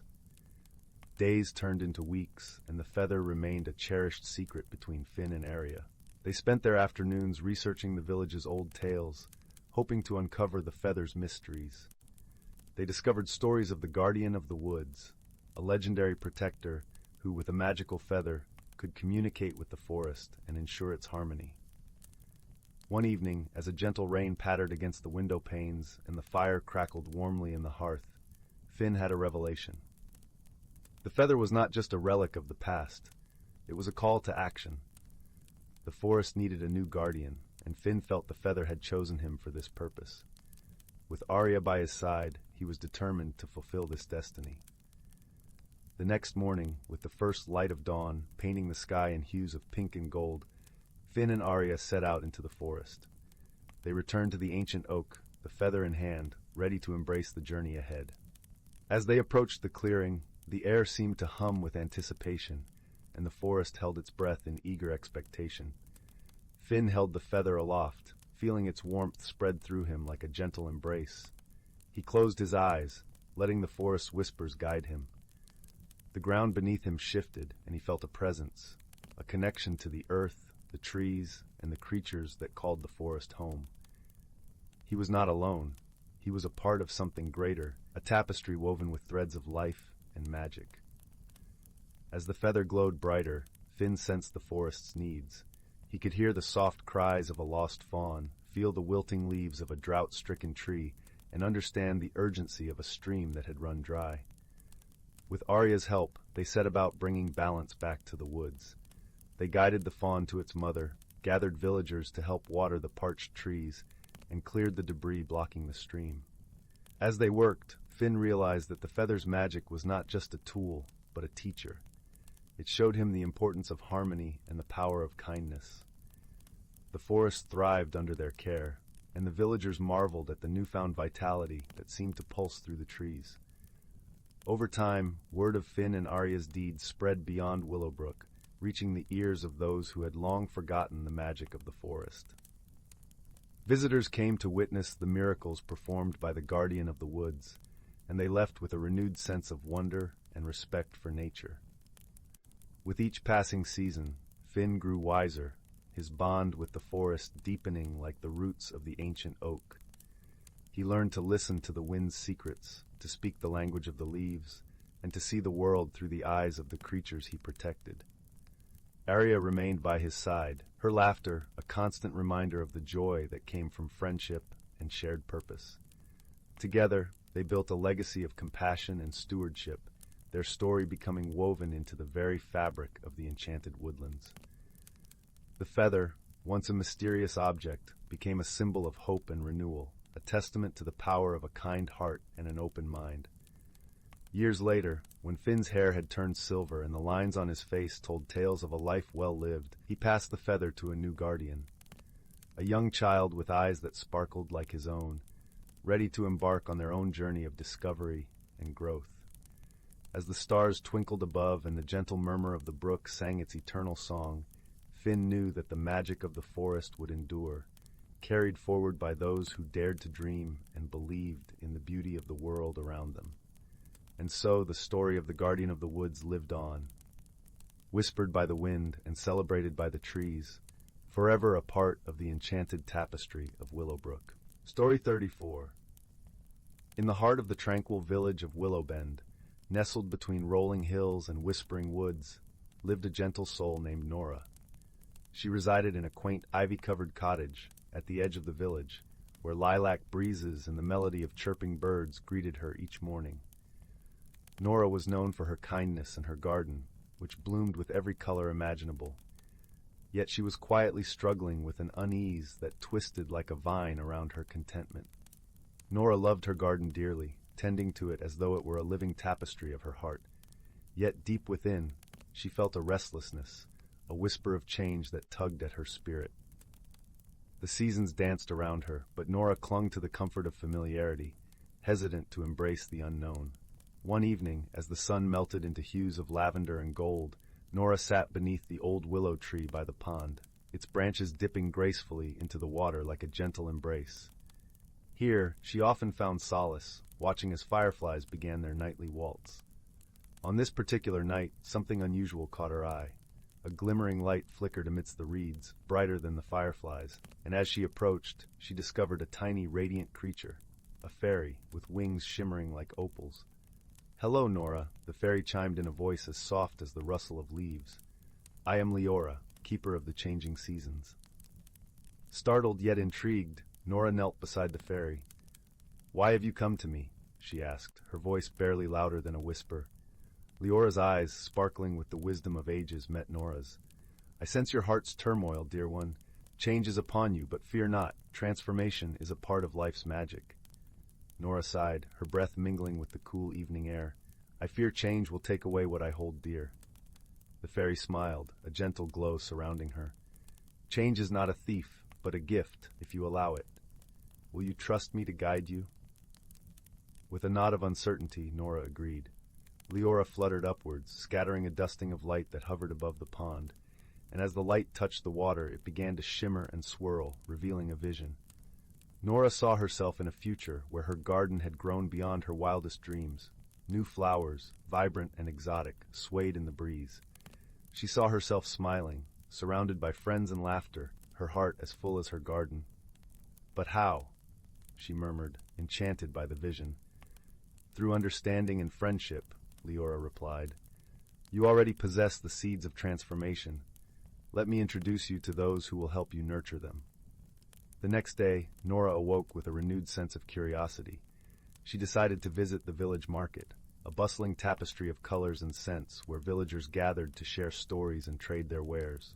As she wandered through the stalls, she met an elderly woman named Greta, known for her wisdom and her baskets filled with aromatic herbs.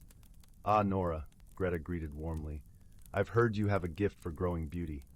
Nora blushed. "I try my best, but I feel there is more I could do." Greta nodded knowingly, her eyes twinkling. "Sometimes we must look to others to see the potential within ourselves." Inspired, Nora began to listen and learn from those around her. She spent afternoons with the village beekeeper, discovering the delicate balance of nature. She watched the blacksmith as he transformed raw metal into tools that shaped the village. Each interaction planted a new seed of understanding in her heart. As the days passed, Nora noticed a change not only in her garden but within herself. Her hands, once hesitant, now moved with confidence, and her heart, once closed to possibility, began to open like a flower to the sun. One morning, while tending to her blossoming garden, Nora heard a familiar voice. "You are blossoming beautifully," said Leora, appearing once more amidst the lilac blooms.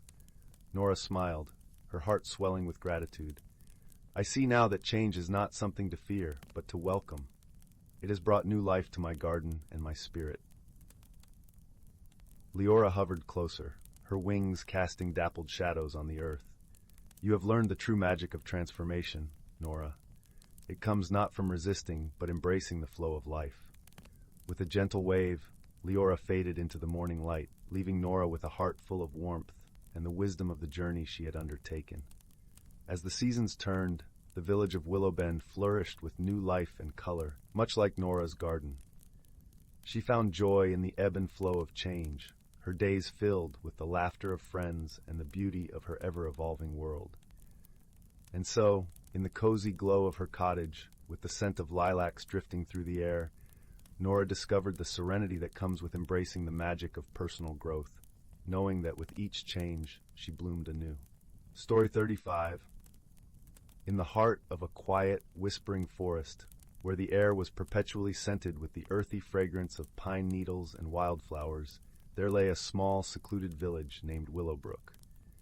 It was a place where the sun always seemed to rise gently over the horizon, casting its warm, golden hues across the thatched roofs and cobblestone paths. The villagers lived harmoniously with the land, their lives intertwined with the rhythms of nature. Among them was a young woman named Arya. She was known for her gentle spirit and kind heart, but she carried within her a restlessness that she could not quite quell. Arya loved her village and the people in it, yet she often found herself gazing beyond the lush emerald hills that bordered Willowbrook, yearning for something she couldn't define. The village was surrounded by a forest that was both enchanting and mysterious. It was said to be inhabited by beings of magic and wisdom, who lived among the ancient trees and babbling brooks. Despite the allure of its mysteries, Arya hesitated to explore beyond the familiar paths, held back by an unspoken fear of change and the unknown. One crisp autumn morning, as leaves of amber and gold fluttered down from the trees, Arya found herself drawn to the edge of the forest. The air was fresh and invigorating, carrying with it a whisper of adventure. As she stood there contemplating whether to step into the shadows of the trees, she was joined by her dear friend, Rowan. Rowan was a gentle soul with eyes that twinkled with mischief and understanding. He had always been Arya's confidant and support, never pushing her beyond her comfort, but always encouraging her to follow her heart. "Why do you linger at the edge, Arya?" Rowan asked, his voice as soothing as the soft rustle of leaves. "The forest beckons, and I believe it holds something for you." Arya sighed, her gaze fixed on the tangled branches that formed a canopy overhead. I don't know, Rowan. I feel as though there's something I must find, but I'm afraid of what might change if I do. Rowan smiled, a gentle curve of reassurance. Change is but a part of life's journey, Arya. What lies ahead may transform you, but it will also reveal the depth and strength within you. Remember, you are never alone. With Rowan's words echoing in her mind, Arya took a deep breath and stepped into the forest. The moment she crossed the threshold, she felt a curious tingling in the air, as if the forest itself recognized her presence. The light shifted around her, dappling the forest floor with patterns of light and shadow. The scent of rich earth and fresh leaves enveloped her, soothing her apprehensions. As Arya ventured deeper, she encountered myriad wonders. There were trees with leaves as silver as moonlight, and streams that sang with the voices of 1,000 tiny bells. She met creatures of all kinds, deer with gentle eyes and foxes with coats aflame with the colors of autumn. Each one greeted her with a nod or a glance, as if acknowledging her journey and urging her forward. In the heart of the forest, Arya found a grove bathed in an ethereal glow. At its center stood an ancient oak, its gnarled branches stretching toward the sky. Beneath it lay a pool of water so clear that it seemed to hold the very essence of the sky above. As Arya approached, she felt a sense of peace settle over her, as if she had found a part of herself she hadn't known was lost. She knelt by the pool and gazed into its depths. Her reflection stared back at her, altered by the shimmering light that danced across the water's surface. In that moment, she realized that the change she feared was not something to be avoided, but embraced. The forest had shown her that transformation was a natural part of life, a journey of growth and discovery. As she pondered this revelation, the water began to ripple, and a figure emerged from its depths. It was a woman of ethereal beauty, her presence as serene as the pool itself. Her hair flowed like liquid silver, and her eyes held the wisdom of ages. "Welcome, Arya," the woman said, her voice a melody that resonated with the forest around them. "I am Selene, guardian of this grove. You have come seeking, and now you have found." Arya bowed her head, feeling both humbled and uplifted. "I seek understanding, Selene. I wish to embrace the changes within me, but I do not know how." Selene smiled, a gentle light in her eyes. "The path of change is woven with courage and self-discovery, dear one. You must trust in yourself and the journey you are on. Within you lies the strength to transform, to become all that you are meant to be." With these words, Selene touched the water's surface, sending ripples cascading outward. The water shimmered and shifted, revealing scenes of Arya's life, moments of joy, of fear, of love and loss. As Arya watched, she saw how each experience had shaped her, had prepared her for this moment of awakening. "Do not fear what you may become," Selene continued. "Embrace it with an open heart, for it is through change that we find our true selves." As Arya absorbed Selene's wisdom, she felt a warmth spreading through her, a lightness that lifted her spirit. She understood now that the forest was not just a place of magic, but a mirror of her own journey. Its wonders and mysteries had reflected her inner transformation, guiding her to a deeper understanding of herself. With newfound clarity, Arya rose to her feet, her heart full of gratitude. She knew she would carry the lessons of the forest with her, a beacon of courage and wisdom as she returned to her village. The journey had changed her, but it had also revealed the strength and beauty within her. As she made her way back through the forest, the sunlight filtering through the leaves felt warmer, the colors more vibrant. She felt a connection to the world around her, a harmony that resonated with every step she took. The creatures of the forest watched her departure with knowing eyes, as if celebrating her transformation. When Arya emerged from the woods, she found Rowan waiting for her, his smile as warm and welcoming as ever. "You've returned," he said, his voice filled with quiet pride. Arya nodded, her eyes shining with newfound confidence. "Yes, and I've discovered something wonderful. Change is not something to fear, but to embrace. It is through change that we grow, that we become who we are meant to be." Rowan took her hand, giving it a reassuring squeeze. "And who you are is truly remarkable, Arya. Welcome back." Together they walked back to the village, the path ahead bright with possibility. Arya carried the magic of the forest within her, a reminder that she was never alone on her journey. The lessons she had learned would guide her, lighting her way through the ever-unfolding tapestry of life. And so, beneath the vast starlit sky, Aria found peace in her heart. She knew that change was a constant, but it was also a gift, a chance to grow, to learn, and to discover the boundless potential within. As she settled into the rhythms of village life once more, she did so with a renewed sense of purpose and joy, knowing that her journey of transformation was just the beginning of a beautiful, unfolding story. Story 36. The Whispering Woods and the Lantern of Luminara. In a quaint village nestled at the edge of the Whispering Woods, where the air was perpetually tinged with the scent of lavender and pine, there lived a gentle soul named Alden. His home, a small cottage with a thatched roof and ivy-clad walls, sat on the outskirts, where the forest's whispers could be heard more clearly than anywhere else. Alden was a soft-spoken young man with a heart as open as the sky, known among the villagers for his kindness and the twinkle in his eyes that hinted at the wonders he saw in the world. The Whispering Woods were legendary for their enchanting beauty and the mysteries they held. Tales told of trees that conversed in hushed tones and creatures that shimmered in the moonlight, hidden from all but the most observant eyes. But what intrigued Alden most was the story of the Lantern of Luminara, a magical object said to grant its bearer the ability to see into the hidden heart of the forest and communicate with its ancient spirits. It was said that the lantern had been crafted by the forest itself, bestowed upon a chosen few who understood the true language of the woods. Alden, with his love for the natural world and the stories it whispered, often dreamt of finding the Lantern of Luminara, not for power or prestige, but simply to understand the forest's secrets and forge a deeper connection with its wonders. One crisp autumn morning, as the sun filtered through the golden leaves and painted the forest floor with light, Alden set out on a journey. He packed a small satchel with essentials, a loaf of bread, a flask of honeyed tea, and a sketchbook filled with drawings of the creatures and plants he hoped to encounter. As he took his first steps, the villagers wished him well, their faces a mix of concern and encouragement, for the woods were as unpredictable as they were alluring.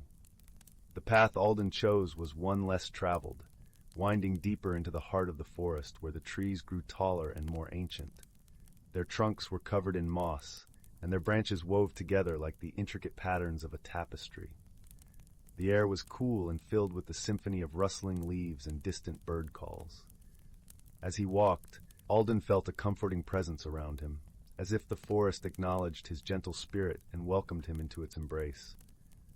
Hours passed, with Alden sketching and observing, his heart light and his senses alive with the forest's whispers. He paused by a babbling brook, its waters clear as crystal, where small fish darted between the stones. As he rested, he noticed something unusual, a faint glow emanating from beneath the roots of a gnarled oak tree. Curiosity piqued, Alden approached the tree. The glow was warm and inviting, pulsing softly like a heartbeat. With delicate fingers, he pushed aside the leaves and earth, revealing a small lantern, its glass etched with swirling patterns that seemed to dance in the light. The Lantern of Luminara lay there, as if waiting for him. As Alden cradled the lantern in his hands, he felt a gentle warmth spread through him, a connection that tied him to the forest in a way he had never experienced. The whispers of the woods grew clearer, forming words and melodies that spoke of times long past, of joy and sorrow, of life that thrived in secret corners. With the lantern guiding him, Alden continued his journey, now accompanied by the forest's true voice. The trees shared their stories, each leaf a page of history, each shadow a tale untold. He encountered creatures that shimmered with ethereal light, foxes with fur like moonbeams, birds with feathers of starlight. They greeted him with curiosity and kindness, recognizing the lantern's light as a sign of his newfound understanding.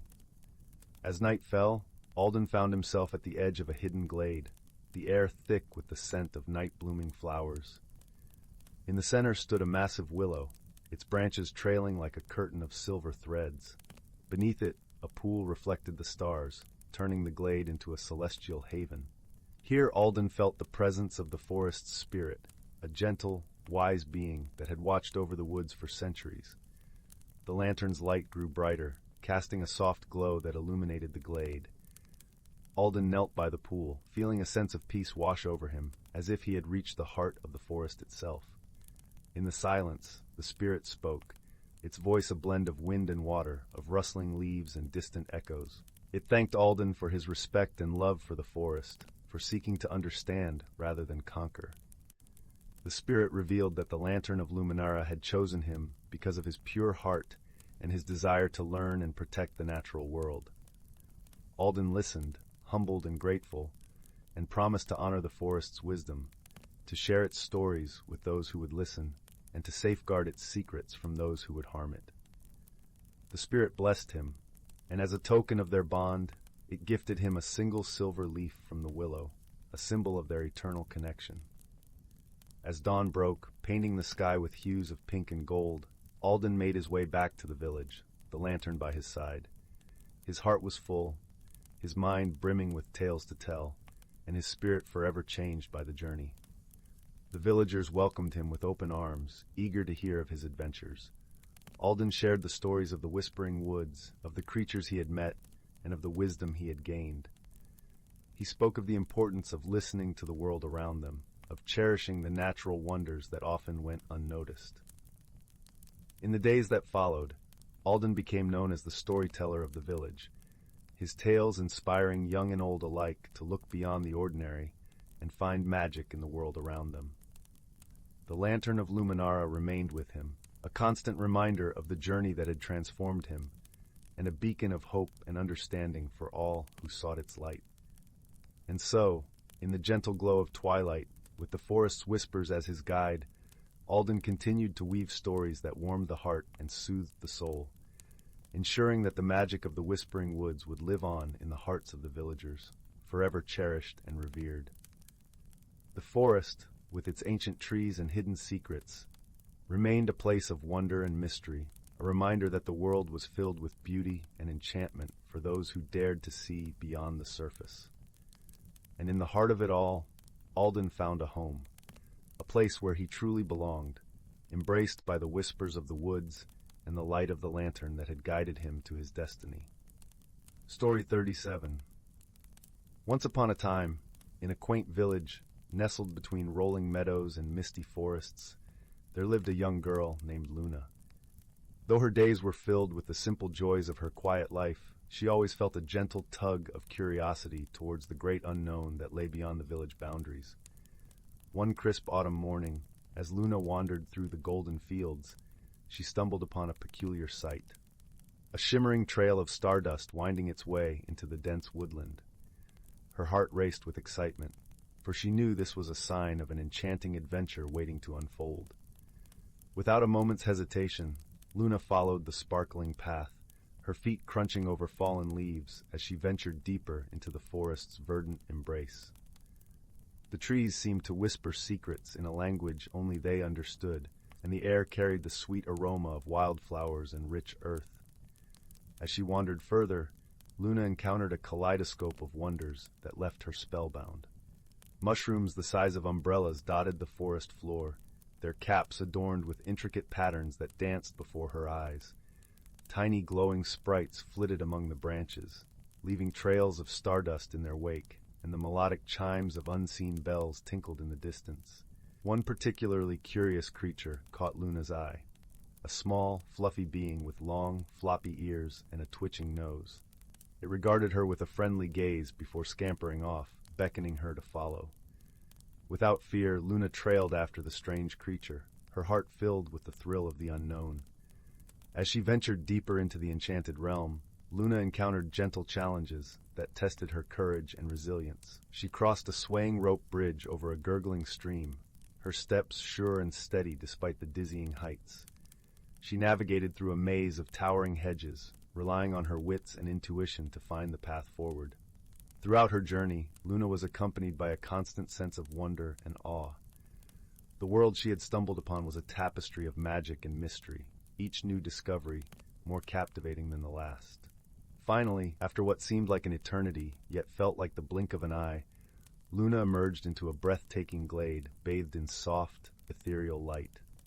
At its center stood a magnificent tree, its branches laden with glittering leaves that shimmered like diamonds in the sun. As Luna approached the tree, the fluffy creature she had followed appeared once more, this time accompanied by a host of similar beings.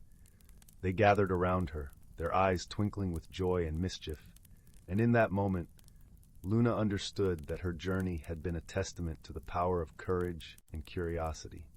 With a grateful heart, she embraced the magic of this enchanting place, knowing that her life would forever be enriched by the wonders she had experienced. As she returned to her village, Luna carried with her the precious lessons she had learned, that the greatest adventures often lie just beyond the boundaries of the familiar, and that those who dare to explore the unknown are rewarded with the most extraordinary of treasures. From that day forward, Luna's eyes sparkled with the light of her newfound wisdom, and her spirit soared with the knowledge that the world held countless marvels waiting to be discovered by those brave enough to seek them out. Story 38.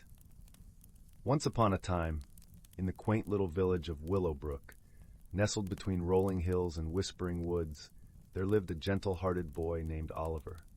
The village was known for its cobblestone streets and cottages adorned with ivy, where the scent of freshly baked bread mingled with the air, and laughter could always be heard from the bustling marketplace.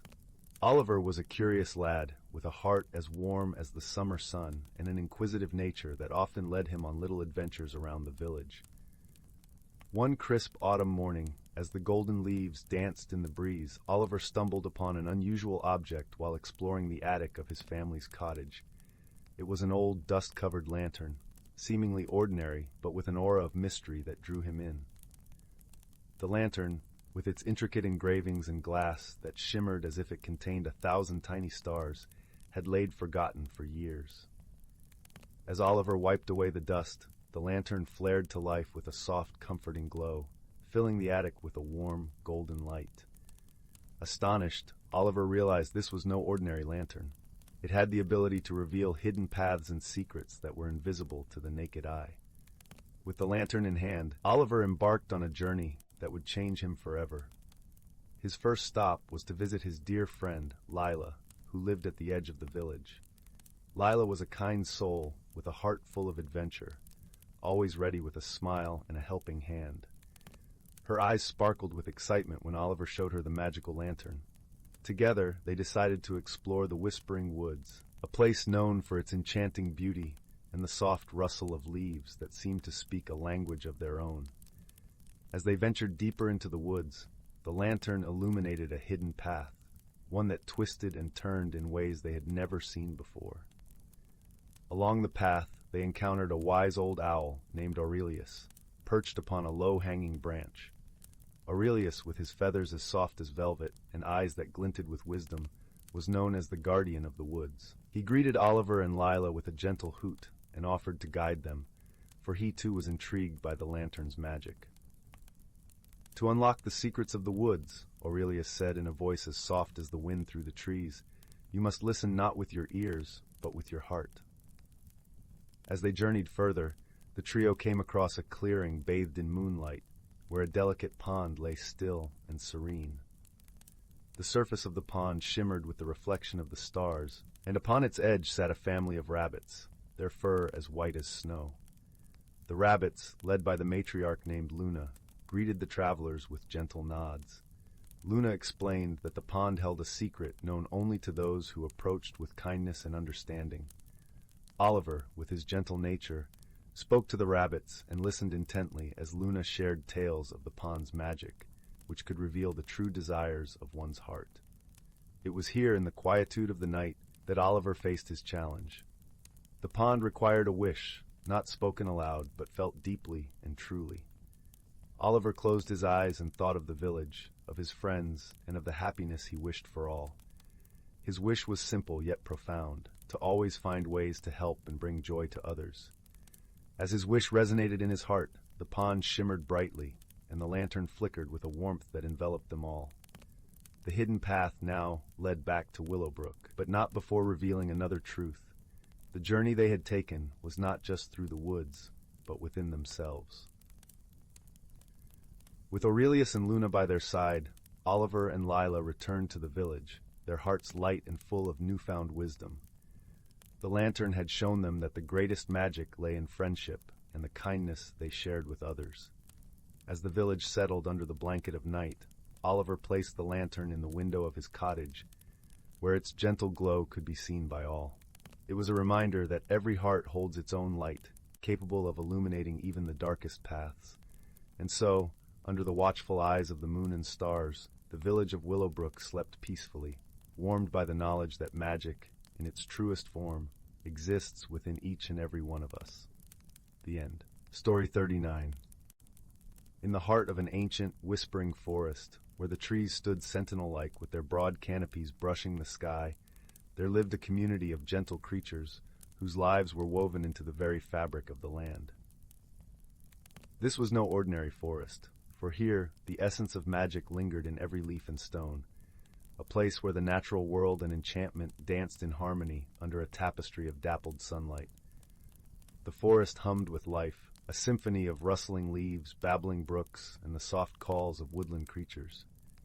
In this realm, the air was crisp and carried the scent of pine needles and earth after rain, a fragrance so pure it seemed to sing of life itself.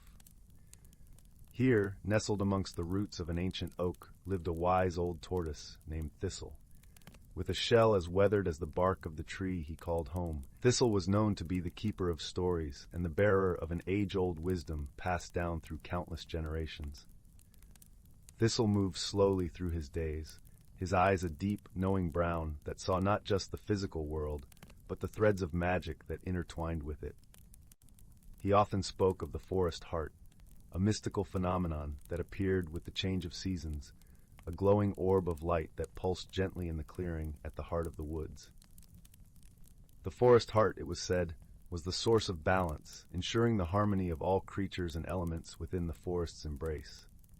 As the leaves began to turn from vibrant green to hues of amber and crimson, the creatures of the forest gathered in anticipation of the season's shift and the awakening of the forest heart. There was Soren, the gentle deer with antlers like twisted branches, and Zephyr, the swift-footed fox whose fur shimmered like autumn leaves. They came together with their families, each bringing with them the stories and songs of their ancestors, songs that echoed through the trees like a gentle breeze. The air was cool, with the promise of coming frost, and the forest floor was a patchwork quilt of fallen leaves, soft underfoot as the creatures made their way to the clearing. As twilight descended and painted the sky in shades of purple and gold, the forest heart began to glow, a soft luminescence that filled the clearing with warmth and light. "Gather close, friends," Thistle called in his deep, mellow voice, his eyes reflecting the glow of the forest heart. "Tonight, we honor the balance that keeps our home thriving, the connection between us all, and the wisdom of the seasons." The creatures settled in, their breaths visible in the crisp air, and listened as Thistle began to share a tale of old. It was a story of their ancestors, of a time when the forest had fallen out of balance.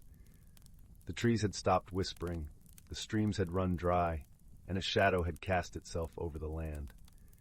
It was the unity of the creatures, their understanding and respect for each other and the world around them, that had restored the harmony and awakened the forest heart once more. "From that time onward," Thistle continued, "we learned that we are all threads in the same tapestry. The sky, the earth, the creatures, and the forest heart itself. All are connected, and together we maintain the equilibrium of our world." As Thistle's tale wove through the night, the creatures listened with rapt attention, the younger ones wide-eyed with wonder. They could feel the truth of the story in their bones, a gentle reminder of the importance of their roles, however small, in the vastness of the forest. The forest heart pulsed gently, a beacon of peace and unity, and as the story came to a close, a gentle snowfall began, each flake glistening like a tiny star as it drifted down to rest upon the earth. The forest creatures, filled with a sense of harmony and purpose, snuggled closer together, their breaths mingling in the chilly night air.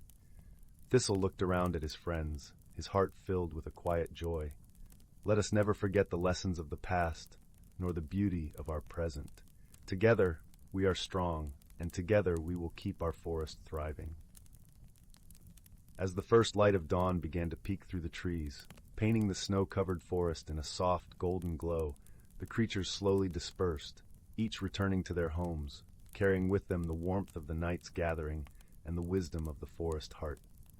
The forest settled back into its gentle rhythm, a place where magic and nature lived side by side, a sanctuary of peace and balance, where the wisdom of the ages whispered through the leaves, and the gentle heart of the forest beat in time with the seasons. Story 40. In a small village nestled within the embrace of towering, verdant hills, there lived a curious young girl named Zyla. Her heart was as wild and open as the fields that stretched beyond the village, and her imagination soared higher than the birds that danced in the endless sky.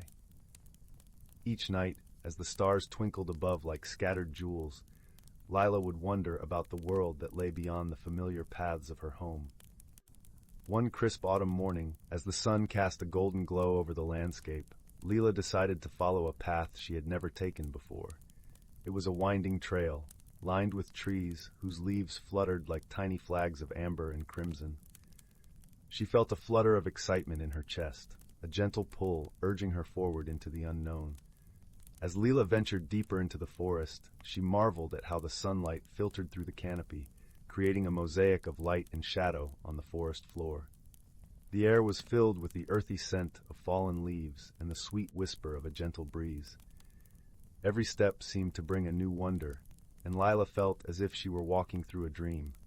Suddenly, a soft rustling caught her attention, and Zyla paused, her eyes scanning the underbrush. Out from the foliage stepped a small creature, unlike anything she had ever seen. It was about the size of a rabbit, with fur as white as snow and eyes that sparkled like the clearest of lakes. Its ears perked up, and it tilted its head, regarding Zyla with an expression of friendly curiosity. "Hello," Zyla said softly, kneeling down to get a closer look. The creature chirped in response, a sound that was both musical and comforting. Zyla smiled, feeling a warmth spread through her heart.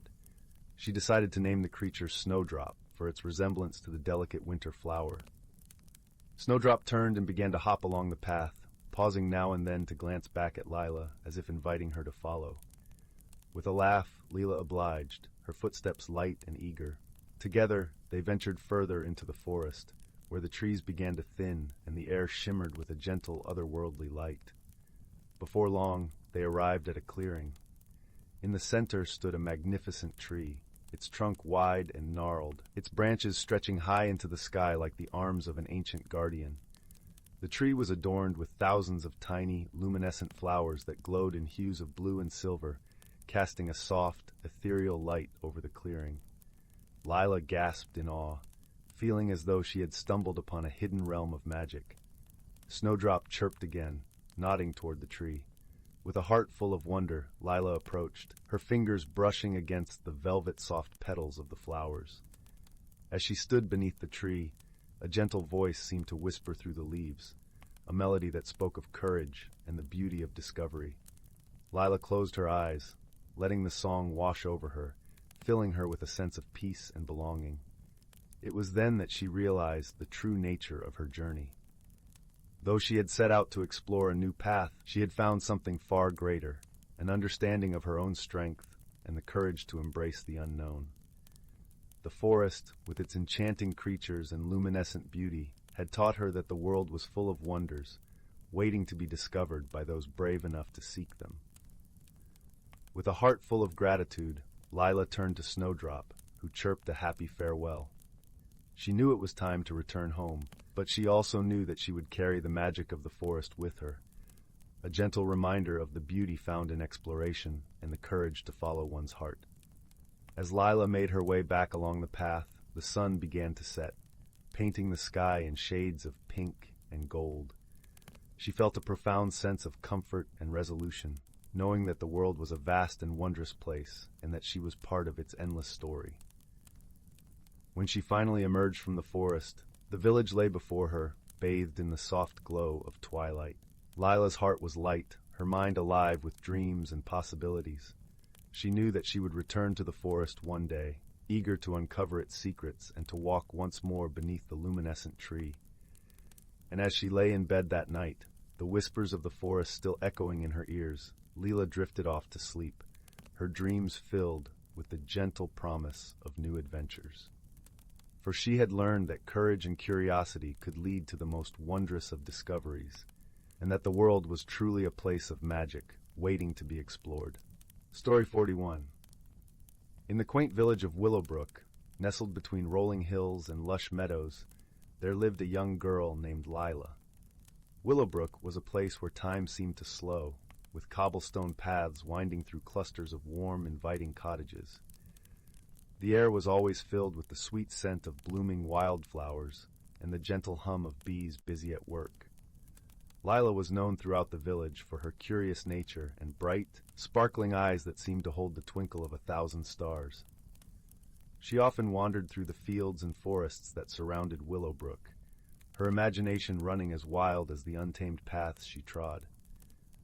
One sunny afternoon, while Lila explored the edge of the Whispering Woods, she stumbled upon an object that would change her life in the most unexpected of ways. Partially buried beneath a tangle of vines, Lila found a small, intricate box. It was made of polished wood, with carvings of swirling patterns that danced across its surface. The box was surprisingly light in her hands, and when she lifted the lid, she discovered it was empty, except for a delicate silver key nestled inside.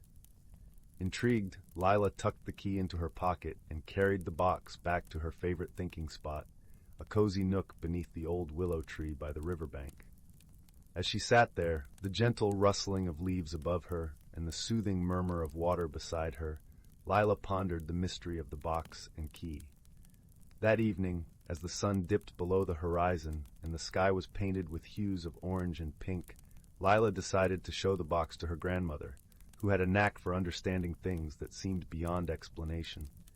Her grandmother was a wise woman with a heart as warm as her smile, renowned for her tales of adventure and magic. As they sat together by the fire, the flames casting a comforting glow around the room, Lila placed the box on the table. Her grandmother examined it closely, her fingers tracing the intricate carvings with a familiarity that only years of wisdom could bring. "This," her grandmother began in a voice as soft as the evening breeze, "is no ordinary box, my dear. It's a keeper of secrets, crafted long ago by the ancient artisans of these lands. They say that those who hold the key to a keeper's heart can unlock its greatest mystery." "But it's empty," Lila remarked, a note of disappointment in her voice. "Ah," her grandmother replied, her eyes twinkling with the kind of mischief that comes only with age. "Sometimes the most wondrous things are hidden in plain sight. The key you found is the first step. It will lead you on a journey, one that will reveal not only the secrets of the box, but also the hidden truths within yourself." With her grandmother's words echoing in her mind, Lila decided to set out on a journey to uncover the secrets of the keeper. Early the next morning, she packed a small satchel with essentials, a loaf of bread, some cheese, and a flask of fresh spring water. She wore her favorite cloak, the one her mother had sewn for her, its deep blue fabric embroidered with silver stars that mirrored the night sky. Lila's journey led her first to the wise old owl, who lived in the tallest tree at the heart of the Whispering Woods. Known as Oliver, the owl was a repository of knowledge, his feathers a patchwork of browns and golds that shimmered like autumn leaves. Oliver was perched atop a gnarled branch, his eyes half closed, as if contemplating the secrets of the universe. "Good morning, Oliver," Lila called, her voice cheerful against the backdrop of the forest's serenity. Oliver opened one eye slowly, regarding her with a mixture of curiosity and amusement. "Ah, young Lila," he hooted softly. "What brings you to my neck of the woods on such a fine day?"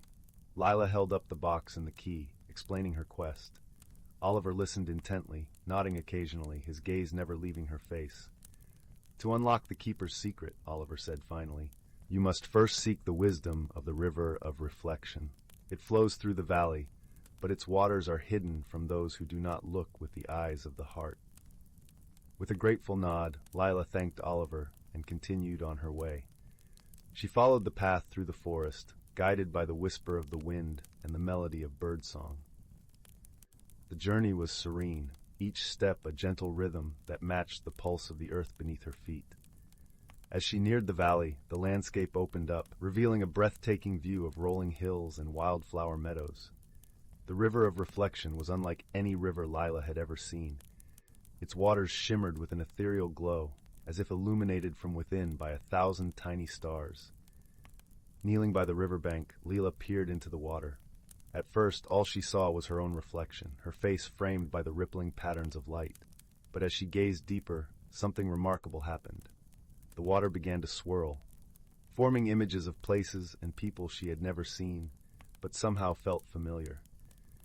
It was then that Lila understood the nature of the river of reflection.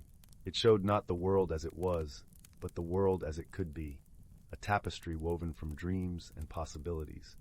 And amidst these visions, Lila glimpsed something extraordinary, a door hidden within the depths of the forest, its frame entwined with vines and flowers.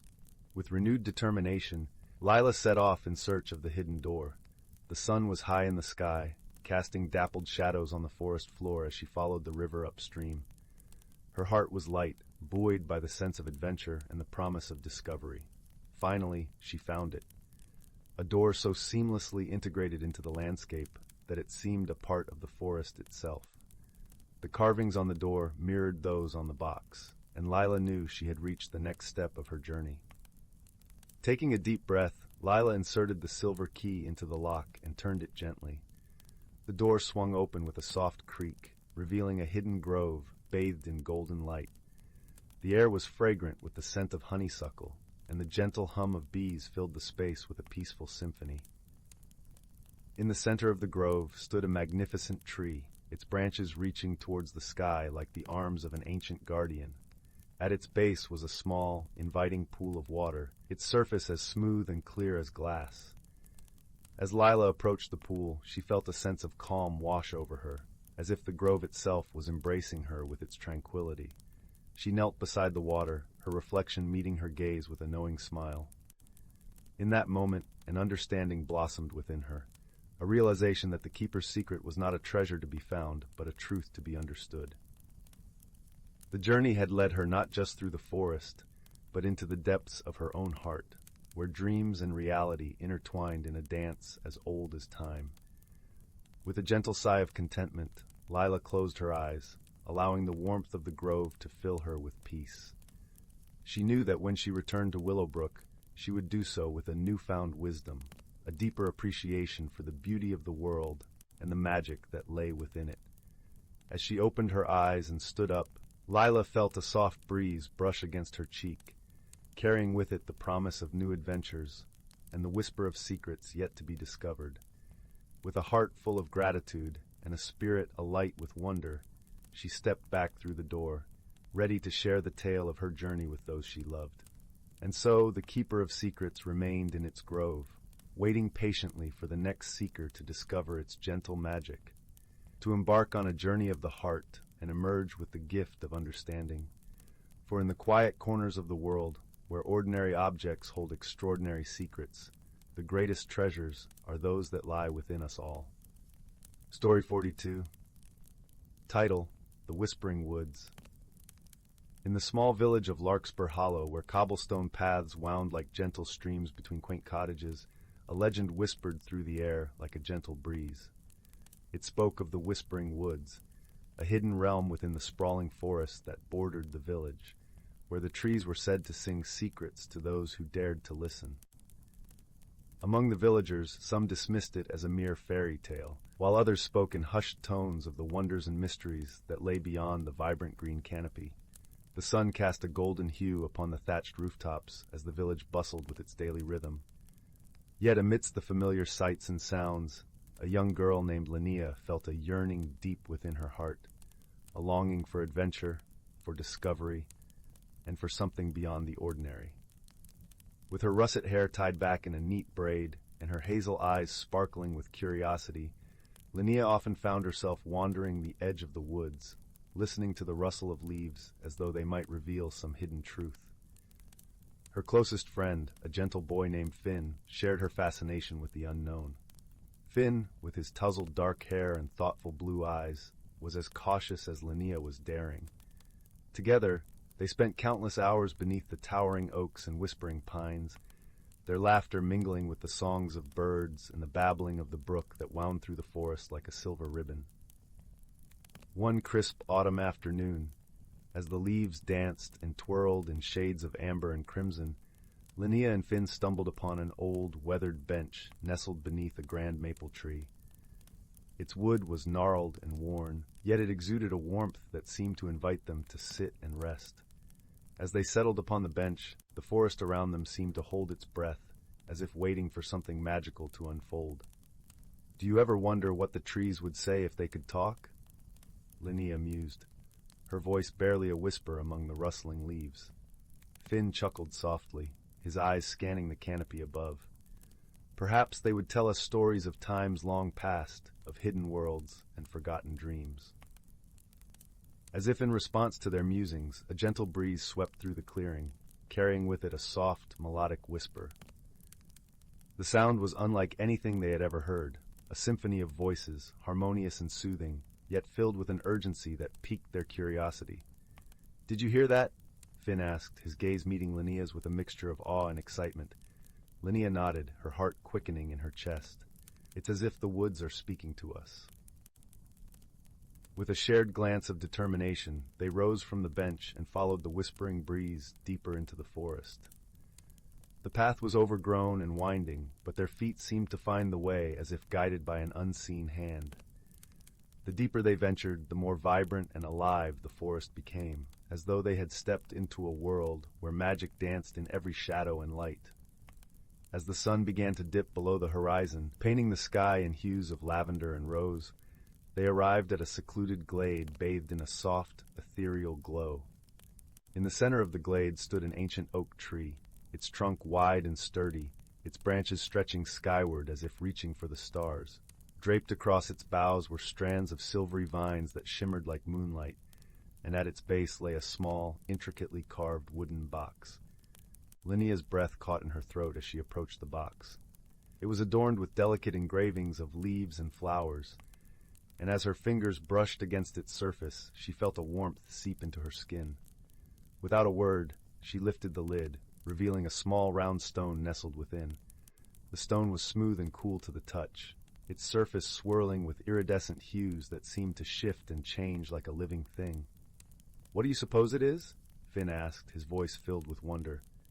"I'm not sure," Linnea replied, her fingers tracing the stone's surface. "But it feels special." As she held the stone in her palm, a soft glow emanated from its depths, casting a gentle light that chased away the shadows of the glade. A warmth spread through her chest, filling her with a sense of peace and belonging that she had never known before. In that moment, the whispers returned, clearer and more distinct than ever. They wove around Linnea and Finn like a comforting embrace, their words a melody of guidance and hope. "Seek the heart of the forest." The whispers intoned, their voices mingling like a chorus. "There lies a hidden world where dreams take flight and friendship knows no bounds." The words resonated within Linnea, igniting a spark of determination deep within her soul. She turned to Finn, her eyes alight with purpose. "We have to find this hidden world, Finn. It's calling to us." Finn nodded, his own excitement mirrored in her gaze. "Then let's not waste any time." With the stone nestled safely in Linnea's pocket, they set off once more, their steps guided by the whispers that seemed to dance through the air. As they journeyed deeper into the heart of the forest, they encountered wonders that defied explanation. A glistening waterfall that sang a lullaby as it cascaded into a crystal-clear pool, a family of deer that regarded them with gentle curiosity before bounding away, and a field of wildflowers that swayed and shimmered like a sea of colors. Time seemed to lose its hold as they pressed onward, the sun rising and setting in a rhythm that felt both familiar and dreamlike. With each passing day, they felt themselves changing, growing stronger and more resilient, their bond deepening with every shared experience. But their journey was not without challenges. As they ventured further, they encountered a dense thicket of brambles that blocked their path, its thorny branches twisting and tangling like a living barrier. Linnea and Finn exchanged a glance, their resolve unwavering. "We'll find a way through," Linnea declared, her voice steady and sure. Together they worked tirelessly, using their wits and ingenuity to weave a path through the thicket. Linnea's nimble fingers untangled the thorns with care, while Finn used his strength to clear the way, their efforts a testament to the power of friendship and perseverance. At last, they emerged from the thicket, their clothes torn and their hands scratched, but their spirits unbroken. Before them stretched a landscape unlike any they had ever seen, a meadow bathed in golden light, where the grass glimmered like spun gold, and the air was filled with the sweet scent of honeysuckle. In the center of the meadow stood a circle of ancient stones, their surfaces etched with runes that glowed with a soft, welcoming light. It was a place of magic, a place where the boundaries between worlds seemed to blur and fade. As they stepped into the circle, the whispers returned, their voices a joyful crescendo that filled the air with music. The ground beneath their feet shimmered and shifted, and with a soft sigh, the world around them transformed. Gone were the familiar sights of the forest, replaced by a landscape of breathtaking beauty and wonder. Majestic mountains rose in the distance, their peaks crowned with snow that sparkled like diamonds. A river wound through the valley, its waters a brilliant azure that reflected the sky above. And everywhere there was life, a vibrant tapestry of creatures and plants that thrived in harmony. Linnea and Finn stood in awe, their hearts alight with wonder. They had found the hidden world, the place where dreams took flight and friendship knew no bounds. The stone in Linnea's pocket pulsed with warmth, a gentle reminder of the magic that had guided them here. In this enchanted realm, they discovered a community of beings who welcomed them with open arms, creatures of myth and legend, each with their own stories and wisdom to share. There were graceful centaurs who roamed the plains, their hooves drumming a rhythm of freedom and joy, mischievous pixies who danced in the moonlight, their laughter like tinkling bells, and wise old owls who watched over the land with knowing eyes. As they explored this new world, Linnea and Finn learned valuable lessons about courage, empathy, and the strength that comes from unity. They discovered that true magic lay not in the wonders around them, but in the bonds they forged and the kindness they showed to others. In time, they came to understand the whispers that had guided them, the voices of the forest, the heartbeat of the land. And as they grew in wisdom and strength, they realized that their journey was far from over. There were still mysteries to unravel, friendships to nurture, and adventures to be had. With hearts full of hope and determination, Linnea and Finn pledged to protect this hidden world and share its magic with those who dared to dream. For they knew that the greatest gift of all was the power to inspire others, to kindle the spark of wonder and curiosity in every heart. And so, beneath the starry sky and the gentle glow of the moon, they began a new chapter of their story, a tale of friendship, discovery, and the unending magic of the Whispering Woods. As they lay beneath the ancient oak, their eyes heavy with contentment, they listened to the whispers that cradled them to sleep, knowing that their journey had only just begun. In the heart of the forest, where the trees sang their secrets and dreams took flight, Linnea and Finn found a home, a place where the magic of friendship would forever light their way. And as the stars twinkled above, the woods whispered their promise to guide and protect them always, weaving their stories into the tapestry of time. Story 43. In the heart of the ancient whispering wood, where the leaves murmured secrets to the wind and the streams sang to the rhythm of the earth, there thrived a hidden world.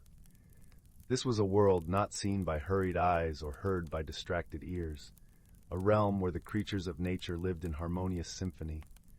The sun filtered through a canopy of towering oaks and elms, casting a gentle, dappled glow upon the forest floor. Moss carpeted the ground, soft and resilient underfoot, while mushrooms in hues of crimson and gold peeked from beneath twisted roots. The air was thick with the sweet scent of blooming honeysuckle and the earthy aroma of damp wood, painting an olfactory tapestry of life. In this serene woodland lived a wise old tortoise named Talia. Talia's shell was like an ancient tome, etched with the stories of countless seasons. Her eyes, deep and knowing, reflected the wisdom of ages.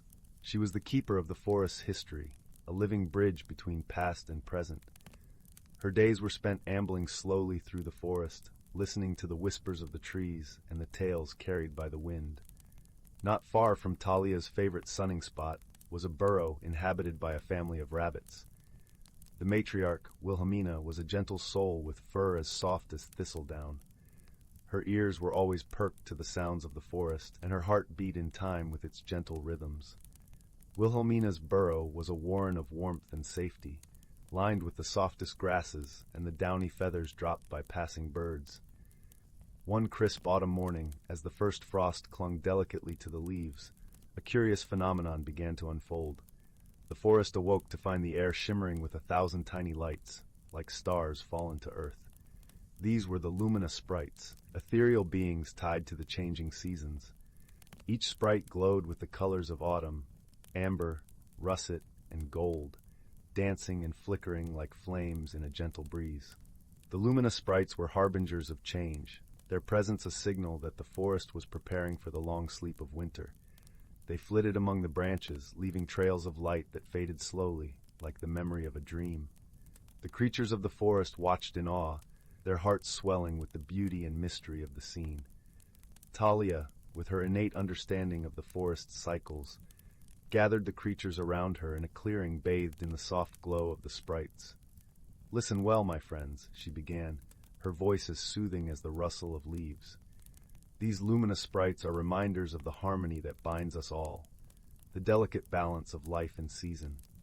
Wilhelmina, her eyes wide with wonder, asked, "But how do we maintain this balance, Talia?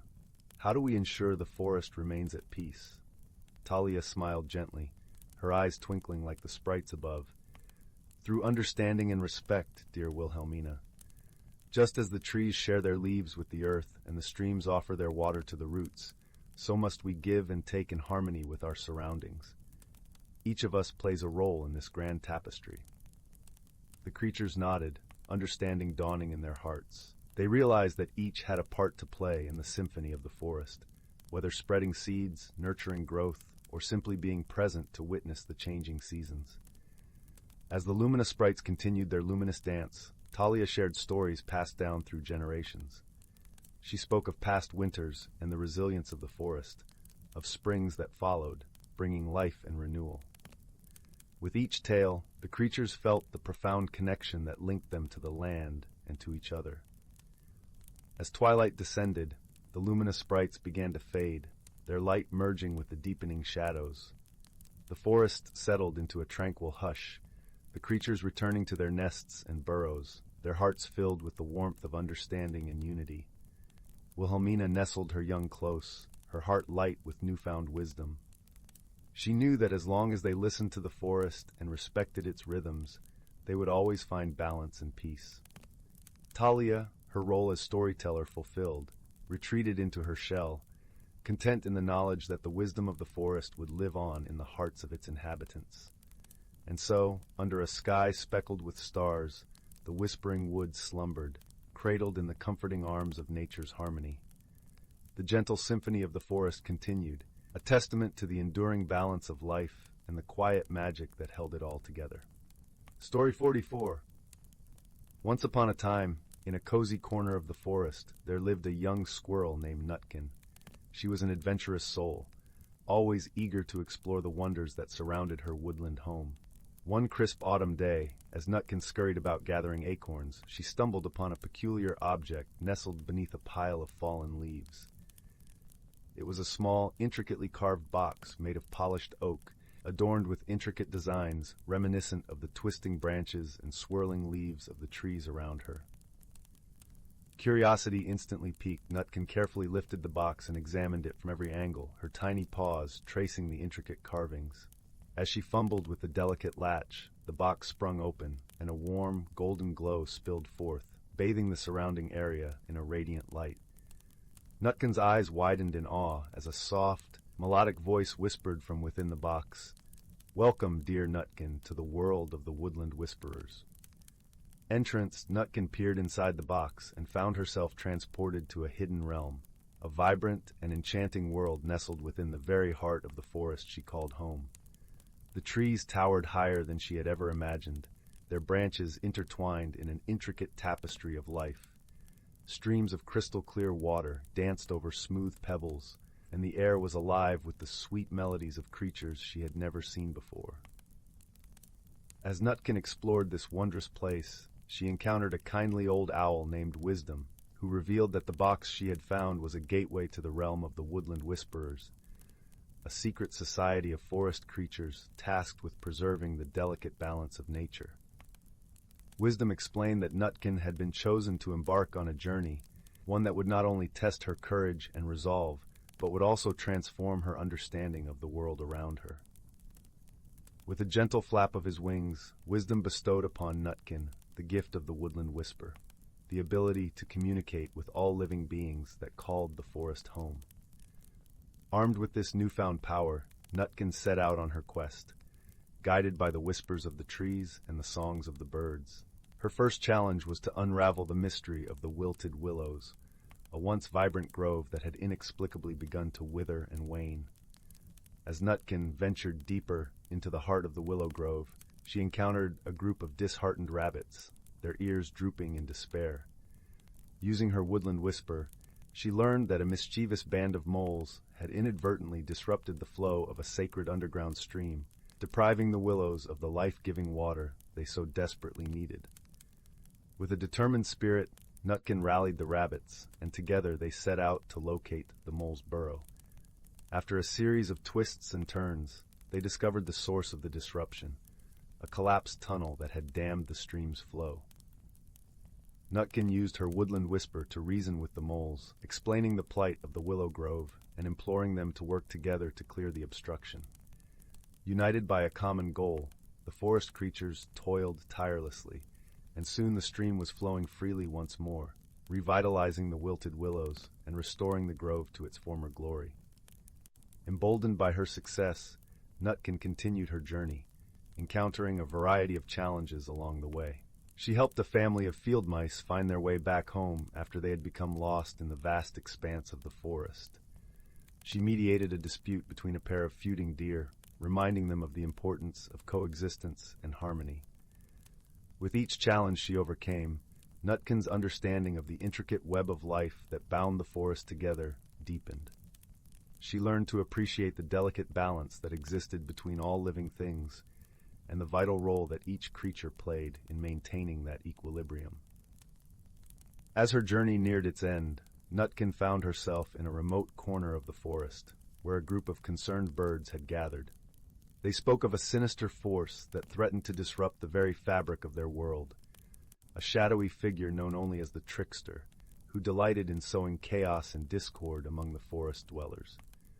Undeterred, Nutkin ventured forth, following the whispers of the trees and the guidance of her newfound friends. After a harrowing journey, she came face to face with the Trickster, a mischievous spirit who reveled in causing mischief and mayhem. With unwavering courage and the wisdom she had gained on her journey, Nutkin confronted the Trickster, imploring him to abandon his destructive ways and embrace the harmony of the forest.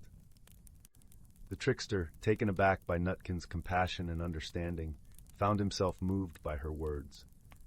In a moment of profound transformation, the Trickster shed his shadowy guise, revealing himself to be a lost and lonely creature, yearning for acceptance and belonging. Nutkin extended a paw of friendship, promising to guide him towards a path of harmony and respect for the natural world. As the first rays of dawn broke through the canopy, Nutkin and the reformed Trickster emerged from the forest, greeted by a chorus of joyous voices celebrating their triumph. Wisdom, the wise old owl, looked upon Nutkin with pride, for she had not only completed her journey, but had grown into a true woodland whisperer, a guardian of the forest, and a beacon of hope for all its inhabitants. From that day forward, Nutkin continued to explore the hidden wonders of the woodland whisperer's realm, using her gifts to foster understanding, resolve conflicts, and protect the delicate balance of nature.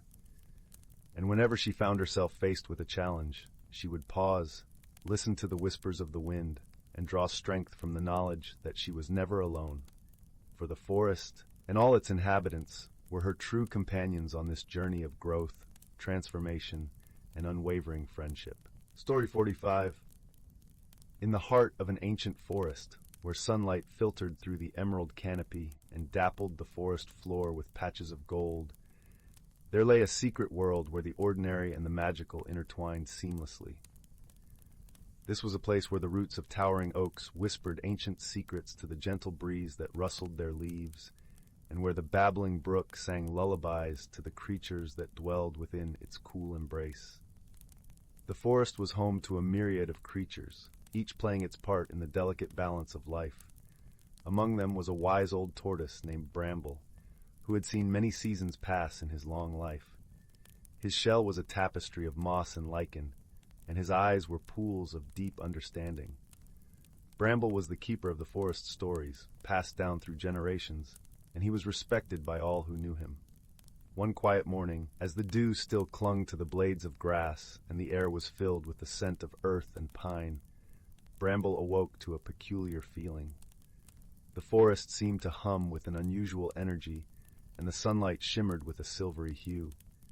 He knew at once that the time of the great bloom was near, a magical phenomenon that occurred once every 100 years, when the forest would burst into vibrant life and reveal hidden wonders. With the great bloom approaching, the forest creatures were stirred into a gentle frenzy of preparation. The birds flitted from branch to branch, weaving their nests with extra care, while the squirrels scampered about, gathering nuts and seeds to share with their neighbors. Each creature understood the importance of harmony and cooperation, for the great bloom was a time of celebration and renewal for all.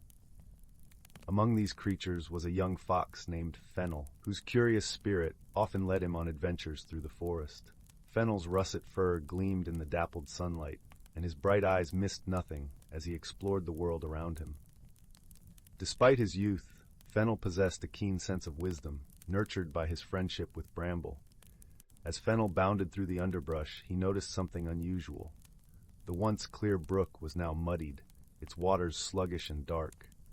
Concerned, he followed the stream to its source, where he discovered a fallen tree blocking the flow of water. The tree, old and gnarled, had succumbed to the weight of time and the elements, creating a dam that threatened the delicate balance of the forest. Realizing the gravity of the situation, Fennel hurried to Bramble's side. "Wise Bramble," he said, his voice edged with urgency. "The brook is blocked, and the waters have grown murky. The great bloom cannot flourish without the brook's gentle song." Bramble listened intently, nodding his head with understanding. "Indeed, young Fennel, the forest thrives when the waters flow freely. We must restore balance before the great bloom begins." With Bramble's guidance, Fennel gathered a small group of friends to help. There was Lark, the melodious songbird, whose voice could lift the spirits of all who heard it, and Willow, the gentle deer, whose grace and strength were unmatched. Together, they formed a plan to restore the brook to its former glory. As the sun climbed higher in the sky, casting its warm light over the forest, the friends set to work. Lark flew high above, singing a song of encouragement that echoed through the trees and rallied the forest's inhabitants. Willow used her strong, nimble legs to shift the smaller branches and debris, while Fennel cleverly dug channels to direct the flow of water around the fallen tree. As they toiled, the forest seemed to come alive with a shared purpose. Even the smallest creatures, the ants and beetles, lent their efforts, carrying away bits of bark and twigs. It was a testament to the power of community and cooperation, each creature contributing its unique strength to the task at hand. Little by little, the waters began to clear, their gentle music once again filling the air. The brook's song was a melody of joy and harmony, a reminder of the interconnectedness of all living things. As the final piece of the blockage was removed, the brook surged with newfound vitality, its crystal waters sparkling in the sunlight. With the brook's flow restored, the forest buzzed with anticipation as the time of the great bloom drew near. The air grew thick with the scent of blossoms and fresh earth, and a soft, shimmering light seemed to dance upon every leaf and petal.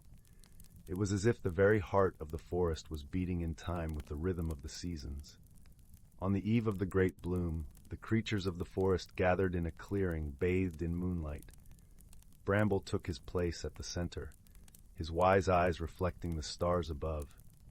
"Tonight we celebrate not only the magic of the great bloom, but the strength of our bonds and the wisdom of the forest," he said, his voice carrying the weight of ages. As the moon reached its zenith, a wondrous transformation began. The forest erupted into a symphony of color and light, as flowers of every hue unfurled their petals in a brilliant display. The air was filled with the sweet perfume of blossoms, and a gentle breeze carried the soft, tinkling sound of chimes made from the dew-kissed leaves. In that moment, Fennel understood the true magic of the forest.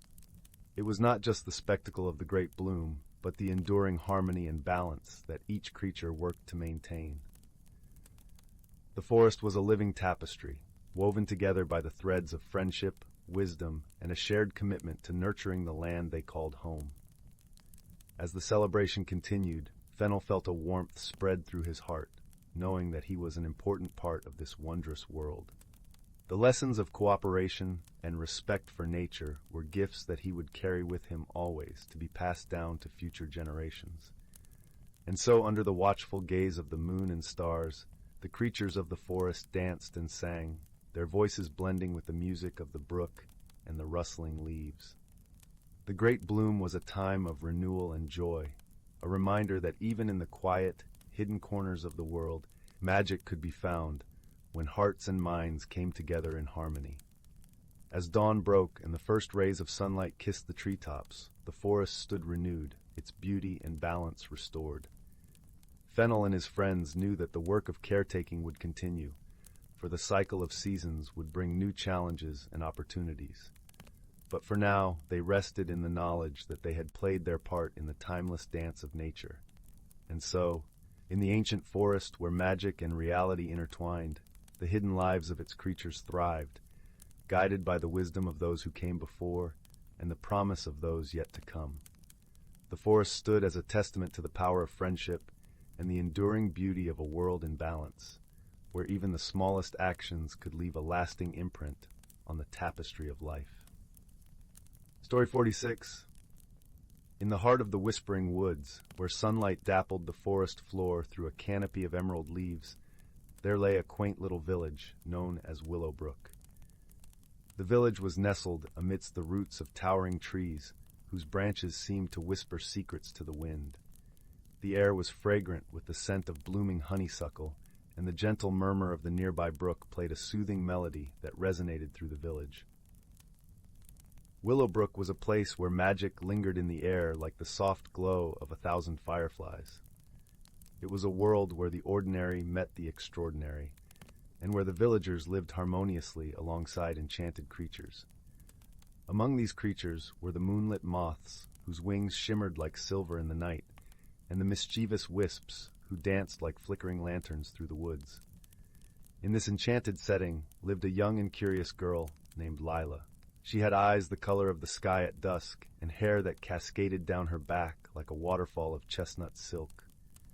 Lila was known in the village for her kindness and her insatiable curiosity about the world around her. She was often seen with her nose buried in one of the many dusty tomes she borrowed from the village library, or exploring the forest paths with her best friend, Finn, a clever and gentle-hearted fox. One evening, as the sun dipped below the horizon and the sky was painted with hues of lavender and rose, Lila noticed something peculiar. The lanterns that lined the cobblestone streets of Willowbrook, which usually glowed with a warm golden light each night, were flickering erratically. Some lanterns dimmed to a barely there glow, while others pulsed with an intense brightness. The unusual display caught Lila's attention, and she decided to investigate. "Finn," she called as she gently tapped on the small wooden door of her friend's burrow beneath the gnarled roots of an ancient oak. The door creaked open, and Finn emerged, his bushy tail curling around his paws. "Have you seen the lanterns tonight?" Lila asked, her voice a mix of excitement and curiosity. Finn nodded, his amber eyes reflecting the flickering lights. "It's as if they're trying to tell us something," he mused, tilting his head thoughtfully. The pair decided to visit the village elder, a wise and gentle-spirited owl named Orin. Orin resided in a grand hollow tree at the edge of the village, where he spent his days perched amidst scrolls and star charts, pondering the mysteries of the universe. As they approached Orin's abode, the owl greeted them with a soft hoot. "Ah, Leela and Finn, what brings you to my neck of the woods this fine evening?" "The lanterns, Orin," Lila replied, pointing toward the village. "They're behaving strangely, and we're hoping you might know why." Orin fluffed his feathers and blinked his large, wise eyes. "The lanterns are enchanted, you see. They draw their light from the moonlit well, deep within the whispering woods. If they're flickering, it might mean something is amiss with the well." Intrigued, Lila and Finn decided to venture to the moonlit well. The path was cloaked in shadows, but the night was alive with the sounds of chirping crickets and the soft rustle of leaves. As they walked, a gentle breeze carried the scent of wild lavender, wrapping around them like a comforting embrace. As they neared the well, they noticed a faint glow emanating from its depths. Peering over the edge, they saw that the water, usually shimmering with the serene light of the moon, was swirling with an unusual silvery mist. "What do you think it means?" Finn whispered, his voice barely audible over the gentle babble of the water. Lila pondered for a moment, her mind racing through the stories she'd read and the lessons she'd learned. "Perhaps there's something in the well that shouldn't be there," she suggested. They decided to seek help from the Nixies, gentle water sprites who dwelled in the brooks and streams of the forest. The Nixies were known for their playful nature and their affinity for solving watery mysteries. Upon reaching the babbling brook, Lila and Finn called out softly, their voices mingling with the melody of the water. In response, the surface of the brook shimmered, and 3 Nixies emerged, their translucent forms glistening in the moonlight. "Greetings, Lila and Finn," chimed the eldest Nixie, her voice like the tinkling of delicate chimes. "What brings you to our watery realm?" Lila explained the flickering lanterns and the swirling mist in the moonlit well. The Nixies exchanged thoughtful glances. "It seems a curious stone has found its way into the well," the eldest Nixie said. "Such stones can disrupt the natural flow of magic." "Can you help us retrieve it?" Finn asked, his eyes hopeful. The Nixies nodded, their smiles as bright as the stars. "We shall guide you," they promised. With the Nixies leading the way, Lila and Finn followed the brook to a small hidden cove where the water pooled around smooth, glistening stones. There, nestled among the pebbles, was a single stone that glowed with an ethereal light. Lila carefully reached into the water and lifted the stone. It was cool to the touch, and as she held it, she felt a gentle pulse of magic, like a heartbeat. "This must be it," she whispered. Together, they returned to the moonlit well, the Nixies guiding them with their song. As Lila placed the stone on the bank beside the well, the swirling mist began to dissipate, and the water returned to its calm, luminous state. "Thank you, friends," Lila said, her voice filled with gratitude. The Nixies bowed gracefully, their forms shimmering like water in the moonlight. "It was our pleasure. May the lanterns glow brightly once more." With the mystery solved, Lila and Finn made their way back to Willowbrook. As they walked through the village, they watched as each lantern flickered back to life, casting a warm and welcoming glow over the cobblestone streets. The villagers who had gathered in the square cheered and clapped as Lila and Finn approached. "The lanterns are back!" they exclaimed, their faces alight with joy. Orin, perched on a branch overhead, hooted approvingly. "Well done, young ones. You've restored light to Willowbrook." As the village settled into the peaceful embrace of night, Lila and Finn found themselves by the crackling warmth of a fireplace, the gentle glow of the lanterns mirrored in their eyes. "Thank you for your help, Finn," Lila said, her voice soft with contentment. Finn curled up beside her, his tail wrapping around his paws. "And thank you, Lila. We make a good team." With the comforting sound of the crackling fire and the gentle glow of the restored lanterns, Lila closed her eyes, feeling the warmth of friendship and the magic of the world around her. As sleep gently embraced her, she knew that in Willowbrook, the light and laughter would always guide them through the night. And so, in the heart of the whispering woods, under a blanket of twinkling stars, the village of Willowbrook dreamed peacefully, cradled in the gentle glow of enchanted lanterns, casting their light upon a world where kindness and curiosity always led the way. Story 47. In the heart of a lush, whispering forest, where the air was perpetually sweetened by the scent of pine and wildflowers, there existed a small village named Willowbrook.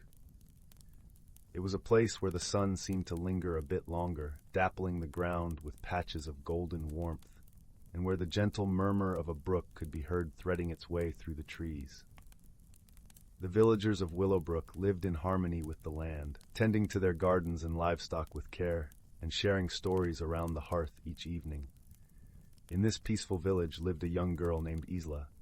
Zyla was known for her curiosity and gentle heart, often found wandering the edges of the forest, her auburn hair catching the light like flames among the leaves. She was a friend to all creatures, large and small, and possessed a knack for finding beauty in the simplest of things. Yet, despite her contentment, Zyla felt a tug of wonder whenever she gazed into the depths of the forest, sensing that there was more to the world than met the eye.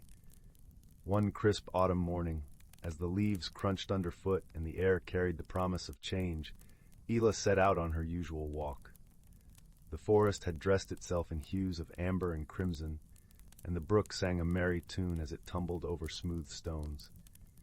As Zyla ventured deeper, she noticed something glinting among the roots of an ancient oak tree. Curiosity piqued. She knelt to investigate, brushing aside fallen leaves to reveal a small, intricately carved wooden box. The box was unlike anything Zyla had seen before, its surface etched with swirling patterns that seemed to shift and dance in the dappled sunlight. As she lifted the lid, a soft golden glow emanated from within, bathing her face in warmth. Nestled inside was a tiny, delicate vial filled with a shimmering, iridescent liquid that sparkled like the first light of dawn. Zyla held the vial up to the light, mesmerized by its beauty. She felt a strange connection to it, as if it was meant to find her. Without fully understanding why, she slipped the vial into her pocket and continued her walk, her mind buzzing with possibilities. As the sun began to set, painting the sky in shades of rose and lavender, Zyla returned home, her heart fluttering with excitement. That evening after supper, she sat by the fire, turning the vial over in her hands. She wondered what magic it might hold and what secrets it could reveal. The following day, Zyla couldn't resist the pull of the forest and the mystery that lay within the vial. She ventured back to the oak tree, hoping to find answers. As she approached, a soft rustling in the underbrush caught her attention. From the shadows emerged a small, timid creature with large, luminous eyes and fur as soft as velvet. It was unlike any animal Zyla had seen before, with delicate wings folded neatly against its back. The creature regarded Zyla with a mix of curiosity and caution. Gently, Zyla extended her hand, speaking softly to reassure it. To her surprise, the creature responded with a series of melodic chirps, as if understanding her intent. Tentatively, it stepped closer, its wings unfurling slightly to reveal a spectrum of colors that shimmered like a rainbow. Zyla and the creature formed an unspoken bond that day, and she named it Lumi for the light that seemed to emanate from within. Lumi was a creature of the hidden world, a realm that existed parallel to their own, woven into the very fabric of the forest. It was a world that thrived on harmony and balance, where every living thing was interconnected by the magic of the land. Over the days that followed, Lumi led Zyla deeper into the secrets of the forest, revealing wonders she could scarcely have imagined. They discovered trees that sang with the wind, flowers that glowed softly in the moonlight, and streams that whispered tales of old. Each day was an adventure, and each night Zyla would return home, her heart full of the magic she had witnessed.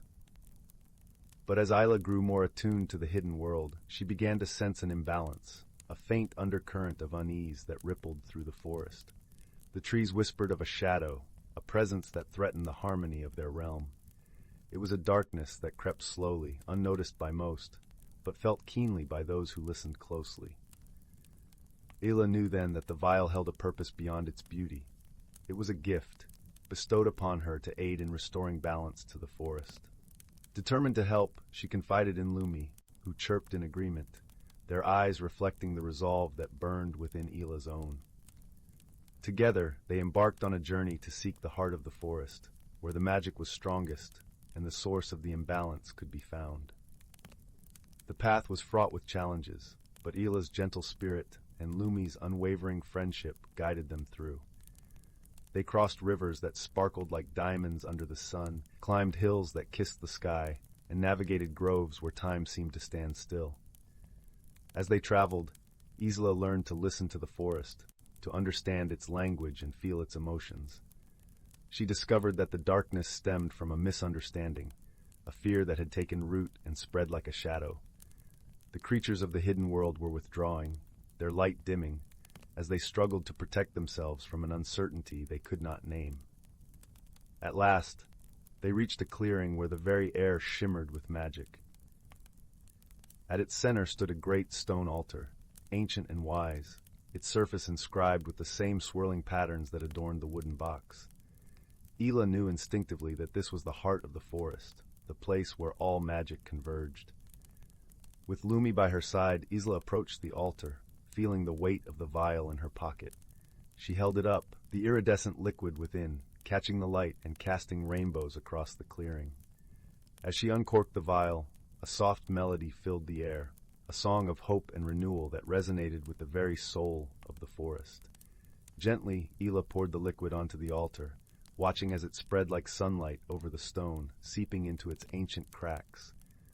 The forest seemed to hold its breath, and then, with a burst of light, the magic surged forth, washing over the land in a wave of warmth and color.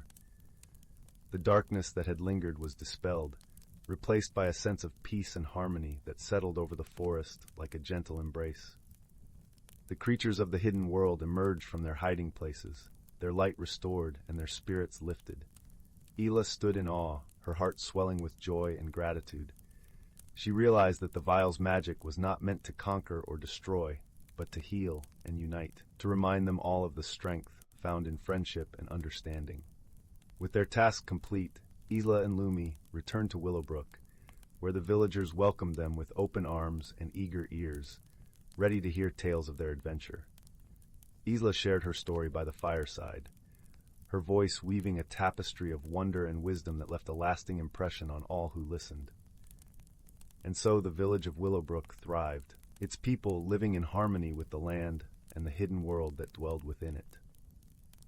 Zyla continued to wander the forest, her heart forever open to the magic that surrounded her, and her friendship with Lumi a testament to the power of kindness and trust.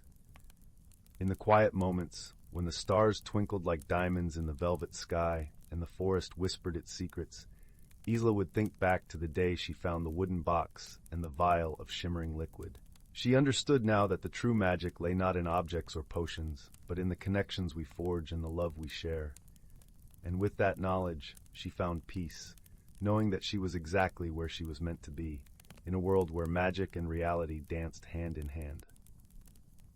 Story 48. In the heart of an ancient forest, where towering trees whispered secrets older than time itself, there existed a realm where natural creatures lived in harmony with the land. This was the Whispering Woods, where the air was sweet with the fragrance of wildflowers, and the gentle rustling of leaves played a symphony that lulled the forest to rest each night. The creatures of this enchanted forest were unlike any other. They were the keepers of balance, guardians of the delicate dance between nature and magic. Among them was a wise old owl named Orin, whose feathers shimmered silver in the moonlight. Orin had watched over the woods for many years, his keen eyes noting the subtle shifts of the seasons and the quiet changes in the wind's song. One afternoon, as the golden light of the setting sun draped the forest in a warm embrace, Orin perched upon his favorite branch high in an ancient oak. From here, he could see the entire forest, from the babbling brook that wound its way through the trees to the farthest edges where the woods met the open fields. Beside the brook, a family of deer grazed peacefully, their ears twitching at the soft murmurs of water over stone. Above them, the vibrant colors of autumn leaves danced in the gentle breeze, their rustling a soothing accompaniment to the babble of the creek. Orin watched as a curious young fawn, new to the wonders of the woods, frolicked through the fallen leaves, its tiny hooves crunching softly on the forest floor. In the heart of the forest, where the canopy was thickest, lived a family of foxes. The den was a warm, earthy place, lined with soft moss and dry leaves. It was here, nestled close to her siblings, that a little fox named Lyra listened to her mother's tales of the forest's magic. Her mother spoke of the great balance, an ancient harmony that ensured the forest flourished through every season. "There is magic in every leaf and every breeze, Lyra," her mother would say, her voice as gentle as the sigh of the wind. "We are all part of this great tapestry, each one of us a thread woven into the fabric of life." Lyra's eyes, bright and curious, would widen at the thought of such magic. She dreamed of discovering it for herself, of understanding the whispers of the trees and the songs of the streams. One morning, as winter began to stretch its icy fingers across the forest, Lyra awoke to find the world transformed. A blanket of fresh snow covered the ground, and the air was crisp and clear. The forest was still, as if holding its breath, each tree and bush outlined in delicate frost. Lyra stepped carefully from the den, her breath puffing out in little clouds. The snow crunched beneath her paws, and the world seemed filled with a serene kind of magic. As she walked, she noticed something unusual, a trail of sparkling lights that twinkled like stars fallen to earth. They wound their way through the trees, leading deeper into the forest. With a heart full of wonder, Lyra followed the lights. They led her to a clearing she had never seen before, where the snow glowed with an ethereal light, and the air hummed with an energy she could feel in her very bones. In the center of the clearing stood a magnificent tree, its branches reaching high into the sky, adorned with icicles that shimmered in the pale winter sun. This was the heart tree, the source of the forest's magic and the keeper of its secrets. Orin had told stories of it, stories of how it protected the balance of the seasons, drawing upon the wisdom of ages past. As Lyra approached, she felt a warmth spread through her, a gentle reassurance that she belonged to something vast and wondrous. Lyra sat quietly at the base of the tree, her small form dwarfed by its majesty. She closed her eyes and listened. The wind whispered through the branches, carrying with it the voices of the past, tales of the forest's history, of creatures who had walked these paths long before her. In that moment, Lyra understood. The magic of the forest was not something to be found, but something to be felt, a connection to every creature, every leaf, and every breath of wind. It was a reminder that each being, no matter how small, played a part in the great balance. As she made her way back to the den, Lyra carried with her the warmth of the heart tree and the knowledge that she was a custodian of this ancient harmony. She returned to her family, her heart full of stories and the promise of spring yet to come. And so, in the whispering woods, the seasons continued their timeless dance, each one a gentle reminder of the magic that lay within the forest and the wisdom passed down through generations. The creatures of the forest lived in harmony, guided by the gentle hand of nature and the enduring legacy of the heart tree. As the days grew longer and the first hints of spring touched the forest with green, Lyra knew that she, too, would pass on the stories and the wisdom of the woods, ensuring that the great balance would endure through the ages, a testament to the power of nature and the strength of friendship and understanding. Story 49.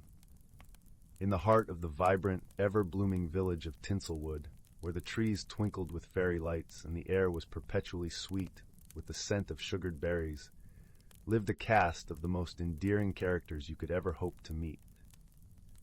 Among them was Tilly Tinker, a sprightly little inventor with a penchant for crafting gadgets that whirred and chirped with merry sounds.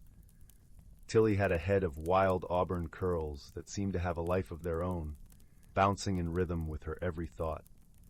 Tilly's best friend was Nibbles the giggling squirrel, a tiny creature who, true to his name, had an infectious giggle that could lighten even the gloomiest of days. Nibbles wore a tiny vest made from the leaves of the jollyberry bush, and he had a fondness for acorns dipped in honey. One fine morning, as the sun painted the sky in shades of soft peach and lavender, Tilly and Nibbles decided to visit their dear friend, Mirtha the Magnificent. Mirtha was known throughout Tinselwood for her spectacular magic shows, which she performed at twilight in the meadow under the glow of luminescent mushrooms.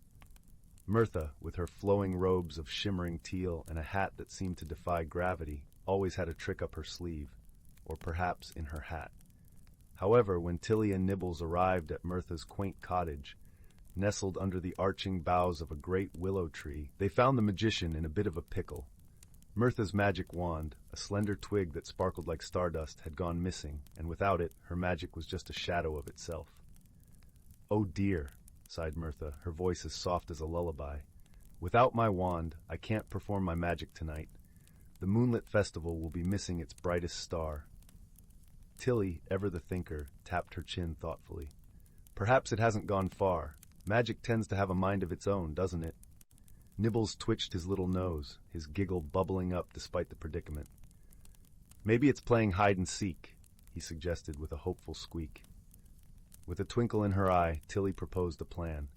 Let's venture through Tinselwood and see if we can find any clues. I have a feeling that with a touch of creativity and a sprinkle of teamwork, we'll uncover the mystery of the missing wand. And so, the trio set off, their path winding through the whimsical wonders of the village. They stopped first at the flowering fountain, where each splash of water sang a different tune. Tilly leaned over to listen closely, wondering if the water's song might hold a clue.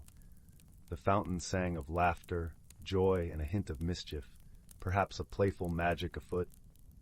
Their next stop was the glimmering grove, where the trees wore leaves of mirrored silver, reflecting the world in delightful distortions. Here, Nibbles spotted something curious, a trail of shimmering sparkles leading deeper into the grove. With a shared glance of excitement, they followed the trail, their hearts light with anticipation. The trail led them to the enchanted clearing, a hidden spot where the ground was carpeted with blossoms that laughed when stepped upon. In the center of the clearing stood a peculiar sight, a troop of tiny, gleeful pixies, each no bigger than a teacup, and in their midst, dancing joyously, was Mirtha's wand.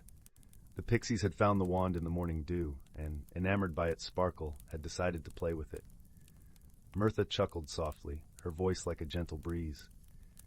"Seems my wand likes to make new friends," she said, smiling at the pixies who twirled through the air with glee.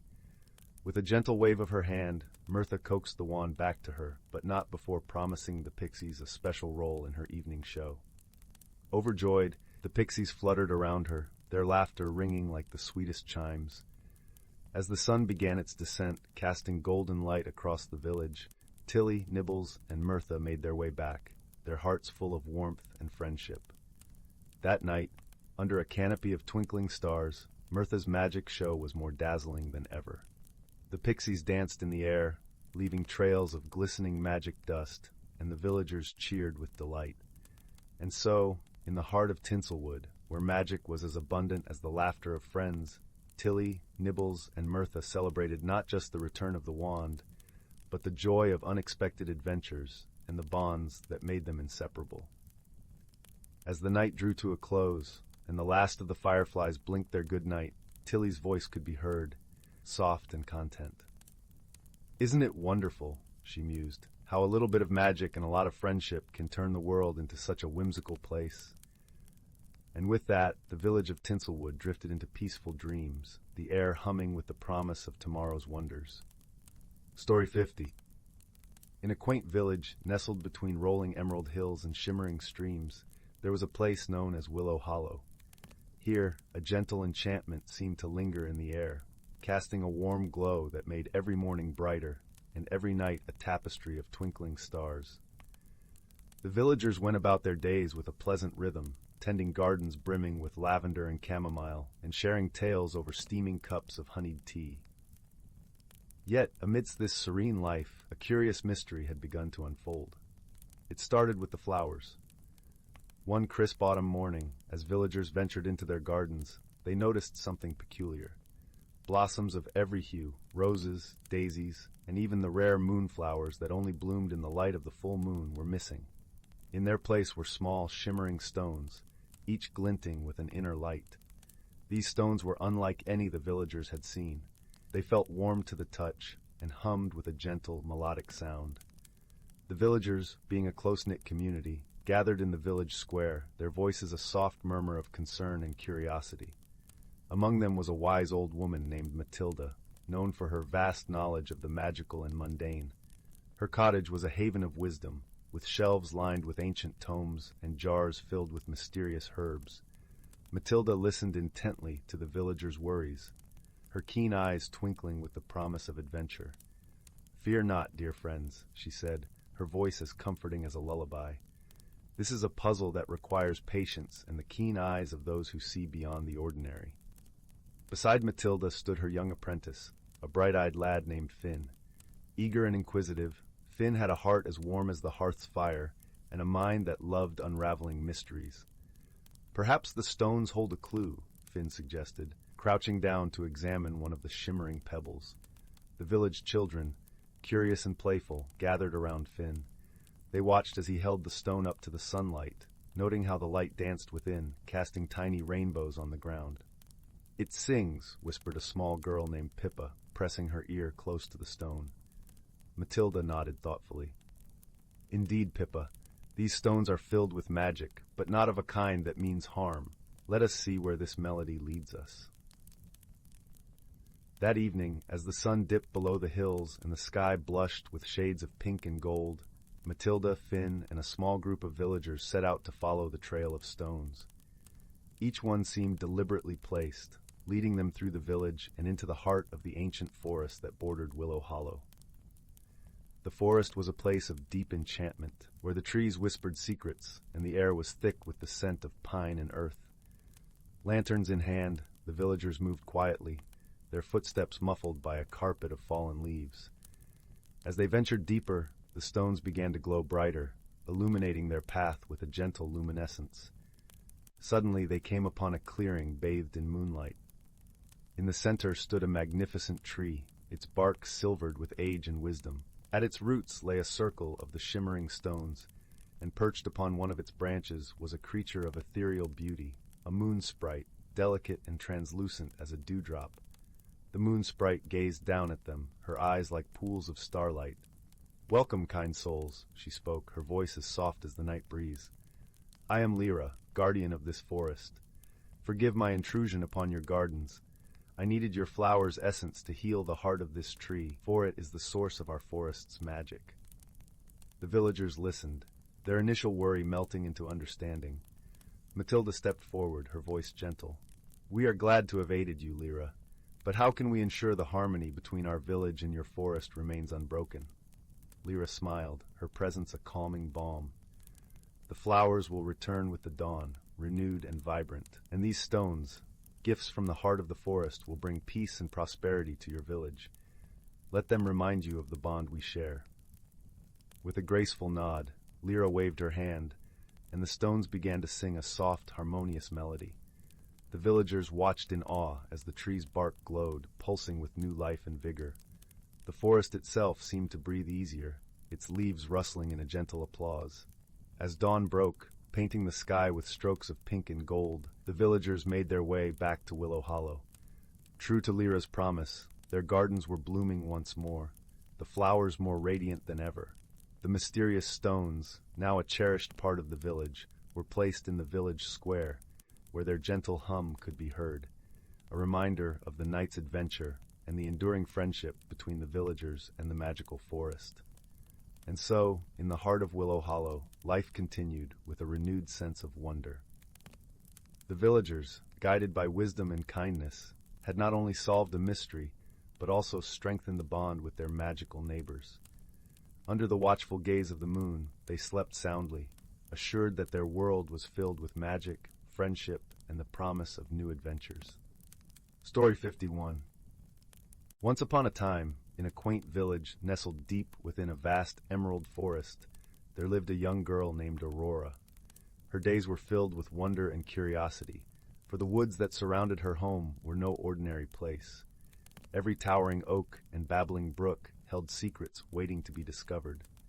One crisp autumn morning, as Aurora wandered along a familiar path, she noticed something peculiar, a faint glimmer peeking through the fallen leaves. Brushing them aside, she gasped in delight at what lay before her, a small, intricately carved wooden box. As her fingers traced its delicate patterns, the lid creaked open, revealing a single silver key nestled within. Aurora's heart raced with excitement. She had always been drawn to the mysteries that lurked beneath the forest's canopy, and this peculiar find ignited her imagination. Perhaps the key unlocked a hidden treasure, or revealed a long-forgotten tale. Without a moment's hesitation, she slipped the key into her pocket and set off to unravel its secrets. As she wandered deeper into the woods, the world around her seemed to shift and transform. The familiar paths twisted and turned, leading her into unfamiliar territory. The trees grew taller, their branches intertwining like intricate lace, and the air took on a magical quality, tinged with the scent of moss and ancient magic. Aurora's steps quickened as she sensed a presence nearby, a gentle whisper on the wind that beckoned her forward. Rounding a bend, she stumbled upon a clearing unlike any she had seen before. In its center stood a towering oak, its trunk wider than any she could wrap her arms around, and carved into its bark was an ornate keyhole, beckoning her closer. With trembling hands, Aurora withdrew the silver key and slid it into the keyhole. A soft click echoed through the stillness, and the tree seemed to shudder and awaken. Before her eyes, a hidden door swung open, revealing a passage that wound deep into the earth. Summoning her courage, Aurora stepped inside, and the door sealed behind her with a resounding thud. She found herself in a winding tunnel, its walls aglow with a soft golden light that danced and flickered like candle flame. As she ventured deeper, the air grew thick with the scent of ancient tomes and forgotten lore. At last, the tunnel opened into a vast chamber, and Aurora's breath caught in her throat. She stood in the heart of a hidden library, its shelves stretching as far as the eye could see, filled with volumes of every size and color imaginable. At its center, a warm fire crackled in a grand hearth, casting flickering shadows across the room. Aurora's fingers trailed along the spines of the books, marveling at the wealth of knowledge that surrounded her. She could spend a lifetime here, losing herself in tales of adventure, wisdom, and magic. But as her gaze swept the chamber, she noticed something peculiar, a faint trail of glowing embers leading away from the hearth, disappearing into the shadows of a distant alcove. Curiosity piqued, Aurora followed the trail, her footsteps echoing softly in the cavernous space. As she approached the alcove, she discerned the outline of a figure huddled beside a small, flickering flame. A gentle voice drifted towards her, weaving a tale of friendship, perseverance, and the power of kindness. Aurora's heart swelled with warmth as she recognized the storyteller, an old friend from the forest, a wise and gentle owl named Celestia. Celestia's feathers shimmered in the dim light, and her eyes twinkled with a depth of knowledge that belied her small stature. "Welcome, dear Aurora." Celestia greeted her, her voice as soft as the rustle of leaves. "I've been expecting you. This hidden library holds countless tales, each more wondrous than the last, but the greatest stories are those woven from the threads of our own experiences." Aurora settled beside the fire, enraptured by Celestia's words. Over the flickering flames, the owl began to spin a tale of her own, a story that would change Aurora's perspective forever. Long ago, Celestia recounted, the forest was a place of great harmony, where creatures of all kinds lived in peaceful coexistence. But a darkness crept into the hearts of some, sowing seeds of mistrust and fear. Tensions rose, and friendships were strained, until the forest teetered on the brink of conflict. It was then that a young rabbit named Sage emerged, his gentle spirit and unwavering compassion a beacon of hope in the gathering storm. Sage refused to let fear and prejudice divide his home, and he set out on a journey to mend the broken bonds between the forest's inhabitants. With patience and kindness, Sage bridged the divides, reminding each creature of the beauty that blossomed when they stood together. He helped the proud stag see the nobility in the humble field mouse, and the cunning fox recognize the wisdom of the steadfast tortoise. One by one, hearts were softened and friendships were rekindled. But Sage's greatest challenge lay in the heart of a lonely, embittered bear named Ursa. Scarred by past betrayals, Ursa had turned her back on the forest, retreating to a secluded den where she nursed her anger and resentment. Undeterred, Sage sought out Ursa's den, bearing only a simple offering of honey-dipped berries and an open heart. At first, Ursa snarled and lashed out, her pain too deep to risk further hurt. But Sage's gentle persistence slowly chipped away at her defenses, and in time, she began to share the sorrows that weighed upon her soul. Through countless visits and countless shared meals, Sage became Ursa's trusted confidant and dearest friend. He showed her that true strength lies not in closing oneself off from the world, but in daring to love despite the risks. Celestia's voice grew hushed as she described the day when Ursa, her heart transformed, emerged from her den and stood alongside Sage. Together, they united the forest in a bond of friendship that transcended all differences, forging a lasting peace built upon understanding, acceptance, and love.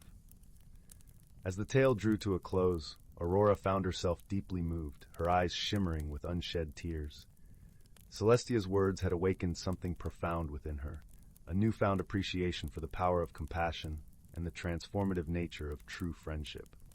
"You see, Aurora, Celestia said, her feathers ruffling gently. The greatest magic lies not in hidden libraries or ancient keys, but in the connections we forge with one another. True friendship defies expectations and transcends barriers, allowing us to grow and transform in ways we could never imagine alone. Aurora nodded, her heart swelling with gratitude for the wise owl's guidance. As she rose to leave, Celestia extended a wing, inviting her to return whenever she sought solace, wisdom, or simply the joy of a well-spun tale. With a final, reverent glance at the towering shelves that surrounded her, Aurora turned and retraced her steps, emerging once more into the familiar embrace of the forest. But now her eyes held a new light, a deeper understanding of the magic that permeated every branch and burrow. From that day forward, Aurora walked with a lightness in her step and a warmth in her heart.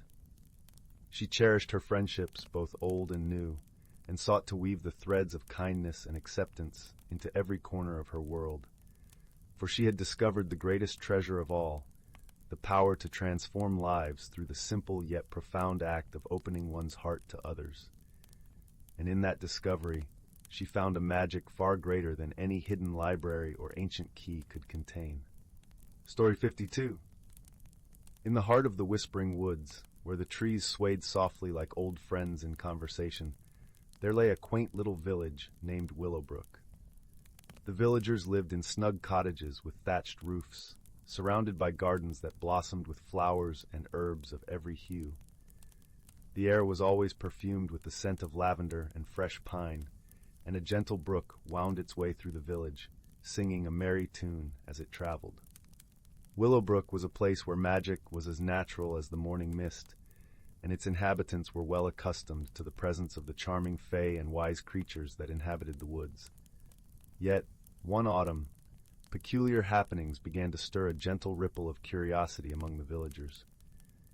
It all began when old Mrs. Thistle, the village's beloved baker, noticed that her famous berry tarts were disappearing from her windowsill. Each morning, she would bake a fresh batch, and by the time she opened her shutters to let in the morning sun, a tart or two would have vanished. At first, she thought it was the work of mischievous squirrels, but then she noticed small, shimmering footprints dusting her windowsill, a sign that something magical was afoot. The mystery deepened when Farmer Tuck, who lived on the edge of the woods, discovered his scarecrow had been moved. Every morning, it stood in a new spot, often facing the sunrise, with its straw hat tipped jauntily to the side. Farmer Tuck scratched his head, for he was certain he left it in the same place each night.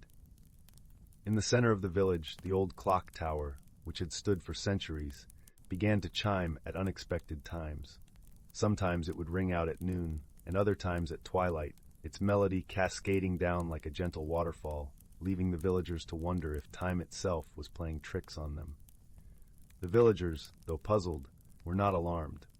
They were, however, eager to solve the mystery and turned to young Calla, a curious and clever girl with a knack for untangling riddles. Calla lived with her grandmother, wise old Agatha, in a cozy cottage layered with ivy and surrounded by rose bushes. Agatha was known for her extensive knowledge of the magical world, and the villagers often sought her advice. One crisp morning, Calla decided to investigate the peculiar happenings.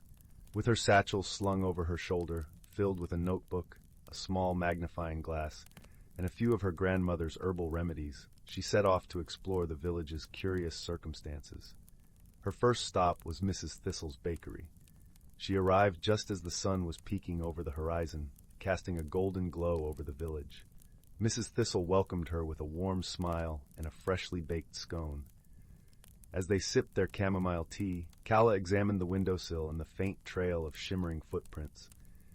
"These aren't squirrel prints," Calla mused, her finger tracing the glittery outline. "I think they're from a pixie." Mrs. Thistle chuckled softly, her eyes twinkling. "Ah, pixies do love sweet treats, but why mine, I wonder?"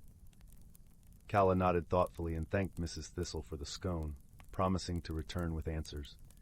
She then made her way to Farmer Tuck's field, where the scarecrow stood with a cheerful air about it. The farmer tipped his hat in greeting. "Mornin', Calla. Figure out what's happening with this old scarecrow?" Calla inspected the ground around the scarecrow, noticing tiny, delicate flowers growing in a perfect circle at its base. "It looks like fairy ring flowers," she said softly. "Perhaps the fairies have taken a liking to your scarecrow." Farmer Tuck chuckled, his eyes crinkling with amusement. "Well, it's good to know it's in good company." Lastly, Calla visited the clock tower. She climbed the spiral staircase to the top, the air filled with the scent of aged wood and time-worn stone. There, she found an ancient owl perched beside the clock's mechanism, its golden eyes wise and knowing. "Hello, Calla," the owl hooted gently. "What brings you to my abode?" "Strange things are happening, and I think the clock is part of it," Calla replied, gazing at the intricate gears and cogs. The owl nodded, its feathers ruffling softly. "Indeed, the clock's melody has been altered by a playful wind sprite. They mean no harm, only seeking to bring a bit of whimsy to the village." With a clearer picture forming in her mind, Calla thanked the owl and descended the tower. As she walked back through the village, she began to piece together the mystery's threads. That evening, as the sun dipped below the horizon, painting the sky in hues of lavender and rose, Calla gathered the villagers in the town square. She shared her discoveries, explaining that a group of playful pixies had been sampling Mrs. Thistle's tarts. Fairies had taken a liking to Farmer Tuck's scarecrow, and a wind sprite had been tinkering with the clock tower. The villagers listened with smiles and soft laughter, understanding that the magical creatures meant no harm. With a twinkle in her eye, Calla suggested they leave out small offerings for their magical friends.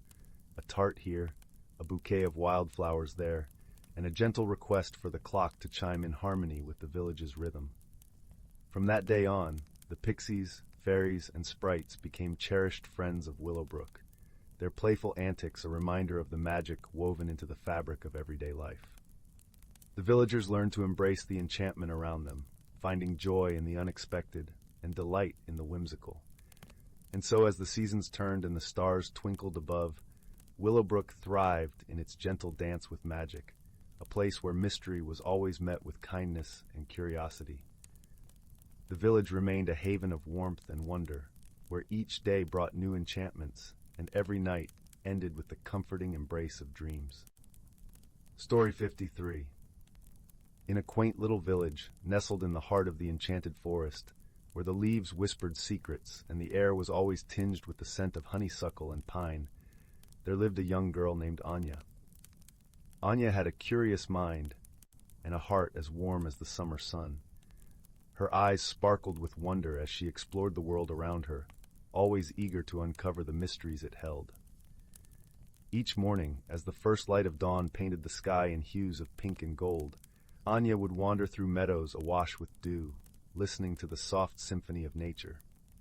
Her favorite place was the glimmering glen, a place where the light danced upon the brook and the trees stood tall like ancient guardians. It was here that she often met her dear friend Larkin, a wise old owl with feathers as soft as moonlight. One crisp autumn day, as the leaves carpeted the ground in a tapestry of amber and crimson, Anya noticed something peculiar. The usually vibrant glen seemed subdued, as if a shadow had gently draped itself over the land. The brook, which always sang a cheerful tune, now murmured quietly, almost uncertainly. Anya's heart fluttered with concern as she made her way to the ancient oak tree where Larkin resided. "Larkin," Anya called softly, her voice mingling with the rustling leaves. "Something feels different today. The glen seems quiet." With a graceful flutter, Larkin descended from his perch, his golden eyes wise and knowing. "Ah, young Anya," he hooted gently, "the forest speaks in whispers today. There is indeed an unusual stillness, a mystery that seeks unraveling." Anya nodded, her mind already alight with questions. "What could it be, Larkin? Have you heard anything from the forest creatures?" Larkin tilted his head, considering her words. "I have heard the mice murmuring of a strange light that roams the forest at night, and the rabbits speak of curious footprints near the brook. But the answers, my dear, lie in observation and patience." Determined to solve the mystery, Anya decided to investigate the peculiar occurrences. As the sun dipped below the horizon, painting the world in twilight, she set out with a lantern in hand, its warm glow casting playful shadows on the path ahead. The forest at night was a different world, cloaked in a soft, velvety darkness. The air was cool and filled with the fragrance of damp earth and pine. Anya's senses were heightened as she walked, listening to the gentle hoot of an owl and the distant rustle of leaves. As she approached the brook, Anya noticed something unusual, a faint, shimmering light flickering among the trees. Her heart quickened with excitement and a touch of apprehension as she followed the luminous trail. The light led her to a small clearing, where the ground was peppered with tiny, glowing footprints. They twinkled like fallen stars on the forest floor, leading towards an ancient stone circle that Anya had never noticed before. The stones were covered in soft moss, their surfaces etched with mysterious runes that seemed to pulse with a gentle, otherworldly light. Intrigued, Anya knelt beside the stones, tracing the runes with her fingers. As she did, a soft melodic hum filled the air, as if the stones themselves were singing. Anya closed her eyes, letting the soothing melody wash over her, filling her with a sense of peace and connection to the forest. Just then, a soft voice, as gentle as a summer breeze, spoke. "Thank you for listening, young one. Few have the patience to hear the song of the stones." Startled but not frightened, Anya opened her eyes to find a tiny figure standing before her. It was a pixie, no taller than her hand, with wings that shimmered like dew-kissed spider silk in the moonlight. Her eyes were bright, filled with a kind wisdom that belied her size. "I am Lyra," the pixie introduced herself with a graceful bow. "We have been waiting for someone like you, someone who listens with their heart." Anya smiled, feeling a warmth spread through her. "Hello, Lyra. I've noticed that the glen seems different, quieter. Is it because of the light and these stones?" Lyra nodded, hovering gently in the air. "Indeed, the stones hold the memories of the forest, and their song has been disturbed. A mischievous sprite has been playing tricks, casting illusions that confuse the creatures of the glen." Anya listened intently, her mind working to piece together the puzzle. "And the footprints? Are they the sprite's doing?" "Yes," Lyra confirmed, her voice a gentle chime. "But the sprite means no harm. It simply seeks attention, having felt forgotten as the seasons changed." Anya thought for a moment, her heart full of understanding. Perhaps the sprite needs a friend, someone to remind it of its importance in the forest. Lyra's eyes sparkled with approval. "Your kindness and insight are gifts, Anya. Would you help us reach out to the sprite?" Together, Anya and Lyra concocted a plan. They gathered acorns and shiny pebbles, arranging them in a circle around the stone formation. Then, Anya sang a soft, inviting melody, her voice mingling with the song of the stones. As the last note faded into the night, the air shimmered, and a small figure materialized within the circle. It was the sprite, its eyes wide with surprise and curiosity. "Welcome," Anya greeted warmly, her voice soothing. "We see you, and we appreciate your presence in our forest." The sprite blinked, its mischief melting into a shy smile. "I only wish to be seen, to be remembered." "And you are," Lyra assured, her wings fluttering with grace. "The forest is vast, and every creature, every spirit, has its place." With Anya's gentle guidance and Lyra's wisdom, the sprite learned to weave its magic into the natural rhythms of the forest, creating beauty without disruption. The glen's vibrant energy returned, and the brook sang once more in its cheerful tune. From that night on, Anya would often visit the stone circle, sharing stories and laughter with the sprite and Lyra, her heart full of joy and belonging. The forest, with its whispering leaves and twinkling starlight, became a home where every creature's voice was heard and every song was cherished.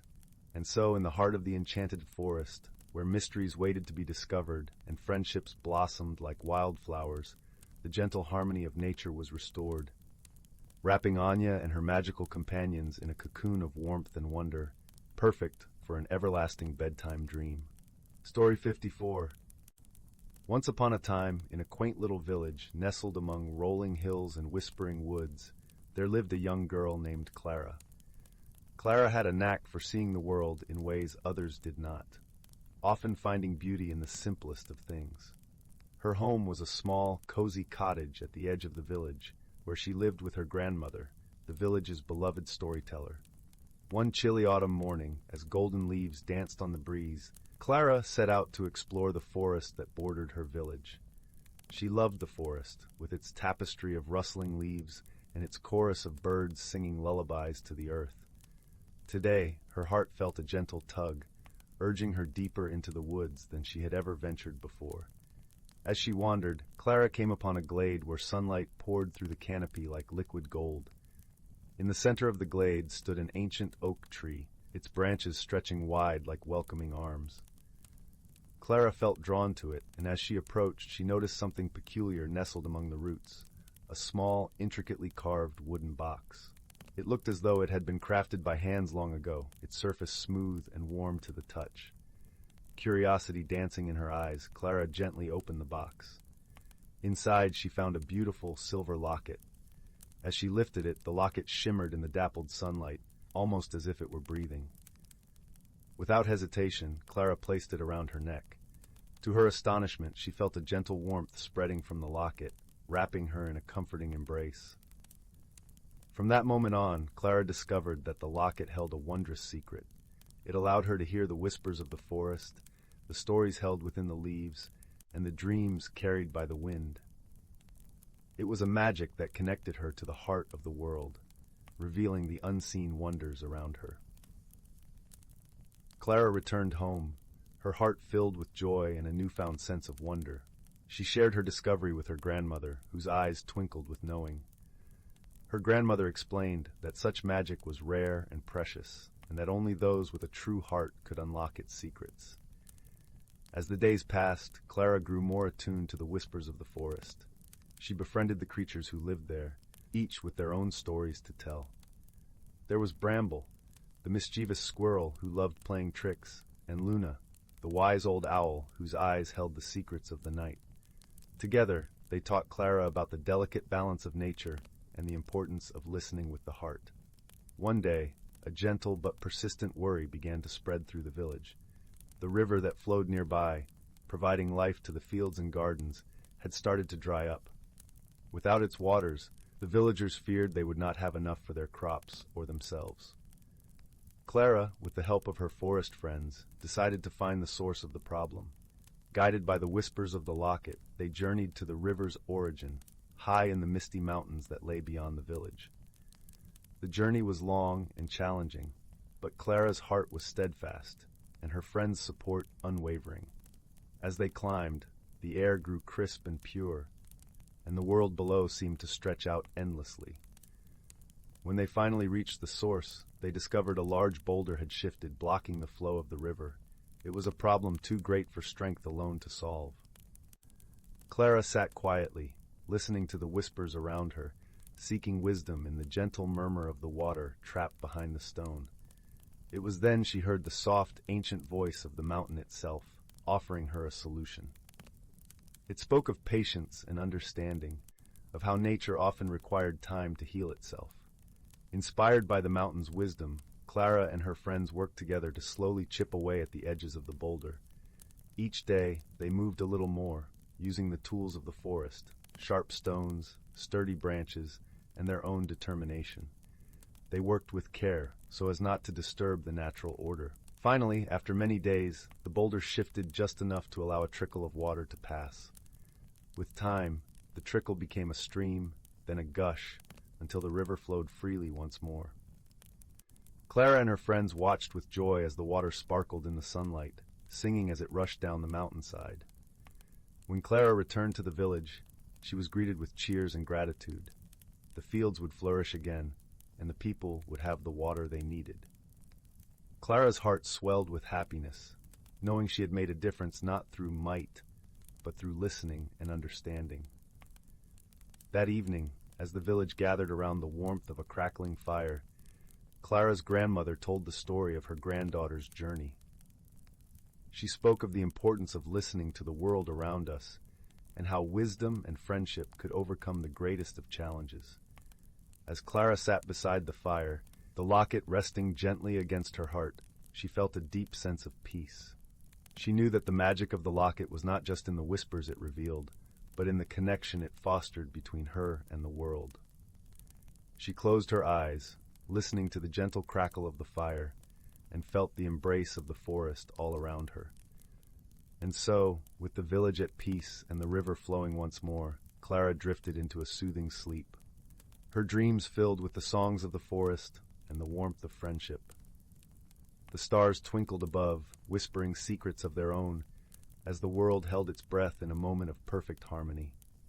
And the gentle magic of the locket continued to weave its wonders, a reminder of the extraordinary in the ordinary and the power of a true heart. Story 55. In the heart of a lush, verdant forest where the sunlight filtered through emerald leaves like streams of liquid gold, there lay a quaint village known as Bramblewood. The village was cradled in the arms of the surrounding woodland, its cobbled paths winding like gentle whispers through the trees. This was a place where the air was sweet with the scent of blooming wildflowers, and the sound of birdsong filled every corner. In Bramblewood, there lived a young girl named Anya. She was known throughout the village for her warm heart and bright smile, which seemed to light up even the gloomiest of days. Anya's hazel eyes sparkled with curiosity, and her auburn hair danced like flames in the breeze as she went about her daily chores. Her family owned a small but prosperous bakery, and the aroma of freshly baked bread often clung to her clothes, a comforting fragrance that lingered wherever she went. Anya was particularly fond of visiting the old oak tree that grew at the edge of the village. It was a magnificent tree, its thick trunk and sprawling branches offering a canopy of shade and refuge. The villagers believed it to be ancient, as old as the forest itself, and perhaps even magical. Anya loved to sit beneath its branches, her back against its sturdy bark, as she immersed herself in the tales of adventure and far-off lands that filled her favorite storybooks. One sunny afternoon, as Anya reclined against the old oak, she noticed something unusual. There, nestled among the gnarled roots, was a small, shimmering object. It twinkled like a star that had fallen from the sky. Curious, Anya reached out and carefully lifted the object into her palm. It was a tiny, intricately carved wooden box, no larger than a bird's egg, with delicate patterns etched into its surface. As she examined the box, Anya felt a gentle warmth emanating from it, a soothing sensation that spread through her fingers and up her arm. She turned it over, finding a small latch on one side. With a soft click, she opened the box and gasped in wonder. Inside, nestled in a bed of soft silken cloth, lay a single iridescent feather. It shimmered with all the colors of the rainbow, its surface seeming to shift and change as she tilted it in the light. Anya had never seen anything quite like it. Entranced, she gently closed the box, feeling a sense of awe and excitement bubbling within her. That evening, as the sun dipped below the horizon and the village was bathed in the gentle glow of twilight, Anya shared her discovery with her dear friend, Finn. Finn was a kind-hearted boy with a shock of unruly black hair and eyes that always seemed to twinkle with mischief. The two had been inseparable since childhood, their bond forged through countless adventures and shared secrets. "Do you think it's magical?" Finn asked, his voice filled with wonder as he examined the feather. "It has to be," Anya replied, her eyes wide with excitement. "I've never seen anything like it. Maybe it's from a mystical creature." Finn nodded, a grin spreading across his face. "We should find out where it came from. Imagine the stories it could tell." And so, the two friends made a pact to uncover the mystery of the feather. They agreed to set out at first light, armed with their sense of adventure and the belief that together they could unravel any secret. The next morning, the forest was alive with the gentle rustling of leaves and the chatter of squirrels as Anya and Finn set off on their journey. The path before them was dappled with sunlight, and the air was filled with the earthy scent of moss and pine. As they walked, the forest seemed to close in around them, the trees standing like silent sentinels, watching over their passage. Anya carried the box carefully in her hands, feeling its warmth seep through her fingers. She could sense a faint pulsing, like a heartbeat, as if the feather itself was alive and eager to share its story. Their journey led them deeper into the woods, to places they had never ventured before. The familiar paths of Bramblewood gave way to twisting trails that wound through thickets and over babbling brooks. Their footsteps were soft upon the forest floor, muffled by a carpet of fallen leaves that crunched gently underfoot. As they walked, Anya and Finn talked and laughed, their voices mingling with the sounds of the forest. They spoke of the wonders they might discover and the friends they might make, each step taking them further into a world of possibility. After several hours of walking, they came upon a clearing bathed in sunlight, the air shimmering with the promise of magic. In the center of the clearing stood a magnificent bird, unlike any they had ever seen. It was a creature of extraordinary beauty, its plumage a dazzling array of colors that seemed to glow with an inner light.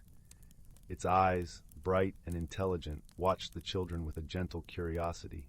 Anya and Finn froze, their breath caught in their throats as they gazed upon the bird. It was then that Anya understood where the feather had come from. This was no ordinary creature. It was a guardian of the forest, a being of magic and mystery. The bird tilted its head, and Anya felt a soft whisper in her mind, a voice as light as the breeze. "Thank you for returning my feather," it said, its tone kind and wise.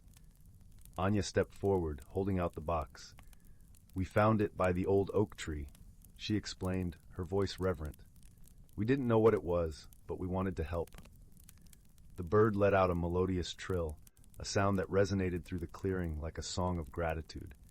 "You are brave and true of heart," it said. "For your kindness, I will grant you a gift." From beneath its wing, the bird plucked another feather, its colors even more vibrant than the first. It floated down, landing gently in Anya's outstretched hand. "This feather holds the magic of the forest," the bird continued. "It will guide you when you are lost and comfort you when you are in need. Use it wisely." With a graceful sweep of its wings, the bird rose into the sky, its form silhouetted against the sun as it soared higher and higher until it was but a speck in the endless blue. Anya and Finn watched in awe, their hearts filled with a sense of wonder and gratitude. They knew they had witnessed something truly extraordinary, an encounter that would remain with them for the rest of their lives. As they made their way back to the village, the forest seemed to hum with a newfound energy, as if it were alive with the magic of the bird's feather. Anya held the feather close, feeling its warmth and the gentle pulsing that promised to guide and protect. In the days that followed, the feather became a cherished talisman. Anya and Finn shared its magic with the people of Bramblewood, using it to help those in need and to bring joy and wonder to their village. And so the magic of the feather became a part of their lives, a reminder of the kindness and courage that had led them on their journey. Anya and Finn grew up to be wise and compassionate, their friendship a beacon of hope and love that shone brightly in their little corner of the world. As the years passed, the story of the magical feather became a cherished tale in Bramblewood, a reminder that the greatest magic of all was the bond between friends, the courage to embark on a journey into the unknown, and the kindness that could change the world. Story 56. On the edge of a quaint little village, nestled between rolling hills and whispering woods, there lay a meadow known only as the Starlit Glade. Few villagers ventured there, for it was said to shimmer with a magic that was both ancient and unknown. But one crisp, clear dawn, a kind-hearted young dreamer named Aiden decided it was time to explore the mysteries of the glade. Aiden was gentle and curious, with eyes that glowed like the twilight sky and an imagination as vast as the ocean. Clad in a warm woolen cloak that his grandmother had knitted just for him, he set forth with a small satchel filled with a few simple provisions: a flask of sweet berry tea, a loaf of honey bread, and a book of tales from faraway lands. As Aiden stepped into the glade, he was greeted by the soft rustle of leaves that seemed to sing a welcoming melody. The morning sun filtered through the canopy of towering oaks and elms, casting dappled patterns on the forest floor. Dewdrops clung to wildflowers, sparkling like tiny diamonds, and the air was filled with the sweet scent of blooming heather and the faint, earthy aroma of moss. Aiden wandered deeper into the glade, marveling at the wonder of it all. Suddenly, he came upon a babbling brook, its waters clear as crystal and cool as the breeze. Dancing atop the brook were tiny creatures with wings like stained glass, sprites whose laughter chimed like wind chimes in a gentle breeze. They flitted around Aiden, curious and welcoming, their laughter contagious and bright. "Welcome, traveler," sang one of the sprites, her voice as soft as a lullaby. "What brings you to our enchanted glade?" "I seek adventure and the wisdom of new places," Aiden replied with a smile, feeling the warmth of the sprite's presence in his heart, "and perhaps new friends." The sprites giggled and twirled in the air, their wings catching the sunlight in a kaleidoscope of colors. Then you must meet the keeper of the glade, they chimed in unison, and with a playful twirl, they led Aiden along a winding path of cobblestones, worn smooth by time and weather. As Aiden followed, he noticed the glade was alive with wonders. Trees with bark that shimmered like silver whispered secrets to each other, and flowers with petals of gold and indigo swayed in rhythm with the song of the breeze. He felt a sense of peace and joy, the kind that only comes from the discovery of something truly magical. Before long, the path opened into a clearing bathed in a gentle, golden light. In its center stood a majestic willow tree, its branches trailing like a cascade of emerald ribbons. Beneath the tree sat an elder creature, wise and gentle, with eyes that held the depth of ages. The keeper of the glade was an owl, grand and noble, with feathers flecked with starlight. "Greetings, young seeker," the owl said in a deep, soothing voice that resonated like the hum of distant thunder. "You have journeyed far and shown courage to enter this sacred place." Aiden bowed respectfully, feeling a warmth that spread from his heart to his toes. "I seek to learn from this place and to grow," he said earnestly, "and perhaps to help where I am needed." The owl nodded, its gaze understanding and kind. "In this glade, you will find challenges that will test your heart and spirit. But remember, true strength lies not in might, but in kindness and wisdom." With a gentle flap of his wings, the owl motioned for Aiden to sit beside him. As they sat together, the glade seemed to come alive with stories of old, whispered by the wind and sung by the birds. Aiden listened intently, his heart open and eager to learn. As the day wore on, Aiden faced gentle trials that revealed his inner strength. He helped a young fox who had lost its way back to its den, using his knowledge from the village to guide it home. He solved the riddle of the whispering stones, earning the trust of the woodland creatures who guarded them.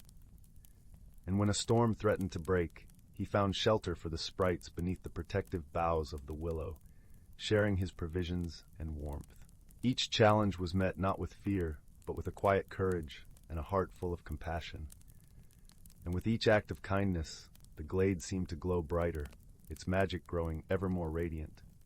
As twilight descended upon the glade, painting the sky in hues of lavender and rose, Aiden knew it was time to return to the village. The owl, now perched upon a branch that swayed softly in the evening breeze, looked down at him with gentle pride. "You have learned well, young traveler," the owl said, his voice a soothing lullaby in the gathering dark. "Remember, the courage to explore and the heart to help others are the greatest gifts one can possess."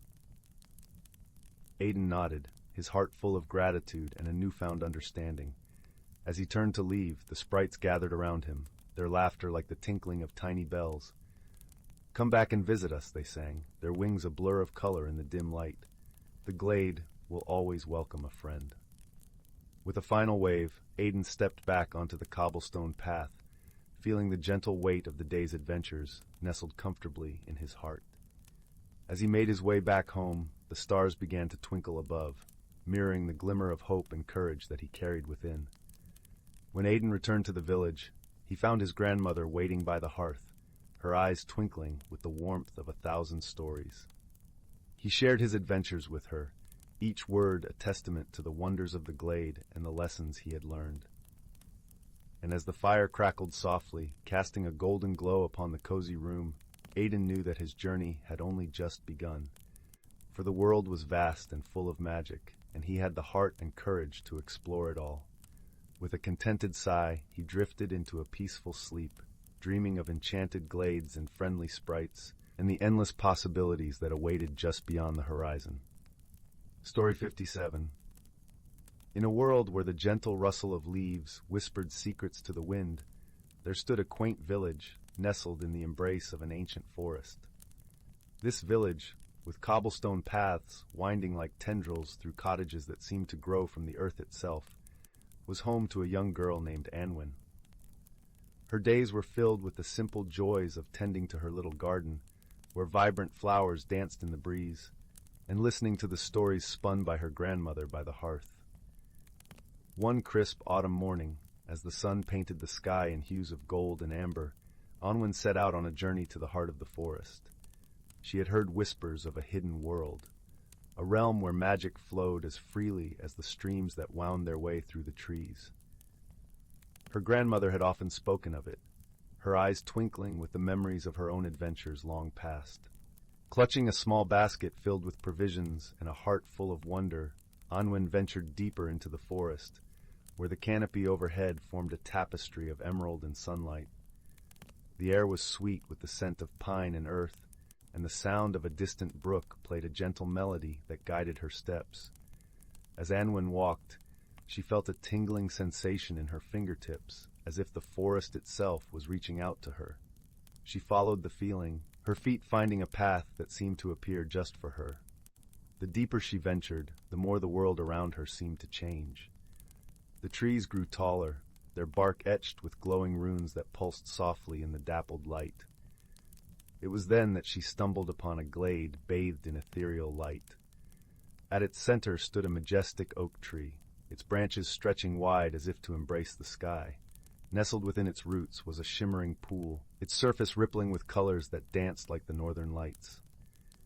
Anwen approached the pool, drawn by its beauty, and as she knelt beside it, she noticed a small, intricately carved box resting on the edge.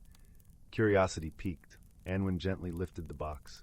It was warm to the touch, and as she opened it, a soft glow spilled forth, enveloping her in warmth and light. Inside lay a pendant, a delicate piece fashioned from silver and adorned with a single luminous gem. As she held it, she felt a surge of energy, a connection to the world around her that she had never felt before. With the pendant resting against her heart, Anwen felt a newfound confidence, a sense of belonging to the forest and its secrets. She understood that this was no ordinary object. It was a gift, a key to the hidden world her grandmother had spoken of. As she rose to her feet, the forest seemed to whisper its approval, the leaves rustling in a symphony of welcome. Anwen's journey continued, her path now guided by the gentle tug of the pendant. She discovered glades where flowers sang in harmony with the wind, and streams where the water shimmered with the laughter of unseen sprites. She met creatures of wonder, gentle beings who welcomed her with open hearts and shared tales of their own. Through these encounters, Anwen learned the true magic of the forest lay not in power or grandeur, but in the bonds of friendship and the wisdom of nature. She realized that each step of her journey was a step towards understanding herself and the world she was a part of. As the sun began its descent, painting the sky in shades of lavender and rose, Anwen knew it was time to return home. She retraced her steps, the pendant now a comforting weight against her chest, a reminder of the world she had discovered and the friendships she had forged. When she emerged from the forest, the village seemed to welcome her back with open arms, the familiar sights and sounds wrapping around her like a warm blanket. Anwen knew she had changed, her heart and mind expanded by the wonders she had seen. The pendant would remain with her, a symbol of her journey and the strength she had found within herself. That night, as Anwen sat by the hearth, her grandmother by her side, she shared her adventure, her words painting vivid pictures in the firelight. The old woman listened, her eyes filled with pride and understanding, knowing that Anwen had discovered something precious and enduring. And as the stars twinkled like scattered diamonds in the night sky, Anwen drifted into a peaceful sleep, her dreams filled with the gentle magic of the forest and the promise of new adventures yet to come. Story 58. Once upon a time, in a cozy little cottage nestled deep in an enchanted forest, there lived a young girl named Willow. She was a kind soul, but often found herself overwhelmed by the changes that life brought her way. One crisp autumn morning, Willow ventured out to gather firewood for the coming winter. As she wandered among the golden leaves and towering oaks, she stumbled upon a most peculiar sight, a tiny acorn, glowing with a soft, ethereal light. Curiosity piqued, Willow gently picked up the acorn, marveling at its warmth and radiance. Little did she know, this was no ordinary seed, but a seed of transformation, carrying the magic of growth and renewal. As the days passed, Willow tended to the acorn with care, watering it and basking it in the gentle sunlight that filtered through her cottage windows. To her amazement, the acorn began to sprout, unfurling delicate emerald leaves that seemed to shimmer with an otherworldly glow. With each new leaf that emerged, Willow felt a stirring within her own heart, as if the little seedling was mirroring her own journey of personal growth. She found herself embracing the changes that once frightened her, for the seedling taught her that change was not something to fear, but rather a natural part of life's cycle. Willow's newfound wonder and appreciation for transformation did not go unnoticed by the forest's inhabitants. A wise old oak tree, named Quercus, took her under his ancient boughs, sharing stories of the seasons and the beauty of letting go when the time was right. Just as the leaves must fall to make way for new growth, so too must we shed our old selves to blossom into our truest forms, Quercus whispered, his voice like the rustling of 1,000 leaves. Willow listened intently, her heart swelling with gratitude for the lessons the forest had bestowed upon her. She found solace in the company of her friend, a gentle rabbit named Thistle, who reminded her to approach life's challenges with patience and kindness. As the seedling continued to thrive, Willow marveled at its resilience and determination to reach for the sun. She saw her own struggles reflected in its journey and found strength in the knowledge that growth often comes through adversity. One misty morning, Willow awoke to a most wondrous sight.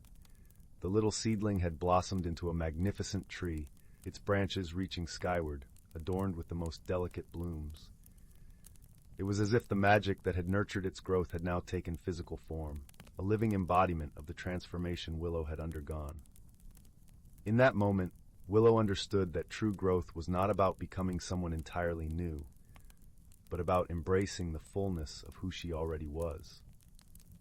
She had learned to flow with the ebb and tide of life's changes, finding beauty in the ever-evolving dance of growth and renewal. From that day forward, Willow carried the lessons of the enchanted forest within her heart, sharing her newfound wisdom with all who crossed her path. And whenever she felt the whispers of change stirring within, she would look to the magnificent tree that had once been a humble acorn, and remember the magic that blossoms when we embrace the journey of personal growth. Story 59. In a quaint little village nestled between rolling hills and whispering forests, there lived a young girl named Lily. Her home was a small cottage with ivy-clad walls and a garden bursting with vibrant wildflowers. The village was known for its cobblestone streets and the gentle babble of a brook that wound its way through the heart of the town. But most of all, it was known for the stories that were passed down from generation to generation, tales of magical wonders hidden in the most ordinary of places. Lily was an inquisitive soul, forever wandering the village and surrounding woods, her eyes wide with curiosity. One crisp autumn morning, as she was exploring the edge of the forest, she stumbled upon a peculiar object half buried under a pile of golden leaves. It was an intricately carved wooden box, no bigger than her hand, and it seemed to hum with a gentle warmth when she touched it. The carvings on the box depicted swirling vines and stars, and at its center was a small, heart-shaped lock. Intrigued, Lily took the box home, her mind alight with possibilities. She placed it on her bedside table, where the morning sun would catch its polished surface, casting dancing patterns on her walls. That night, as she lay in bed, the box began to glow softly, filling the room with a warm, comforting light. Startled but unafraid, Lily reached out and touched it. To her amazement, the box opened with a soft click, revealing a tiny, shimmering key nestled within. The next morning, Lily sought the wisdom of old Mr. Whiskerby, the village librarian. His library was a treasure trove of ancient books and scrolls, and he was known for his vast knowledge of the village's lore. With his spectacles perched precariously on his nose, he listened intently as Lily described her discovery. After a thoughtful pause, Mr. Whiskerby nodded knowingly and shuffled over to a dusty, leather-bound tome. "This," he explained, pointing to an illustration that matched Lily's box, "is the Lumina box. It's said to hold the key to seeing the world in new ways, but only for those with pure hearts and curious minds." The key, Mr. Whiskerby continued, was rumored to unlock doors to unseen wonders, places where the ordinary became extraordinary. But it came with a challenge. One must embrace the journey to truly understand its magic. Eager to discover what lay beyond, Lily set out on her journey. Her first stop was the village square, where she hoped the key might reveal something new. As she wandered, the key in her pocket began to tingle, guiding her toward a small, forgotten door at the back of the old bakery. She hesitated, then gently inserted the key into the lock. With a soft creak, the door swung open to reveal a hidden garden unlike anything she had ever seen.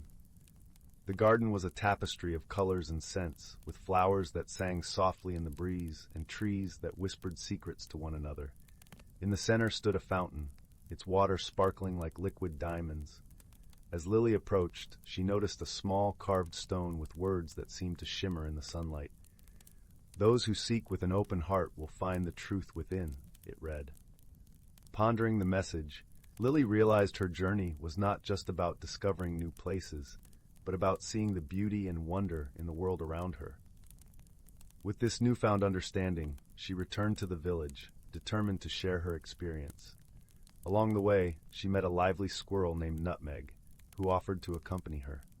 Nutmeg was known for her quick wit and boundless energy, and together, they delighted in exploring the hidden corners of the village. With Nutmeg's help, Lily began to see the magic in everyday life. The way sunlight turned leaves into emerald mosaics, or how a gentle breeze carried the sweet scent of lavender from the fields. As the weeks passed, Lily's world expanded in ways she hadn't thought possible. She discovered a hidden talent for storytelling, enchanting the villagers with tales of her adventures and the wonders she had seen. Her stories brought the community together, reminding them of the magic in their midst. One evening, as the sun dipped below the horizon, painting the sky in hues of pink and gold, Lily returned to her room.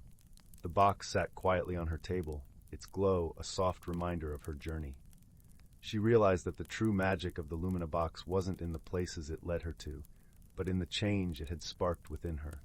She had learned to see with her heart, to find wonder in the everyday, and to cherish the friendships that had bloomed along the way. With a contented sigh, Lily placed the key back into the box, knowing its magic would always be with her. As she drifted off to sleep, she felt a deep sense of peace, comforted by the knowledge that the world was full of extraordinary beauty, just waiting to be discovered by those who dared to look a little closer. And so, with the soft hum of the Lumina box lulling her to sleep, Lily dreamed of new adventures, wrapped in the warmth of her newfound wisdom and the gentle embrace of the world around her. Story 60. In the heart of a lush, emerald-green forest, where the trees whispered secrets to the wind and the earth hummed with ancient magic, there lived a young girl named Lyra. Lyra was known for her gentle spirit and her love for the forest's soothing embrace. Her home, a cozy little cottage with walls covered in climbing ivy and a chimney that puffed the sweetest-smelling smoke, was a haven nestled among towering oaks and birches. Though Lyra loved her life in the forest, she felt a stirring within her, a restlessness like the fluttering of wings in her chest. She often wandered along the winding forest paths, her feet pressing softly into the mossy ground, pondering the changes she sensed coming. The forest, once a place of comfort, now seemed to echo her uncertainties.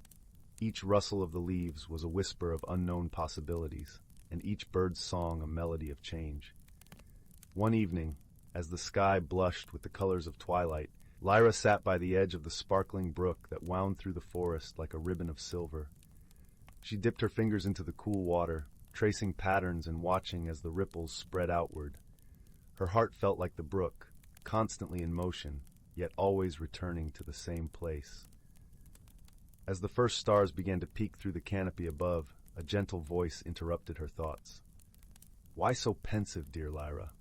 It was Elder Willow, the wise old tree who had stood sentinel over the forest since time immemorial. His voice was like the rustle of leaves in a summer breeze, calm and knowing. "I'm not sure," Lyra replied, her voice soft.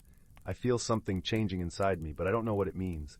It's as if I need to become something more, yet I don't know how." Elder Willow chuckled, a sound like the tinkling of distant chimes. "Change is the breath of life, young one. It can be daunting, like stepping into a river whose depths you cannot see, but it is also where growth blooms." Lyra nodded, though her heart still felt heavy with uncertainty. Elder Willow's words lingered in her mind as she made her way back to her cottage, where the warm glow of a fire awaited her return. As she settled into her snug armchair by the hearth, she pondered how change might shape her path. Days turned into weeks, and Lyra found herself drawn more and more to the heart of the forest, seeking answers in the quiet spaces between the trees. It was during one of these wanderings that she encountered a peculiar sight, a cluster of luminescent flowers that glowed with an ethereal light. They seemed to pulse gently, like the heartbeat of the earth itself. Intrigued, Lyra knelt down, her fingers brushing the delicate petals. As she did, she felt a warmth spread through her, a sensation both foreign and familiar. The flowers whispered to her, their voices like the softest of lullabies. "We are the blossoms of becoming," they sang, "here to guide those who seek their true selves." Lyra's heart quickened with a mix of excitement and trepidation. "How can you help me?" she asked, her voice a hopeful murmur. "The path to becoming is one of discovery and transformation," the flowers replied. "Through understanding and embracing each change, you will find your way." Encouraged by their words, Lyra began a journey of self-discovery.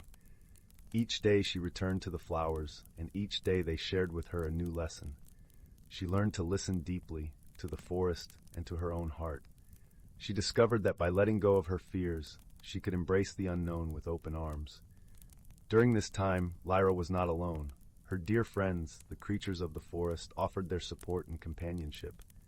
There was Finn, the wise old fox with fur as soft as spun silk, who taught her about resilience and adaptability. And then there was Mira, the gentle deer with eyes like pools of wisdom, who showed her the beauty in vulnerability. One morning, as the sun's golden rays pierced the forest canopy, Lyra felt a stirring in the air, a magic that seemed to resonate with the very core of her being. She followed the feeling to a small clearing where the blossoms of becoming had gathered in a radiant circle. Each flower glowed with a light that seemed to pulse in time with her heartbeat. As she stepped into the circle, a transformation began. The light from the blossoms enveloped her, weaving around her like a cocoon of warmth and light. Lyra felt herself being lifted, not just physically, but spiritually. She was becoming, her form shimmering with the colors of dawn. In that moment, she understood. Change was not something to fear, but to embrace. It was the essence of life, the journey of becoming who she truly was. The magic of the forest and the love of her friends had shown her the way. When the light finally faded, Lyra stood transformed, not into something different, but into a truer version of herself. Her heart felt unburdened and full of light, as if 1,000 dreams had taken flight within her. Elder Willow's voice echoed in her mind, a gentle reminder of the wisdom she had gained. "You are the river and the sky, the seed and the flower. Embrace the journey, for it is yours alone." Lyra smiled, her spirit at peace. She knew that whatever changes lay ahead, she would face them with courage and grace. The forest had taught her the beauty of transformation, and she would carry its lessons with her always. As the day melted into the embrace of twilight, Lyra returned to her cottage, her heart aglow with newfound understanding. The fire crackled warmly in the hearth, welcoming her home. She settled into her armchair, wrapped in the comfort of her journey's end. Outside, the forest whispered its secrets to the night, and the stars watched over her with gentle light. Lyra closed her eyes, her heart filled with gratitude and a quiet joy. She had discovered the magic within herself, and she knew that, like the forest, she would always be growing, always becoming. And in that moment, as sleep gently carried her into dreams, Lyra knew she was exactly where she was meant to be, at peace with the world, and most importantly, at peace with herself. Story 61. In a distant galaxy where stars shimmered like 1,000 fireflies in an endless night, there existed a planet named Lyra, known for its lush, verdant forests and tranquil sapphire lakes. It was home to the Lyrans, gentle creatures who whispered to the winds and sang harmonies with the rivers. Their skin glowed softly with hues of emerald, and their hearts were said to be as pure as the waters that surrounded them. On a day when the twin moons of Lyra hung low, casting a silvery glow across the land, a peculiar craft descended from the heavens. It was sleek and metallic, a stark contrast to the organic beauty of Lyra. From its depths stepped a being unlike any the Lyrans had seen, a tall, armored figure with scales that reflected the light like polished onyx. This was Kieran from the planet Cryos, a world of ice and solitude, where warmth was as rare as a whisper in a storm. Kieran had been sent to Lyra as part of an interplanetary exchange program aimed at fostering understanding between distant worlds. However, the Lyrans, with their soft, flowing forms and gentle ways, found the imposing presence of Kieran unsettling. Their whispers became hushed, and their songs faltered. Among the Lyrans was a young one named Zyla, whose curiosity was as vast as the skies above. Unlike others, she felt a kinship with the newcomer, sensing beneath Kieran's formidable exterior a heart that yearned for connection. Yet when she approached him with her melodies, Kieran mistook her songs for mockery, his heart aching with the loneliness of misunderstanding. One evening, as the sun dipped behind the horizon, painting the sky in strokes of rose and gold, a sudden storm swept over Lyra. The winds howled through the trees, and the lakes churned with an uncharacteristic fury. The Lyrans retreated to the safety of their luminous groves, but Zyla, caught by the storm's swift embrace, found herself lost and alone. It was then that Kieran, wandering the forests in search of solace, heard a faint melody, a song of distress carried on the wind. Guided by the sound, he discovered Zyla, shivering beneath the shelter of a great ancient tree. In that moment, their eyes met, and the barriers between them began to melt away like ice before the warmth of the sun. With a gentle nod, Kieran extended his hand, his scales shimmering with a warmth that surprised even him. Zyla hesitated, then placed her trust in the unlikely companion before her. Together, they weathered the storm, Kieran shielding Zyla with his broad frame, while she sang softly to calm the winds around them. As the tempest subsided, a new understanding dawned between them. Kieran realized that Zyla's songs were not taunts, but gifts, a means of sharing her world. In return, he taught her of Ceros, a land of stark beauty where the silence held its own kind of music. Through shared stories and laughter, Zyla and Kieran forged a bond that transcended the differences of their worlds. They learned that friendship was not about sameness, but about embracing what made each other unique. Their friendship became a bridge, not only between Lyra and Ceros, but between hearts that had once felt isolated. As the days passed, the Lyrans grew to accept Kieran, guided by Zyla's acceptance and the light of understanding that shone between them. The forests of Lyra echoed with new harmonies, as Kieran's deep, resonant voice joined the Lyran songs, creating a symphony of unity. In the gentle glow of the twin moons, Zyla and Kieran would often sit by the edge of a tranquil lake, sharing dreams and hopes beneath the vast star-studded sky. They had discovered that true friendship was like the stars, each one different, yet together creating a tapestry of light that illuminated even the darkest of nights. And so, in the heart of the galaxy, on a planet where the winds sang and the waters whispered, two unlikely companions showed that friendship could transcend the boundaries of worlds, bringing warmth to even the coldest of hearts, and weaving a tale of unity that would be told for generations to come. Story 62. Title: The Whisper of the Willow. Once upon a time, in a quaint village nestled between gentle hills and lush meadows, there stood a willow tree that was unlike any other. Its branches stretched wide, draped in a curtain of emerald leaves that shimmered like silk under the moonlight. The villagers called it the Whispering Willow, for it was said that if you listened closely, you could hear it speak the wisdom of the ages. In this village lived a young girl named Zyla, whose heart was as bright as the morning sun.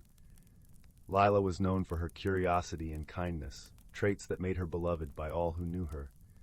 Her father, a skilled carpenter, often told tales of the willow tree's magic, and Zyla would sit by the fire, eyes wide with wonder, imagining the secrets it might hold. One breezy afternoon, Zyla decided to visit the Whispering Willow. She had heard whispers among the villagers of its magical powers, how it could reveal hidden truths and guide those who sought its counsel. With a small satchel filled with bread and cheese, she set off on her journey, her heart fluttering with anticipation. The path to the willow was a tapestry of nature's splendor. Wildflowers painted the ground in vibrant hues of blue, yellow, and purple, their scents mingling in the air like a sweet symphony. Birds chirped merrily in the treetops, and the gentle rustle of leaves whispered secrets that only the forest knew. As Zyla approached the willow, she felt a sense of calm wash over her, as if she were stepping into the embrace of an old friend. She settled herself at the base of the tree, leaning back against its sturdy trunk, and closed her eyes. The willow's branches swayed gently in the breeze, and soon Lila heard the soft, melodic voice of the tree. "Welcome, dear Layla," it murmured, its voice as soothing as a lullaby. "What brings you to my embrace today?" Lila opened her eyes, a soft smile spreading across her face. "I've come to learn," she replied, her voice barely above a whisper. "I want to understand the world and the mysteries it holds." The willow chuckled softly, a sound like leaves rustling in a gentle wind. "Ah, the quest for knowledge, a noble journey indeed. But remember, young one, wisdom is not just in knowing, but in understanding and feeling." Lila nodded, her heart swelling with a newfound sense of purpose. She spent the afternoon beneath the willow's shade, listening to stories of ages past, tales of love and loss, and lessons learned through trials and triumphs. Each story was a thread, weaving into the tapestry of her understanding, enriching her soul with the wisdom of the tree. As the sun began its descent and the sky blushed with hues of orange and pink, Lila reluctantly bid the willow farewell. She promised to return and share what she had learned with others, for the willow had taught her that knowledge, like love, was meant to be shared. Days turned into weeks, and Lila's visits to the willow became a cherished routine. With each visit, she grew, not only in knowledge but in empathy and understanding. She began to see the world with new eyes, appreciating the beauty in the ordinary and finding joy in small acts of kindness. One crisp autumn morning, while Lila sat beneath the willow, a curious thing happened. As the wind danced through the branches, a single leaf detached and floated down to her feet. It was unlike any other leaf she had seen, translucent with a faint golden hue, shimmering as if it held a piece of the sun itself. The willow's voice echoed softly in her mind. "This leaf is a gift, Lila. It holds a magic of its own, a magic that can reveal the unseen." Lila picked up the leaf, feeling its warmth against her palm. "How do I use it?" she asked, her voice tinged with awe. "Hold it to your heart and close your eyes," the willow instructed. "It will show you what you need to see, not what you wish to see." With a deep breath, Layla did as the willow said. She pressed the leaf to her chest, closed her eyes, and waited. Slowly, a vision unfurled before her, a hidden world within the forest, teeming with life and vibrant colors. She saw creatures she had only dreamed of, tiny sprites with wings like dragonflies, animals that spoke in hushed tones, and flowers that glowed with an inner light. The vision shifted, revealing a path she had never noticed before, leading deeper into the woods. It felt inviting, like a call she could not ignore. When she opened her eyes, the path was there, waiting for her to follow. "Thank you," Lila whispered, her heart brimming with gratitude. She tucked the leaf safely into her satchel and began her journey along the newfound path, eager to uncover the wonders that awaited. The path wound through the forest, each turn revealing new marvels. The air was alive with the scent of pine and earth, and the ground beneath her feet was soft and welcoming. Lila walked with a sense of wonder, greeting every creature she met with a smile and a kind word. As she ventured deeper, she came upon a clearing bathed in golden light. At its center stood a magnificent oak, its branches stretching up to the heavens. Around it danced the forest sprites, their laughter like the tinkling of bells. "Welcome, Lila," they chimed in unison, their voices as light as the breeze. "We've been waiting for you." Lila's heart soared with joy.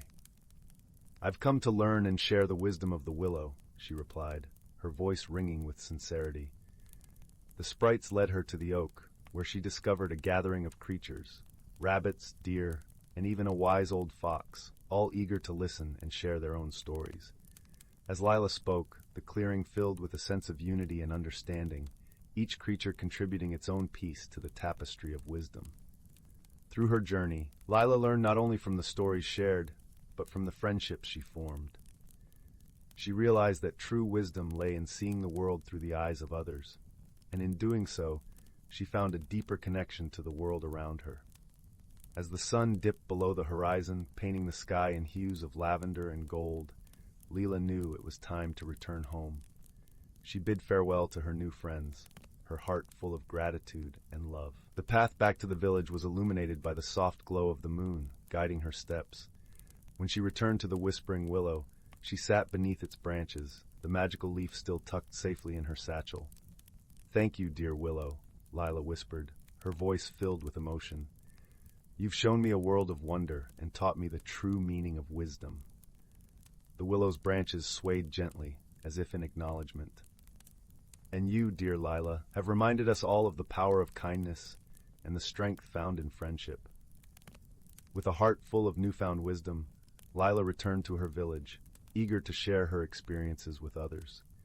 She became a beacon of light, her stories and kindness touching the lives of all who crossed her path. And so, the tale of Lila and the Whispering Willow became a cherished story in the village, passed down through generations. It was a reminder that the world was full of magic and wonder, waiting to be discovered by those with open hearts and curious minds. As the years passed, Lila grew into a wise and gentle woman, her life a testament to the lessons she had learned beneath the branches of the willow. The village flourished, its people living in harmony with the world around them, guided by the wisdom of the stories shared by Lila and the whispering leaves of the willow. And when the time came for Lila to pass on her own wisdom, she did so with a heart full of love and gratitude, knowing that the magic of the willow would continue to inspire and guide those who sought its counsel. In the quiet of the night, beneath the silver light of the moon, the whispering willow stood tall, its branches swaying gently in the breeze. And if you listened closely, you could hear it whispering the stories of Lila and the hidden world she had discovered, a world where kindness and friendship were the greatest magic of all. Story 63. Once upon a time, in a quaint little village nestled between rolling hills and whispering woods, there lived a curious young girl named Lila. Lila had eyes as bright as the stars and a heart that danced with dreams of adventure. Each night, as she lay in bed, she would imagine wondrous places beyond the horizon, places filled with magic and mystery. One crisp autumn morning, as the golden sun stretched its warm fingers across the sky, Lila set out on a journey to explore the forest that bordered her village. The forest was known as the Whispering Grove, a place where the trees seemed to murmur secrets to the wind, and the leaves rustled with tales untold. With a heart full of courage and a satchel packed with her favorite apple tarts, Lila ventured into the grove. The moment she stepped beneath the canopy of ancient oaks, she felt a cool breeze wrap around her like a gentle embrace. Sunlight filtered through the branches, dappling the forest floor with patches of light that danced like fairies. As Lila walked deeper into the woods, she marveled at the beauty around her. The air was sweet with the scent of pine and earth, and the soft crunch of leaves underfoot was like a melody that guided her steps. She greeted the critters she passed, a chattering squirrel, a cautious deer, and a flutter of butterflies that seemed to paint the air with color. Soon, Lila came upon a clearing, and at its center stood the most peculiar sight. A small pond lay before her, its waters as clear as glass and shimmering with an otherworldly hue. Floating just above the surface were delicate orbs of light, each one gently pulsing with a soft, golden glow. Curious, Lila knelt by the pond and reached out a tentative hand. As her fingers touched the water, the orbs began to dance, swirling in intricate patterns that mirrored the constellations she loved to gaze at back home. Entranced by their beauty, Lila felt a sense of wonder bloom within her, like a flower opening its petals to the morning sun. Just then, a soft voice broke the silence. "Welcome, brave traveler," it said. Startled, Lila looked around, her heart skipping a beat. From the shadows of the forest, a creature emerged, a fox with fur as silver as moonlight and eyes that twinkled with kindness. "I am Fern, the guardian of these woods," the fox said, his voice as smooth as a flowing stream. "Few venture this far, but those who do often find what they seek." Lila felt a thrill of excitement. "What is this place?" she asked, her voice barely a whisper.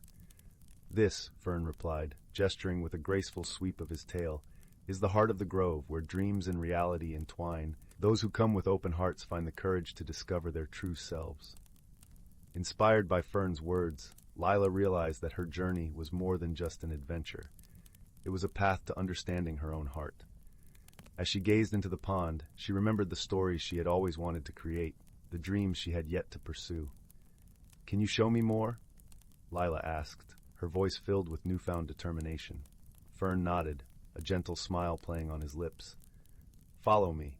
With the fox leading the way, Lila ventured deeper into the grove. They passed beneath arches of ivy and crossed streams that sang with laughter. Along the way, they encountered a chorus of frogs that croaked in harmonious rhythm and flowers that opened to reveal tiny glowing sprites, each one twinkling like a star. Each step Lila took was filled with wonder, and each moment spent in the grove taught her the beauty of the world and the strength within herself.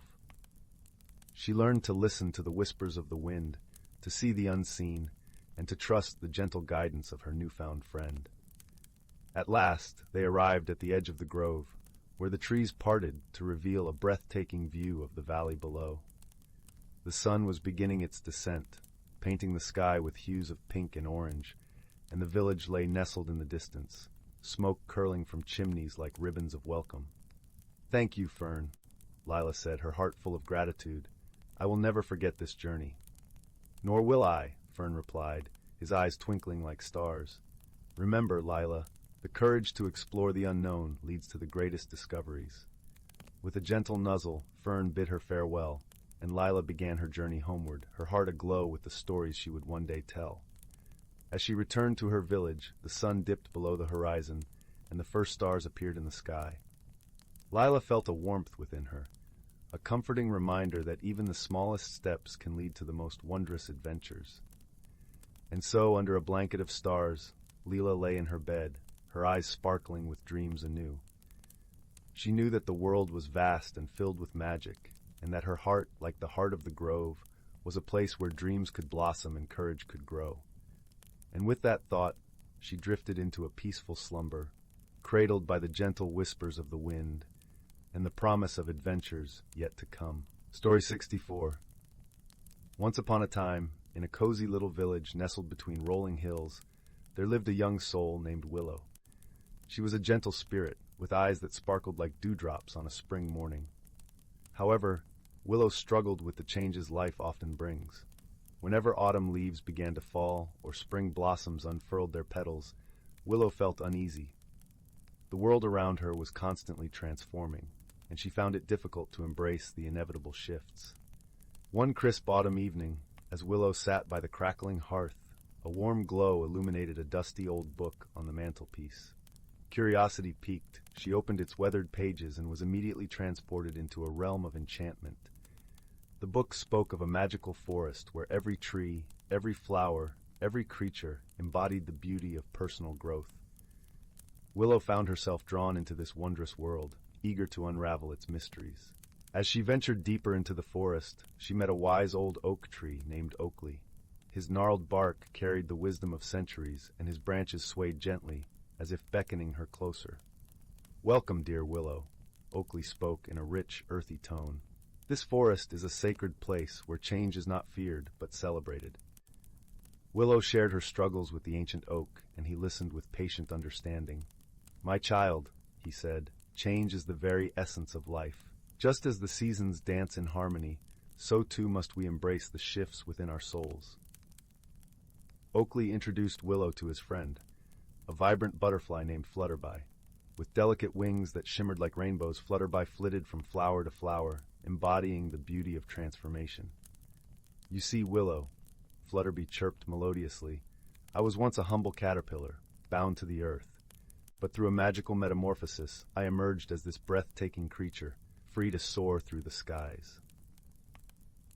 Willow marveled at Flutterby's journey, realizing that change was not something to fear, but rather a wondrous opportunity for growth and renewal.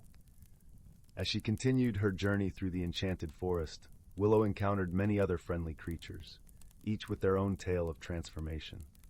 A flowing stream taught her the importance of adapting to life's currents, while a majestic stag demonstrated the grace of shedding old ways to embrace new beginnings.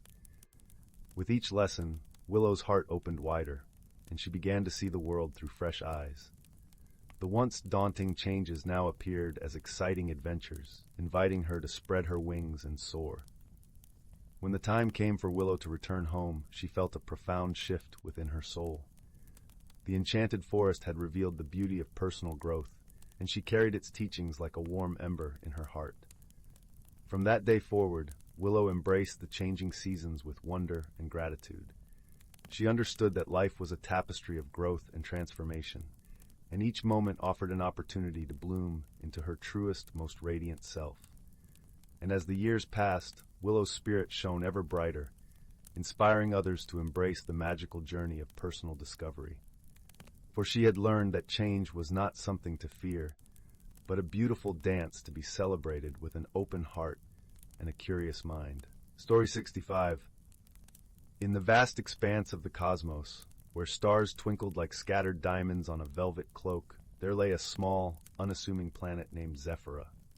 Known for its vibrant, luminescent flora and gentle, tinkling winds, Zephyrah was home to the Zephyrs, ethereal beings with wings like gossamer and voices that hummed like a summer breeze. The Zephyrs were peaceful creatures, always in tune with the rhythms of their idyllic world. On the other side of the galaxy, much farther away from the gentle winds of Zephyrah, was the mechanical planet of Ceros. Its metallic landscapes echoed with the hum of machinery, and its crimson skies were streaked with the trails of countless drones and vehicles. Ceros was inhabited by the Pharaons, a race of sentient beings who were part machine, part organic, with eyes that glowed like molten metal and voices that resonated like the clang of hammers on anvils. Despite their differences, fate had a curious way of weaving together the lives of two unlikely companions from these disparate worlds. Lyra, a zephyr with wings that shimmered in the hues of dusk, and Rax, a pharaon whose mechanical limbs clinked softly with each step, would soon find their paths intertwined. It began on a day unlike any other on Zephyrah. The sky was painted with the hues of dawn, and the air was filled with the sweet scent of blooming starflowers. Lyra was flitting about the fields, her laughter mingling with the gentle rustle of the leaves, when a shadow passed overhead. She looked up to see a small spacecraft spiraling toward the ground, its engines sputtering like a wounded bird. As the vessel landed with a soft thud among the soft grass, Lyra's heart fluttered with curiosity and concern. From the spacecraft emerged Rax, his metallic form gleaming under the morning sun. He surveyed the surroundings with a mix of awe and bewilderment, his systems adjusting to the new environment. Lyra approached cautiously, her heart a delicate harmony of excitement and apprehension. "Hello," she greeted in a voice as soft as the wind. "Are you all right?" Rax turned, his eyes meeting hers with a mixture of surprise and relief. I think so," he replied, his voice a deep, resonant echo. "My ship, it malfunctioned. I hope I'm not intruding." Lyra smiled, her wings shimmering with a welcoming glow. "Not at all. You are welcome here. I'm Lyra, and this is my home, Zephyrah." "I'm Rax," he replied, his mechanical features softening with gratitude. "Thank you, Lyra. I was on a journey to explore new worlds when my systems failed." Despite their initial awkwardness, Lyra and Rax found themselves drawn to one another's company. Lyra with her boundless curiosity and gentle nature, and Rax with his pragmatic wisdom and analytical mind, formed a bond that transcended the differences of their worlds. As the days passed, they explored the enchanting landscapes of Zephyrah together. Lyra introduced Rax to the wonders of her world, the iridescent waters of the Whispering Lake, the harmonious symphony of the Singing Woods, and the breathtaking views from the skyward cliffs. In return, Rax shared tales of Pharaohs, of its towering cities and the intricate machinery that powered their civilization. Yet their friendship was not without its challenges. One evening, as they sat beneath the canopy of stars, a misunderstanding arose. Rax, with his logical perspective, had unknowingly dismissed the significance of a Zephyrian custom that was dear to Lyra's heart. Her wings drooped ever so slightly, and a shadow of hurt crossed her face. Sensing her dismay, Rax's mechanical eyes softened, and he spoke with earnest sincerity. "I'm sorry, Lyra. I didn't mean to belittle what is important to you. Sometimes in my world, we forget the value of the intangible." Lyra looked at him, her heart warmed by his humility. "It's all right, Rax. I understand that our worlds are different, but that's what makes our friendship special, don't you think? We learn from each other." Their bond deepened with each shared experience, and soon they faced a challenge that tested their newfound friendship. A rare storm, fierce and unexpected, swept across Zephyrah, threatening to uproot the delicate harmony of the land. The storm's winds howled like 1,000 voices, and the sky darkened with ominous clouds. Lyra and Rax worked tirelessly side by side, using their unique strengths to protect the fragile beauty of Zephyra. Lyra, with her intuitive connection to the elements, guided the flow of energy to shield the vulnerable flora, while Rax used his mechanical expertise to reinforce structures and secure the environment. In the heart of the storm, as they stood together against the tumultuous forces, they found a profound understanding in their shared determination. It was as if their spirits intertwined, forging a connection that transcended the boundaries of their diverse origins.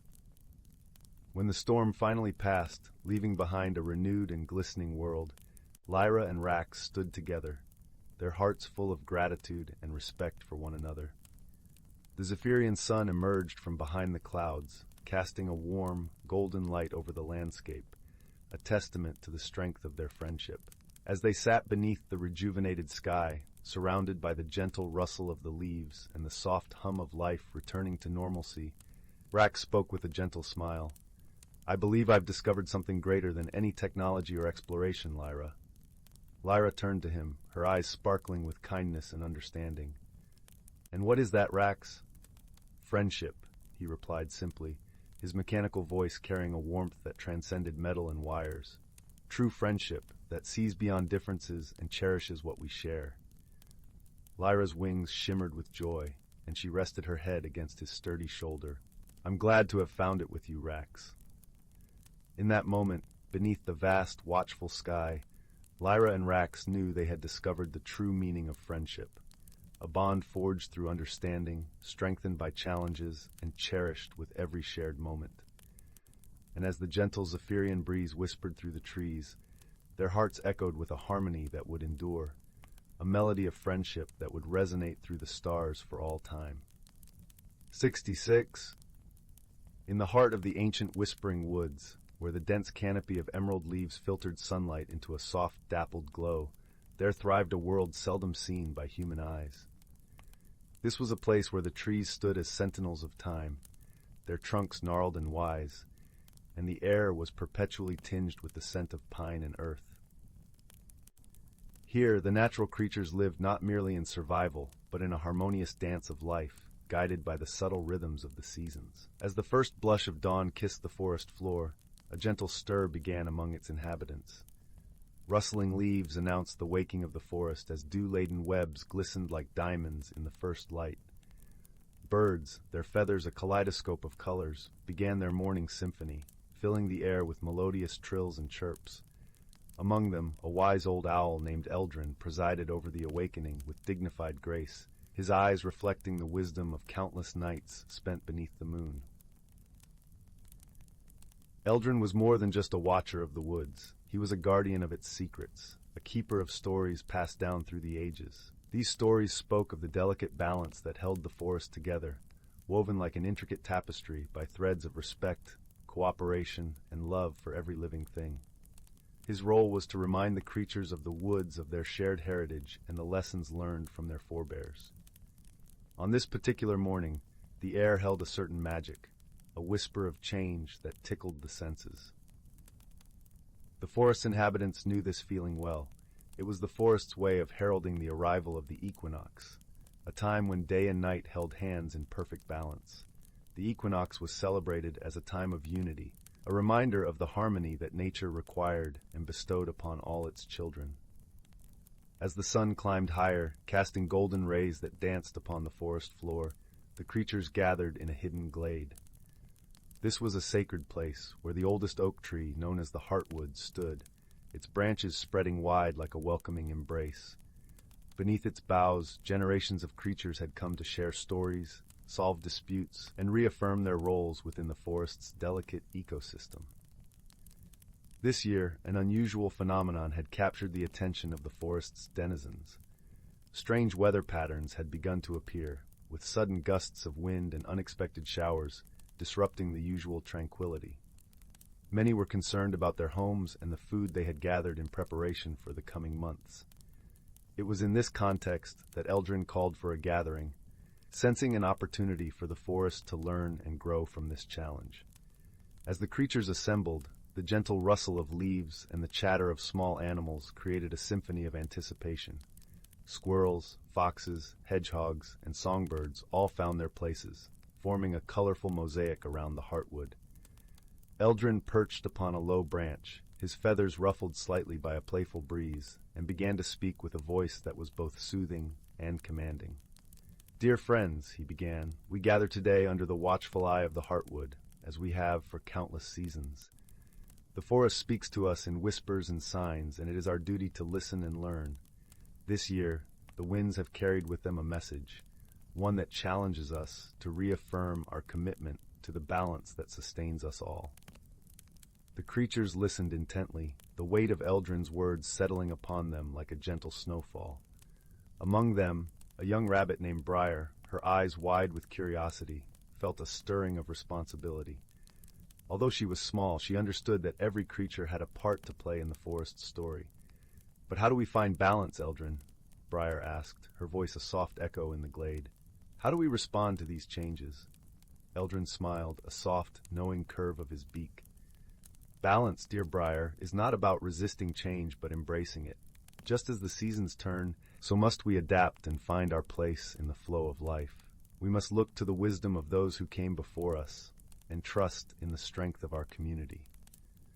With these words, Eldrin began to recount tales of the forest's history, stories of times when its creatures faced similar challenges. There was the tale of the Great Flood, when the beavers and the birds worked together to build shelters that saved countless lives.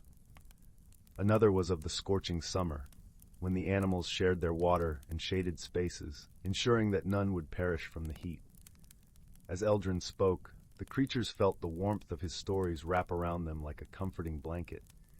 They were reminded that, despite the unpredictable nature of the world, they were never alone. They had each other and the wisdom of the forest elders to guide them. Inspired by Eldrin's words, the creatures began to devise a plan. The birds, with their keen eyes and swift wings, volunteered to scout the skies and report on any changes in the weather. The squirrels and rabbits, agile and industrious, offered to gather and distribute food, ensuring that all had enough to eat. The foxes, with their cunning and courage, promised to help maintain peace and resolve any disputes that arose. Together, they formed a network of support that spanned the forest, each creature playing its part in maintaining the delicate balance upon which they all depended. As the days passed, they found that by working in harmony, they could weather any storm and flourish even in the face of adversity. As the equinox day came to a close, the creatures gathered once more beneath the heartwood, their hearts full of gratitude and hope. The sun dipped below the horizon, painting the sky with hues of amber and lavender, and the forest was bathed in the soft glow of twilight. Eldrin, watching from his perch, felt a deep sense of peace settle within him. "My dear friends," he said, his voice a gentle murmur carried by the evening breeze, "you have shown that the true magic of the forest lies not in its whispers or its wonders, but in the bonds we share and the lessons we carry forward. May we always remember this day and the strength that comes from standing together." With those words, the creatures of the Whispering Woods returned to their homes, their hearts light and their spirits renewed. As they drifted into dreams, they knew that the forest would continue to thrive, guided by the wisdom of the past and the promise of tomorrow. And so the ancient Whispering Woods remained a sanctuary of life and magic, a testament to the enduring power of unity and the gentle wisdom of nature's timeless dance. Story 67. In a small village nestled deep within an enchanted forest, there lived a young girl named Willow. She was a curious and kind-hearted child, with eyes that sparkled like the sunlight filtering through the leaves. The forest was her playground, a vast expanse of towering trees and winding paths that held countless secrets waiting to be discovered. One day, while exploring a hidden glade, Willow stumbled upon a peculiar object lying amidst the ferns and wildflowers. It was a small, intricately carved wooden box, adorned with intricate symbols and runes that seemed to shimmer under the dappled light. Willow's heart raced with excitement as she picked it up, her fingers tracing the intricate patterns. As she turned the box in her hands, a faint glow emanated from within, pulsing with a gentle rhythm. Willow's breath caught in her throat, and she carefully unlatched the lid, revealing a glittering powder that shimmered like stardust. Instinctively, she reached out to touch it, and as her fingertips grazed the shimmering substance, a warmth spread through her body, and the world around her began to shift and transform. Suddenly, Willow found herself standing in a realm unlike anything she had ever seen before. The trees were no longer ordinary oaks and maples. Instead, they were living, breathing entities, their branches swaying in a rhythm that seemed to mimic the beating of a heart. The air was thick with the scent of jasmine and honeysuckle, and the ground beneath her feet was carpeted with a lush, velvety moss that seemed to embrace her every step. As Willow wandered further into this hidden world, she encountered creatures that defied her imagination. Tiny, glowing fairies flitted among the branches, their laughter like tinkling bells. Wise-eyed owls perched on twisted boughs, their feathers shimmering with iridescent hues. And in the distance, she caught glimpses of magnificent creatures that seemed to be woven from the very fabric of nature itself. Majestic stags with antlers that twisted like ancient branches, and sleek, graceful foxes whose fur shimmered like liquid moonlight. Willow's heart swelled with wonder and delight, but she soon realized that this magical realm was not without its challenges. As she ventured deeper into the forest, she encountered a group of mischievous sprites who delighted in causing chaos and mischief. They would uproot plants, tangle roots, and scatter seeds, disrupting the delicate balance of this enchanted world. Determined to protect this wondrous place, Willow befriended a wise old oak tree named Oakheart, who had stood as a sentinel over the forest for centuries. Oakheart shared with her the secrets of the forest, teaching her the ways of the beings that called this realm home.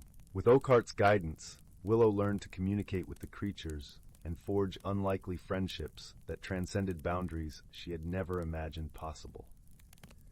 Together, they embarked on a quest to restore harmony to the forest, solving riddles and overcoming obstacles that tested their courage, ingenuity, and the strength of their newfound bonds.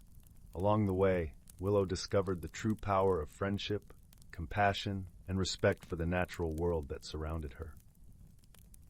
As she journeyed deeper into the heart of this hidden realm, Willow encountered a mysterious and ancient force that threatened to unravel the delicate balance of the forest.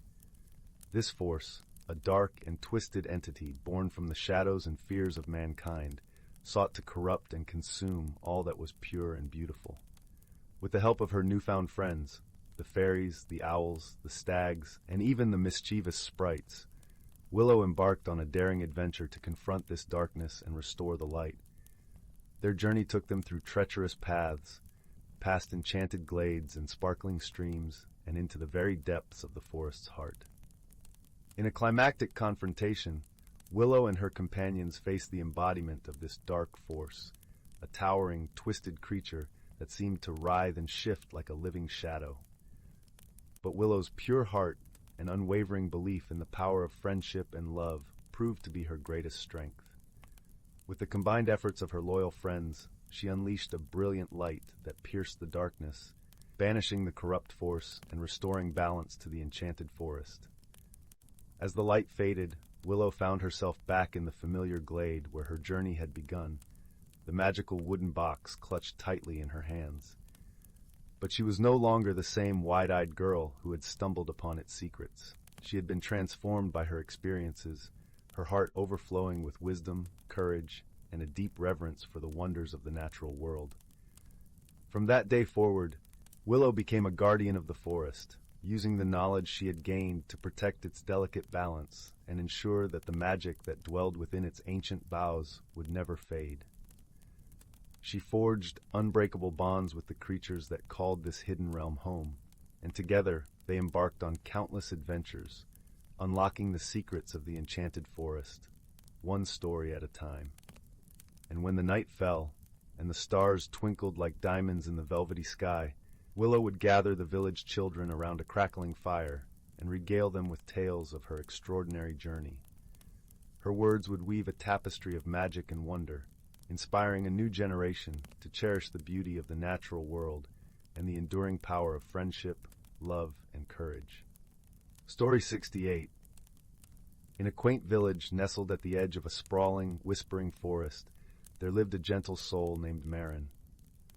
Marin was known for her kind eyes and the way she listened to others with her whole heart, yet she herself felt tethered by uncertainty. The world around her seemed to shift and change, like shadows playing in the late afternoon sun, while Marin felt stuck, unable to move forward. The villagers adored Marin, often visiting her cozy home where the scent of lavender and honey lingered in the air. Her small cottage was a haven, filled with the warmth of a crackling log fire and the gentle glow of candlelight. On stormy nights, she would offer tea and stories, her voice weaving magic into the air with every word. Despite the comfort she provided to others, Marin struggled to find comfort within herself. A deep yearning for change tugged at her heart, though she couldn't quite grasp what form it should take. One serene morning, as the first light of dawn painted the sky in hues of pink and gold, Marin decided to wander deeper into the forest than she had ever dared venture before. The forest was alive with the song of birds and the rustling of leaves, and the air was fragrant with the scent of pine and earth. As she walked, a gentle breeze wrapped around her like an old friend, whispering secrets only the trees knew.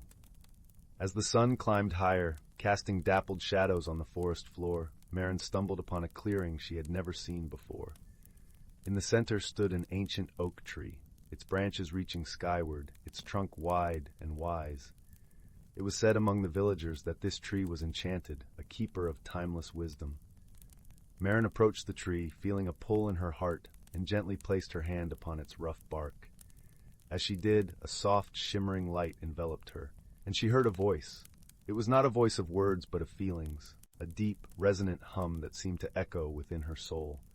The oak, in its silent way, shared stories of growth and change, of seeds sprouting into trees, of caterpillars transforming into butterflies.